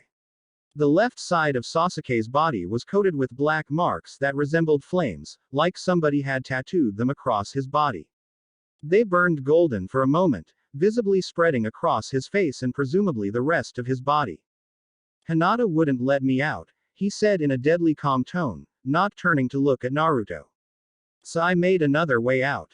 Sasuke glanced at him now, eyes burning with malice. Which one of them did that to you? As he spoke, he lowered Hinata down until her feet touched the ground, helping her straighten before he turned back to Dosu. That one. Sasuke. You're all right, Naruto panted. But the joy of his friend's recovery was significantly dampened by the malicious chakra flowing about him. It was Orochimaru's, or at least something tainted by it. It felt wrong. What's wrong with? I asked who did that. Sasuke interrupted harshly. Hinata backed away. A trickle of blood made its way down to her chin from biting her lower lip so hard. Naruto looked concernedly towards her for a second before straightening. Sasuke. Calm down, I'm all right. I don't know what that is, but you need to stop it. Can't you feel that? Sasuke could feel it. It felt simultaneously incredible and terrible, exhilarating and terrifying. There was power surging through him, strength like he had never known, but it was marred by a feeling of dread and filth. While he had slept, Sasuke had been submitted to the scenes of his past, of his parents' dead bodies and of Itachi torturing him with the Mangekyo Sharingan. It had played over and over until he couldn't take it any longer. In his dream state, Sasuke had killed his brother. He had savagely murdered him and gotten his revenge. It had felt good. The power was trying to remind him of his purpose, the reason he was still alive. To avenge my clan. But Naruto was right. Sasuke could see the look on Hinata's face. She was stricken with terror at the very sight of him. The chakra was twisting his mind, and he knew it, but it was so hard to resist. Dosu looked almost as frightened as Hinata. His hand was shaking as he reached behind his belt and knelt quickly, laying a scroll of earth on the ground before him. It's clear that we won't be able to complete our mission, he said slowly, sounding calm despite himself. It seems that Orochimaru did something on his own without telling us. If you will let us go, I'll give you this scroll and promise you no harm for the remainder of this second exam. You expect me to let you leave after what you've done? Sasuke snapped, striding forward. Even though he knew that letting Dosu go was the best thing to do, that his allies needed help, he couldn't stop himself. An intense desire to kill had taken hold of him, and it was aimed solely at the sound nin before him. The black marks glowed again and spread further across his features, and without his knowledge a maddened grin had quirked the corners of his lips upward. I'm going to make you beg me for your life. Sasuke. Naruto's yell accompanied a dark blur that appeared in front of him, blocking his path to Dosu. Snap out of it. This isn't you at all, and you know it. A mixture of guilt and annoyance took hold of Sasuke, and before he could stop himself his fist had shot towards his friend's jaw. Naruto had underestimated the blow, but the Kyuubi's chakra had come when he called for it. He caught Sasuke's fist in his hand, and the force of it pushed him back a few centimeters. Even with the fox's cloak up, Sasuke's punch could have easily broken his jaw. As it was, his palm burned and his knuckles cracked from the chakra-laced blow, but he held fast, staring hard into his friend's eyes. They stood like that for a long moment, meeting gazes without blinking. Naruto tightened his grip on Sasuke's fist, but he didn't push back. Sasuke, he said in a softer, quiet voice. I don't know what happened to you, but you're stronger than this. The Sasuke I know wouldn't just kill somebody like that, and he'd never think of torturing anybody. He's given up. Let him go. Naruto reached out and placed his other hand on his friend's shoulder, slowly allowing the Kyuubi's chakra to fade. As his eyes returned to blue, he smirked very slightly. Come on, jerk. Get back to normal already. It felt like an eternity to Sasuke, but after a long and painful moment he sighed, then forced the power away. It was difficult on more than one level. Not only was the opposing chakra strong, but it was tempting as well. It was so much power, right at his fingertips, but he had to refuse and push it back. The marks receded gradually, fading into clear skin again until the only ones left were a trio of tomo, set in a circle on the back of his neck. Sasuke fell backwards, slumping onto the ground and breathing hard. Naruto let out a sigh of relief, though he turned to Dosu warily. The sound nin was already next to Zaku, lifting the unconscious boy to his shoulder before looking carefully from Naruto to Kin.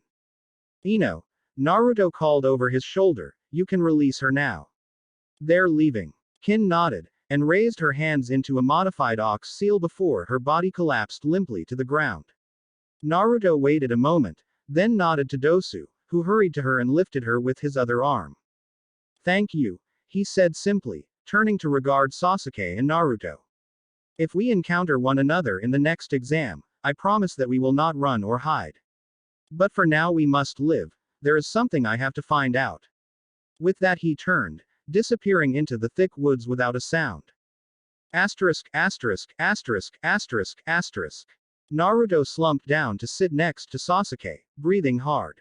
Ino ran out of the woods to Shikamaru, and Hinata rushed to her friends a moment later. Naruto-kun, she started in a hurried whisper, kneeling next to him and placing a hand gingerly on the side of his head. Why didn't you use the Kyuubi's chakra like you said? You're hurt now and… Hinata trailed off when he shook his head, lifting his hand to tug her wrist down. He wouldn't let me. He wanted to teach me a lesson. Even Sasuke managed a grunt at that, though Hinata looked distressed. Naruto shook his head again. He was right, though. I can't just rely on his chakra to get stronger. But I'm fine, Hinata-chan. Can you go look after Choji and Shikamaru? She bit her lip again, but nodded and ran into the trees where Choji had been thrown. Naruto wondered for a second how she knew where he was, then rolled his eyes at his own ignorance. She was watching the whole thing. Thanks, Sasuke rasped quietly. Naruto glanced at his friend, noting that he was still holding a hand to the mark on his neck. He frowned, but nodded at Sasuke, waiting for him to continue. I need to talk to you both after this test, and Kakashi-sensei, too. He was staring at the ground, his Sharingan still active despite how exhausted he must have been. There was something different about him, beyond the external mark of the seal. Sasuke, what happened to you? The question was offered lightly enough, but it made Sasuke flinch. I'm not sure, but… He shook his head, struggling to push himself up. I'll talk to you about it later. Now that we have the other scroll, we have to get to the tower. It's dangerous to stay out here any longer than we have to. Naruto couldn't argue with that, even if he was worried about his friend. He stood slowly, offering a hand to Sasuke. As he reached to grab Naruto's wrist, a lance of pain shot through his neck and down his spine. He grunted and gripped hard, wincing as he pulled himself up with Naruto's help. Hinata came back a few seconds later with Choji hauled over one shoulder. Due to the boy's girth she was hunched over and seemed to be struggling a little. She was grateful when Naruto hurried over to help, and together they eased him down next to Shikamaru and Ino. I can't tell how badly he's hurt, Ino fretted. That guy did something to his head, and he won't wake up. May I take a look? Hinata asked hesitantly, sounding as if she didn't want to offend the other girl. Ino flashed her a haughty look that softened almost immediately, and she quickly moved from Shikamaru's side to allow Hinata space. The brunette knelt beside Shikamaru and placed a hand on either side of his head, closing her eyes as her palms began to glow green. Ino's eyes widened at that, but she said nothing. After a few tense moments Hinata let out a breath, turning a tired smile up towards Ino. He's all right. His eardrum ruptured, though. I repaired the damage, but the sound waves plus the blow to his head might keep him unconscious for a while. Don't have time to be unconscious. That would be troublesome, Shikamaru groaned, causing Hinata to jump. He didn't move, and he kept his eyes closed, but continued to speak slowly and more strongly with every word. Those holes on his arm guard. They emit sound waves. They were strong enough to shock the semicircular canals in my inner ear, which threw me off balance and got my head spinning. I didn't have a chance of staying conscious with that and being hit by a giant metal glove. He groaned again, but finally opened his eyes blearily. How's Choji? He's fine, Hinata said quickly, glancing at the large boy. He only had a bruise on his chest and the back of his head. I think he hit a tree and got knocked out, too. I fixed the bruises, but I'm surprised that none of his bones broke. That's our Choji, Ino said proudly. Don't tell him I told you, but he's got a lot of insulation, if you know what I mean. He always says he's just big-boned, though. Though he remained unconscious, a vein bulged on Choji's forehead and his face contorted slightly. Ino blanched and scooted back quickly. Thank you. Naruto stated seriously, looking towards Shikamaru and Ino. If you guys hadn't arrived when you did, I might have been done for. Like I would have let that happen, the Kyuubi scoffed. Those sound nin were weaklings. You could have taken them easily with my chakra. But, he continued, and Naruto could feel the smug smirk in his tone, you didn't do half bad without it, kid. You need to train harder, though. Naruto ignored his backhanded compliment. There were more important things to take care of. Hey, we're all Konoha genin, Shikamaru sighed, sitting up slowly and wincing. It's troublesome, but I know you'd have done the same for us. Naruto grinned at him then, and he returned it with a smirk of his own. Yeah, too bad they didn't have the scroll we need though, Ino complained. Sasuke had drifted over during the conversation, and he was holding the scroll of earth that the sound had left behind. Ino scowled at it, but quickly changed her expression when she realized Sasuke was the one holding it. But do you guys need that one? Yes, Hinata said quietly. Naruto glanced at her, and she was looking pointedly at him. He didn't have to ask what she was thinking. He nodded and winked at her, and she offered a small smile in return. But we have a spare scroll of heaven that we can give you, in exchange for helping us. A spare? Shikamaru asked dubiously. You all defeated another team already. Hinata nodded and reached into her back belt pouch, withdrawing the white scroll they had taken the day before. Yeah, you'd be surprised at some of the teams in this exam, Sasuke muttered. It's like their senseis don't care if they die. Well, we can't take the scroll. It wouldn't be right, Shikamaru started, his brow still furrowed against the pain in his head. If there are more teams that week, there's no reason we shush. Of course we'll take it. Ino cut in, glaring at Shikamaru. We fought those sound nin too, it's not like we didn't earn it. Right, Sasuke-kun. She batted her eyelashes at him several times, but Sasuke only looked blankly at her. Naruto scratched his head, wondering why she was asking somebody who hadn't been present for Team 10's contribution. We're heading straight to the tower from here, Naruto said, wincing as he stretched. Hinata came over to him quickly and tugged on one of his sleeves, giving him one of her rare no-nonsense looks. He smirked and raised his hands in a conciliatory gesture, sinking to the ground to sit cross-legged while she began healing his injuries. Anyway, I think it would be best for both of us if you took the other scroll. That way we can head there together, right? Since we have no reason to fight one another, we can just work together now. Shikamaru considered that, then shrugged. That's a valid point. Plus it's likely that there will be teams hiding near the tower to pick off other teams looking to get there. From the map that Anko showed us, assuming it was accurate, it looked like there was an open space between the woods and the tower. That perimeter is an ideal place to set traps. Naruto blinked at Shikamaru, and then nodded slowly.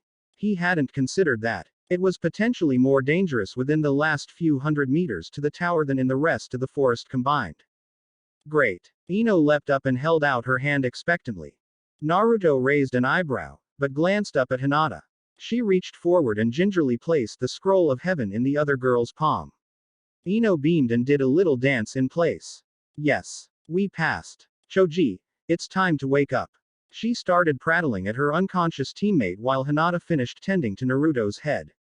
When she moved to start checking the rest of him for bruises, he noticed that the corners of her eyes were glistening. Are you all right? He asked quietly. Only Sasuke might have been able to hear for how softly he spoke. Hinata nodded stiffly and tugged his sleeve again, beckoning him to his feet. As he stood, she pressed her hands to his chest, and she winced when he tensed up. What kind of lesson was worth you getting hurt so badly? She asked after a moment, her voice tight. The pain of his bruises was fading quickly thanks to her medical ninjutsu, but Zaku's air cutter had done a number on his right side, and the subsequent impact with the tree had left a lot more bruised. The spikes of discomfort near his ribs indicated that there had been plenty of minor fractures, too. I'm not hurt that bad, Hinata-chan, he said with an encouraging smile. And he would have helped if I was really in trouble. He doesn't want to die, either. Besides, he continued, his expression sobering a bit. I did learn the lesson, I think. Sasuke had been pretending not to listen, but nodded at his friend's admission. Hinata said nothing, but a surge of emerald chakra near his sternum told him that she wasn't convinced. Choji woke up just before Hinata finished her healing. Ino had been watching her with a mixture of curiosity and disbelief, though when Naruto glanced at her she quickly returned to chattering at Shikamaru about what she was planning to do once they got to the tower. While her teammate was groggily returning to consciousness she made sure to berate him as well for being beaten so easily. Hinata sighed and stepped back from Naruto, looking even more tired than she had the night before. Naruto knew that healing so many people in such a short period of time was draining on her, but he hadn't realized just much strain it was until Hinata wavered precariously on her feet. He stepped forward quickly and caught her before she fell, slipping an arm under her shoulder to support her weight. "You can release your Byakugan," he said with no small amount of concern. "We've got friends to help us now, and you've already used too much chakra." Hinata started to shake her head at him, but the look he gave her changed her mind. She flushed lightly and nodded instead, and the visible veins around her eyes receded. He turned towards Team 10, who were all just getting to their feet with Shikamaru and Ino helping Choji. "You all ready to go?" "As ready as we can be," Shikamaru shrugged, sounding a little annoyed. "I wish we had some time to recover, but I know that we don't. If we get to the tower before midday, we'll have over 3 days to rest while the others finish." Sasuke's breathing was almost back to normal, but he was exhausted, and every so often a surge of pain shot down through the back of his neck. "Let's just go slow and be careful." Naruto nodded at his friend, then at their allies. And then he picked Hinata up. His supporting arm slid down to brace her upper back while he swept down with his right, catching her legs behind the knees and lifting her from the ground and into his arms. She let out a tiny squeak and turned a brilliant shade of red despite her fatigue. Hinata was never too tired to blush. "Naruto-kun, I can walk," she insisted, though it was a half-hearted assurance. In reality she had used too much chakra. After the previous day against Orochimaru, not getting enough rest, and healing 4 people throughout, Hinata wanted nothing more than to rest. She wasn't very adept at medical ninjutsu yet, so a lot of chakra was wasted in the process. "I know you can, but I want to carry you." "You're tired," Naruto said cheerily. Hinata blinked at him, then lowered her gaze and nodded, trying her best not to deepen the blush. "Plus I'm all better now, so don't worry about me." Sasuke rolled his eyes, but couldn't suppress a small smirk. "All right you two, no flirting until we get to the tower." Naruto blinked at him curiously, then grinned sheepishly and reddened. Sasuke couldn't see Hinata's face from where he stood, but he could only imagine her expression. "I'll take point. Team 10 should travel together in the middle, and Naruto will bring up the rear with Hinata. Do any of you know how far from the tower we are?" "We got a little disoriented last night. 4.5 kilometers, north by northwest."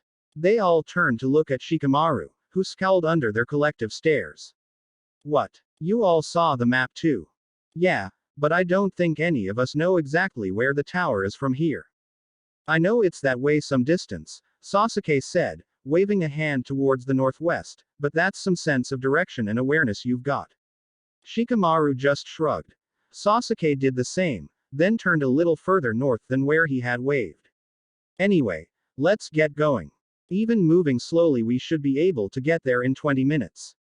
Ino, Shikamaru, and the still woozy Choji nodded along with Naruto and Hinata. Naruto took up position a few meters behind Team 10 as they jumped into the trees, taking care not to jostle Hinata as he moved. She was doing her best to stay very still, arms folded over her chest and gripping hard at her sleeves. A few minutes passed before Naruto glanced down, blinking several times before smiling and squeezing her arm. "You can relax, Hinata-chan, we're almost there." She jumped when he said her name, as if he had startled her out of a reverie. It's not that. I'm just not used to being carried," she mumbled, starting to turn red all over again. "But I've carried you to bed plenty of times," Naruto pointed out, furrowing his brow slightly. Hinata flushed fully and ducked her head again. "That was different. I was asleep, and you told me after the fact." "Oh, well," he started, looking abashed. "I didn't mean to make you uncomfortable. I wanted to let you rest a little."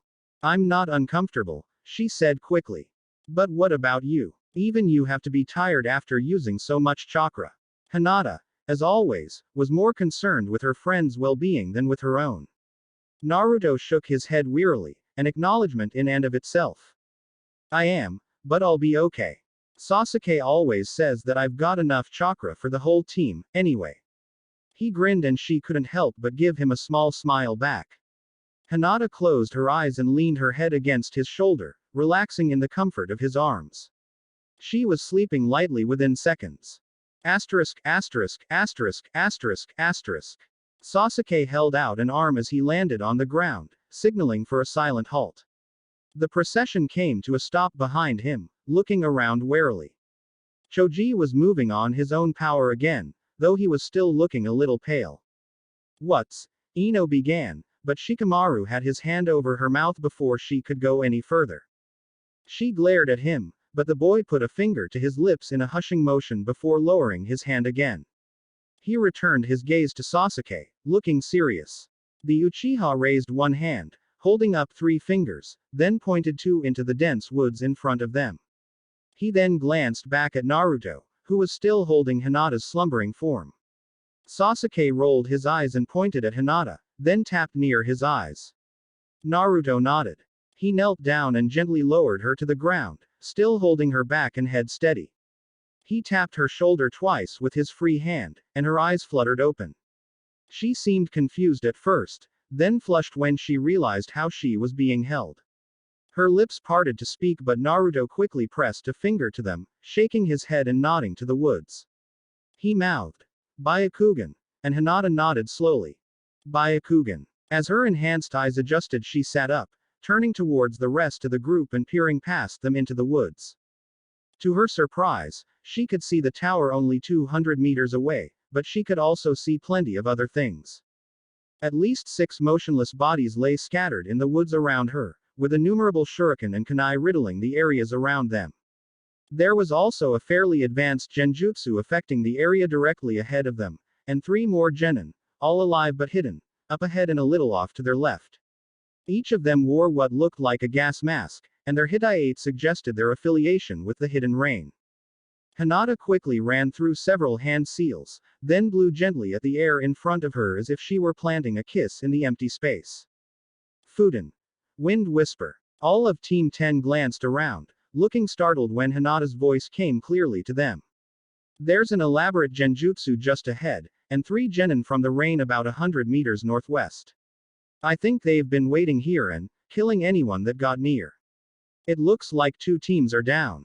Naruto and Sasuke nodded, and once the rest had figured out what was going on, they did as well. I'll take care of them, Sasuke whispered after running through the required seals. Naruto had executed the jutsu as well, and he shook his head before speaking. You're still low on chakra too, Sasuke, I'll go. He carefully cut off Team 10 from the next part of his communication, covering his lips as well just in case. I'm worried about that mark on you, and I can tell you're in pain. The Kyuubi will let me use his chakra this time, so don't worry about it. After a second of consideration, he turned to his own thoughts. Right. Might as well. They're weak anyway. Just don't make it a habit. Yeah, you told me enough times already. I just want to get to the tower as quickly as possible so we can rest.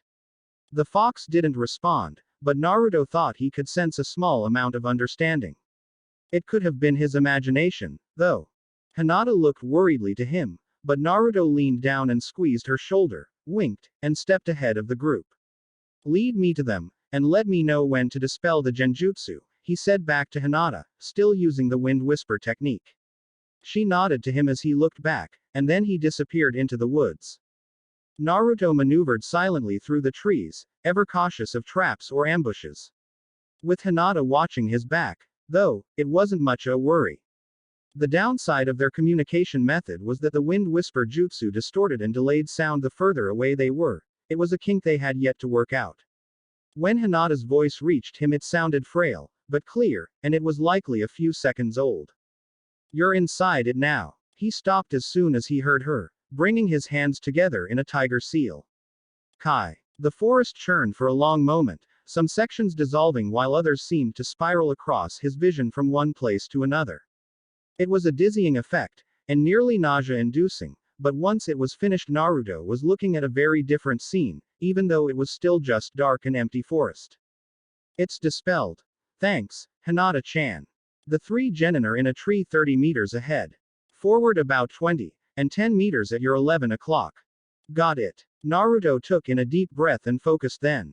It was a little more difficult than normal, but in short order the orange chakra was coating his limbs and his eyes flickered red. He glanced behind himself and raised an eyebrow. No tail. You don't need it, the demon fox replied calmly, and you're too worn out to handle the rest. You just haven't realized it yet. Naruto considered that and nodded. If the Kyuubi said that his chakra was so depleted, it probably was. It turned out that the three shinobi from the hidden rain were not used to being ambushed. Rather than approach quietly, Naruto simply used his increased speed to follow Hinata's directions and simply appear behind the trio. He had a feeling that if one of them was a genjutsu specialist, he or another member of the team might be a sensory type as well. Naruto didn't want to take any chances on being spotted before he got close enough to attack. The first two rain nin toppled out of the tree, unconscious after a pair of chakra-enhanced blows to the backs of their heads. The third was a bit quicker on the uptake, rolling away to avoid an axe kick that would have landed him beside his allies. He let out a curse and leapt back from the tree branch he had been found on, hands flying through seals. A few clones congealed out of a thick, black liquid that appeared in the air around him, and a moment later he was sending several kunai flying towards Naruto. The partially formed clones fell to the forest floor in piles of sludge, hitting the ground as their summoner's kunai struck the tree. Naruto had vanished and appeared behind him in the blink of an eye, spinning and catching the back of his neck with a simple round kick.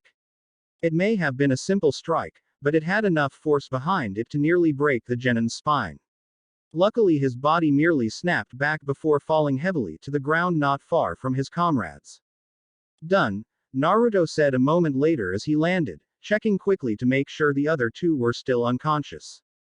He leaned down to place 2 fingers on the last one, letting out a relieved sigh when he found a pulse. You can move up now, if it's still clear. He quickly released the Kyuubi's chakra, not wanting any unnecessary questions from the others. A few seconds later they all dropped to the forest floor from above, glancing around warily. Sasuke was supporting Hinata, though she seemed to be doing a little better than before. Shikamaru, Choji, and Ino stared wide-eyed at the downed genin, then at Naruto. The blonde boy shrugged and laced his fingers behind his head, grinning broadly. I'm starting to think that Asuma-sensei may have been overconfident in us, Ino said weakly. Choji nodded rapidly several times before reaching into his back pouch and withdrawing a piece of cake, of all things. He started into it like someone who hadn't eaten in days. Sasuke ignored them and went to search the downed rain nin, leaving Hinata to lean on Naruto. I just caught them by surprise, thanks to Hinata-chan, Naruto said, rolling his shoulders again before slipping his arm around her waist to help support her. They definitely weren't close-range fighters, either. Shikamaru's eyes narrowed, and he was studying Naruto's expression carefully. It made him feel a little uneasy. Thankfully Sasuke distracted them by dropping 3 scrolls of earth on the ground between them. These are the ones they had, he said wryly. Looks like they were just unlucky. What should we do with them? Hinata asked, though she knew how he would respond before the question came out. Burn them, Sasuke stated simply. Naruto quirked an eyebrow, but Shikamaru only nodded grimly. It means less competition in the next stage, the Nara boy said thoughtfully. Which means the rest of us have a better chance of getting through the next round, most likely. It'll be pretty troublesome for those with scrolls of heaven. Sasuke nodded, and a moment later Naruto did as well. Sasuke knelt down next to the 3 scrolls, extending a hand and concentrating. He had very little chakra to spare, but this technique was minor. As he gathered the chakra, however, a jolt of pain shot through his body, originating from the seal on his neck. He winced, but managed to grunt out, Kaden, flame contagion. A single spark shot from his palm and landed on the nearest scroll, smoldering for a few seconds.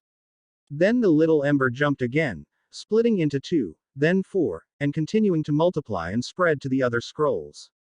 The fire they started was small and controlled, and from the look of intense concentration on Sasuke's face it could be assumed that he was the one guiding the progress. A few minutes later the scrolls had been reduced to ash, and Sasuke lowered his arm wearily. A sheen of sweat had broken near his hairline, something that drew concerned looks from both Hinata and Naruto. Such a minor version of that technique wouldn't have caused their friend any noticeable strain unless he really was dangerously low on chakra. Hinata-chan, are there any more traps or genin from here to the tower?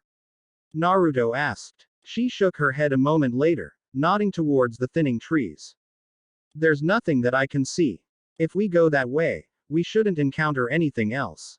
She let out a small sound of protest as Naruto lifted her again, though he seemed not to notice and turned to smirk at Sasuke. Want me to carry you too, Sasuke? His friend glared at him, though there was no real malice behind the look. As a response Sasuke straightened and started making his way unceremoniously towards the tower, and after a few seconds Team 10 followed. Naruto chuckled softly, winked down at Hinata, and followed. As Hinata had assured them, the way to the tower was completely clear. She took one last look before they left the shelter of the trees, and then the six of them rushed to the base of the massive structure. There were sets of double doors all the way around, as far as they could tell, and almost all of them had a paper seal fixed over the gap between each door. Only one had been broken, and it was now chained shut. I guess we split up here, Shikamaru said, pointing at the nearest entrance.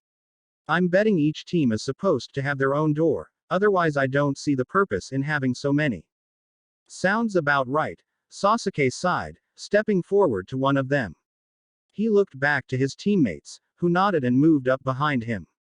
Naruto turned to Shikamaru and smiled. Thanks again for your help, and good luck. Don't mention it. Shikamaru turned and waved a hand nonchalantly, and his team followed quickly behind. We'll see you in the next test, whatever it will be.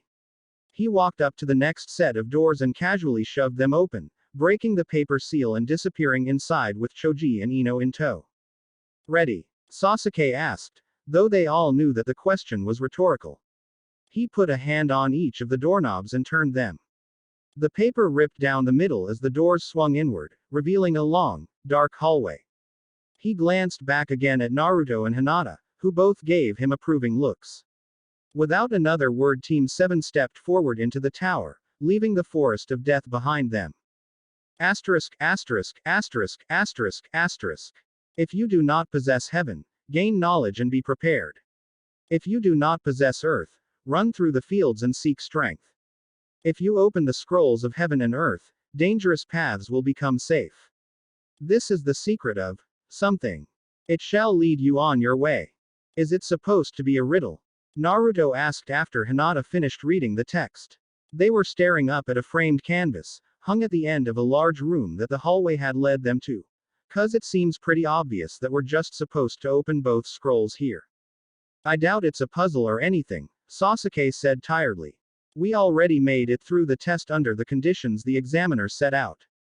I just wonder what the missing part is, Hinata mused, looking more tired than curious. Well, if it tells us to open the scrolls maybe we'll find out, Naruto offered. He leaned down and lowered Hinata's legs to the ground, though he kept his arm under her own. With his spare hand he pulled their original scroll of heaven from his pouch and held it out, and Sasuke did the same with the scroll of earth they had received from the sound. Can you get the seal, Hinata-chan? As his other arm was occupied supporting her, she could only swallow nervously and nod. Her hand shook a little as she lifted the scroll's flap, breaking the seal at the same time Sasuke undid his own. They all looked at one another for a moment, shared a serious silence, and then tore open the scrolls. Naruto looked down at the unraveled scroll, mystified. There was a large symbol surrounded by script set in a circular pattern, flowing out from the center figure. He was about to ask what it meant when Sasuke lunged forward and grabbed the scroll from him, spinning and throwing both of them clear across the room. Naruto opened his mouth to ask what in the world he was doing, but he stopped when smoke started pouring from the scrolls. A moment later there was a loud popping sound, and a figure appeared within the haze. Well, I can't say that I'm surprised to see that you three made it, but Iruka stepped out from the rising clouds and froze, eyes widening as he focused on the three genin. Naruto, Hinata, Sasuke, what happened to you? Are you alright? Iruka-sensei. Naruto beamed, though he stayed put next to Hinata. His expression fell quickly into a dubious one, eyeing his former teacher. Why did you appear from the scrolls? It's a Chunin's job to meet the examinees here when they complete the test, he said slowly, his eyes still full of concern. But why are you all in such bad shape? Naruto blinked, and looked down at himself, then at his friends. They were all covered in various forms of grime, from dirt to twigs to burrs. It had been a fairly gradual process getting so filthy, so none of them had given it much thought until now. But as Sasuke slumped to the ground, clearly exhausted, and Hinata leaned heavily on him, Naruto realized what Iruka really meant. Oh, he hesitated, wondering how much to tell right then. Iruka would certainly get the whole story sooner or later, but for now it would have to be the short version. We got attacked by a really strong, really creepy guy named Orochimaru, and we need to see Kakashi-sensei as soon as possible. Again the Chunin froze, and his breath caught in his throat. He coughed and sputtered a few times before he was finally able to blurt out a few words. Orochimaru. Are you positive that's who it was? Naruto nodded once at him, looking grave. He did something to Sasuke, but we don't really know what. We though Kakashi-sensei would know what to do. Iruka kept staring for a long moment before snapping himself out of the momentary daze. His voice was sharp when he spoke again, sounding more alarmed and serious than Naruto had ever heard him. Come with me. He hurried to Sasuke and pulled him to his feet, supporting him in the same manner that Naruto still held Hinata. Hurry. Iruka led them through a series of hallways and up several flights of stairs. When he finally stopped, they were standing in front of a door that looked identical to the countless ones they had already passed. He raised a hand and rapped sharply on it. It opened a moment later, and Anko was staring hard at the four of them. What do you want, Iruka? We have an emergency we're dealing with. Does it involve Orochimaru? He asked solemnly, meeting her gaze without flinching. The kunoichi balked at that, then moved her eyes over the sorry-looking Team 7. Bring them inside, and then go find Kakashi. He should be with the rest of the Junin on the 6th floor. Iruka grunted and moved inside. It was a small room, furnished with a large sofa at its center and several large television screens up against the wall in front of it. 2 Chunin proctors were inside, along with the Sandame. They watched with blank expressions as the trio were escorted in and allowed to take a seat on the couch. Iruka bowed to the Hokage, stole a last glance at Team 7, and rushed out of the room. It's just like he said, Anko growled, beginning to pace as soon as the door was shut.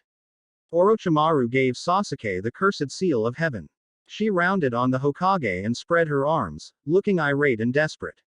Hokage-sama, we must cancel the Chunin exam. It's far too dangerous if he is nearby. But he warned you not to cancel it, the old man replied calmly, puffing steadily on his pipe. And taking such an action would most certainly outrage and offend the villages we are hosting. Political unrest coupled with Orochimaru's threat against Konoha makes calling off the test impossible. But, Anko began, but he held up his hand for silence. We will take the necessary precautions, Anko. I do not wish to put our genin or anybody else in more danger, but there are too many things that we cannot see or predict. Our best course of action is to continue with the knowledge we have, and make certain that we are well prepared in case of an insurgence. Anyo, Hokage-sama. Naruto started hesitantly, earning him a sharp look from Anko and measured one from the Sandame. What's a cursed seal of heaven, and what does it do? He glanced worriedly at Sasuke, who was still holding his neck and trying to look like he wasn't in pain. Hinata seemed concerned as well, though her eyes were half-lidded and she looked to be in danger of nodding off.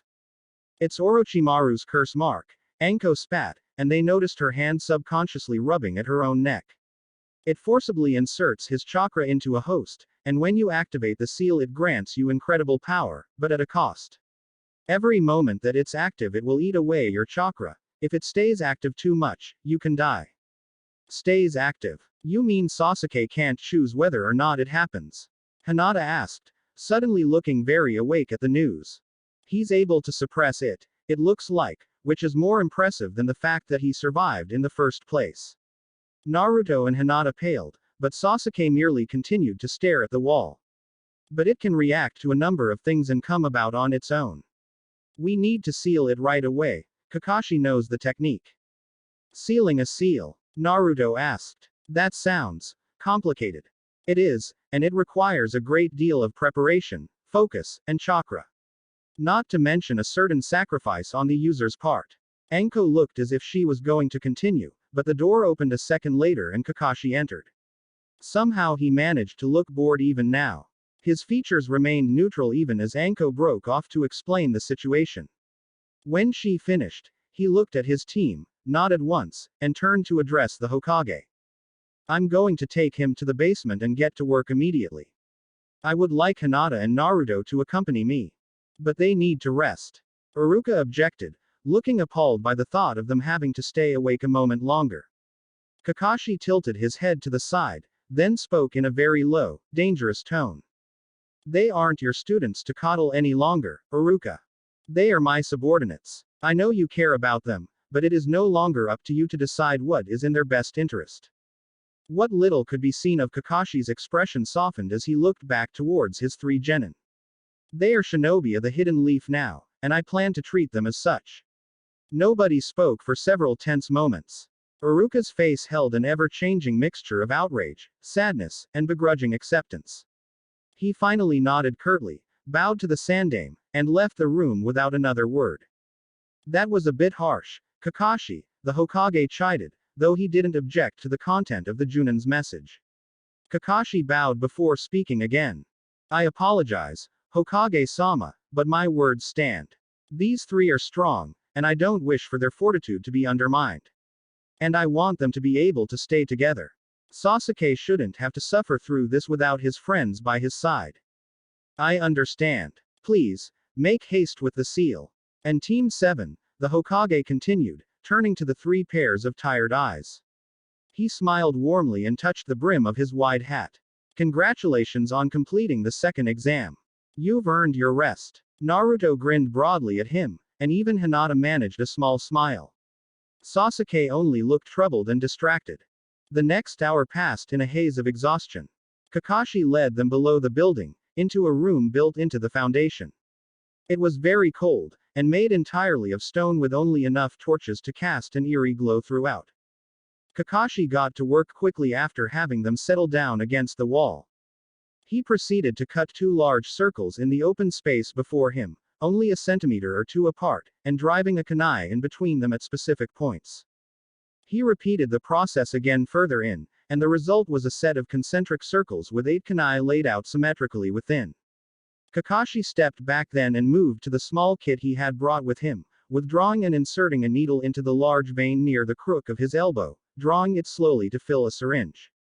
Naruto watched as his teacher emptied the blood into a small bowl, and he remained silent as Kakashi set the items down and turned towards them.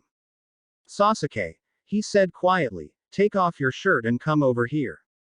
Still saying nothing, Sasuke did as he was instructed, moving to the centermost circle and allowing Kakashi to guide him into a sitting position at the center. The next step took the longest, though it wasn't for Kakashi's lack of speed. He had taken up the dish containing his blood, and starting around the mark on Sasuke's neck he began painting on the warm liquid with his index and middle fingers.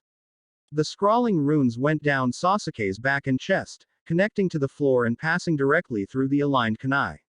It took half an hour to finish, and every ounce of the blood, but finally Kakashi moved to stand behind Sasuke. Naruto and Hinata had forced themselves to watch and offer no distraction. Without having to say it, they both knew why they were still awake. It would have been all too easy to pass out leaning against that wall, but then their friend would be left to endure this alone. They held on to one another's hands tightly, tensing as Kakashi moved into position. This is going to hurt, but it will pass quickly. I know you're exhausted, but bear with it. Sasuke nodded and clenched his jaw. Kakashi waited for a few seconds, then raised his hands. Kakashi could normally form seals at a blinding speed, but when he began the technique his hands were moving much slower, as if he was being more careful than usual. The sequence was unusually long, and Naruto lost track of how many hand seals were formed after about 30 seconds. When he finally stopped, his hands were held firmly in a rat seal. Fuja Huan. Kakashi lowered his palm to the cursed seal of heaven and pressed hard. For the briefest moment Sasuke thought the jutsu had failed. And then he screamed, his entire body erupting in pain unlike any he had ever experienced. The symbols of blood writhed, coiling towards Kakashi's palm and lifting themselves out of the stone and flesh like living things. It was over in seconds, but it took several more for Sasuke's anguished cries to cease echoing around the stone chamber. The boy was on his hands and knees now, shaking with his eyes shut tightly. That jutsu will prevent the seal from activating on its own, he stated calmly, dabbing at his arm with a cloth to clean off the blood. But it utilizes your will as its source, so to speak. If you waver in your vigilance to keep it contained, the seal will reactivate, and you will be in danger of losing your life. Never forget that. Is there a way to get rid of it for good? Sasuke ground out through his clenched teeth, gasping a moment later and breathing heavily. If there is, we don't yet know of it. You'll have to endure it for now. Kakashi sounded as apologetic as he could, which was to say his inflection changed very slightly. Sasuke grunted, and then his eyes rolled back in his head and he collapsed. Sasuke. Naruto jumped to his feet and ran to his friend, but Kakashi held out a hand to block his way. I'll carry him up. You help Hinata. You all need to rest now.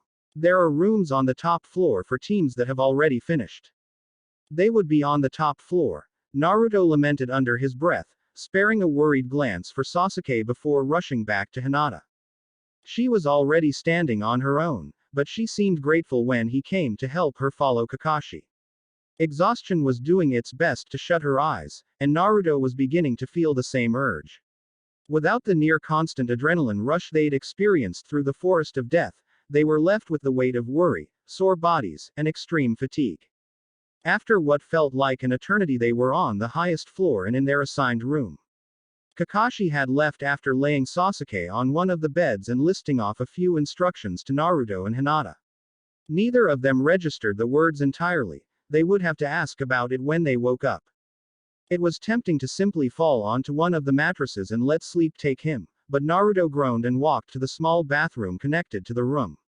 I'm going to clean up and see if they have spare clothes, he said tiredly. Hinata nodded from her seat on the bed, struggling to stay conscious in order to follow through with the same plan.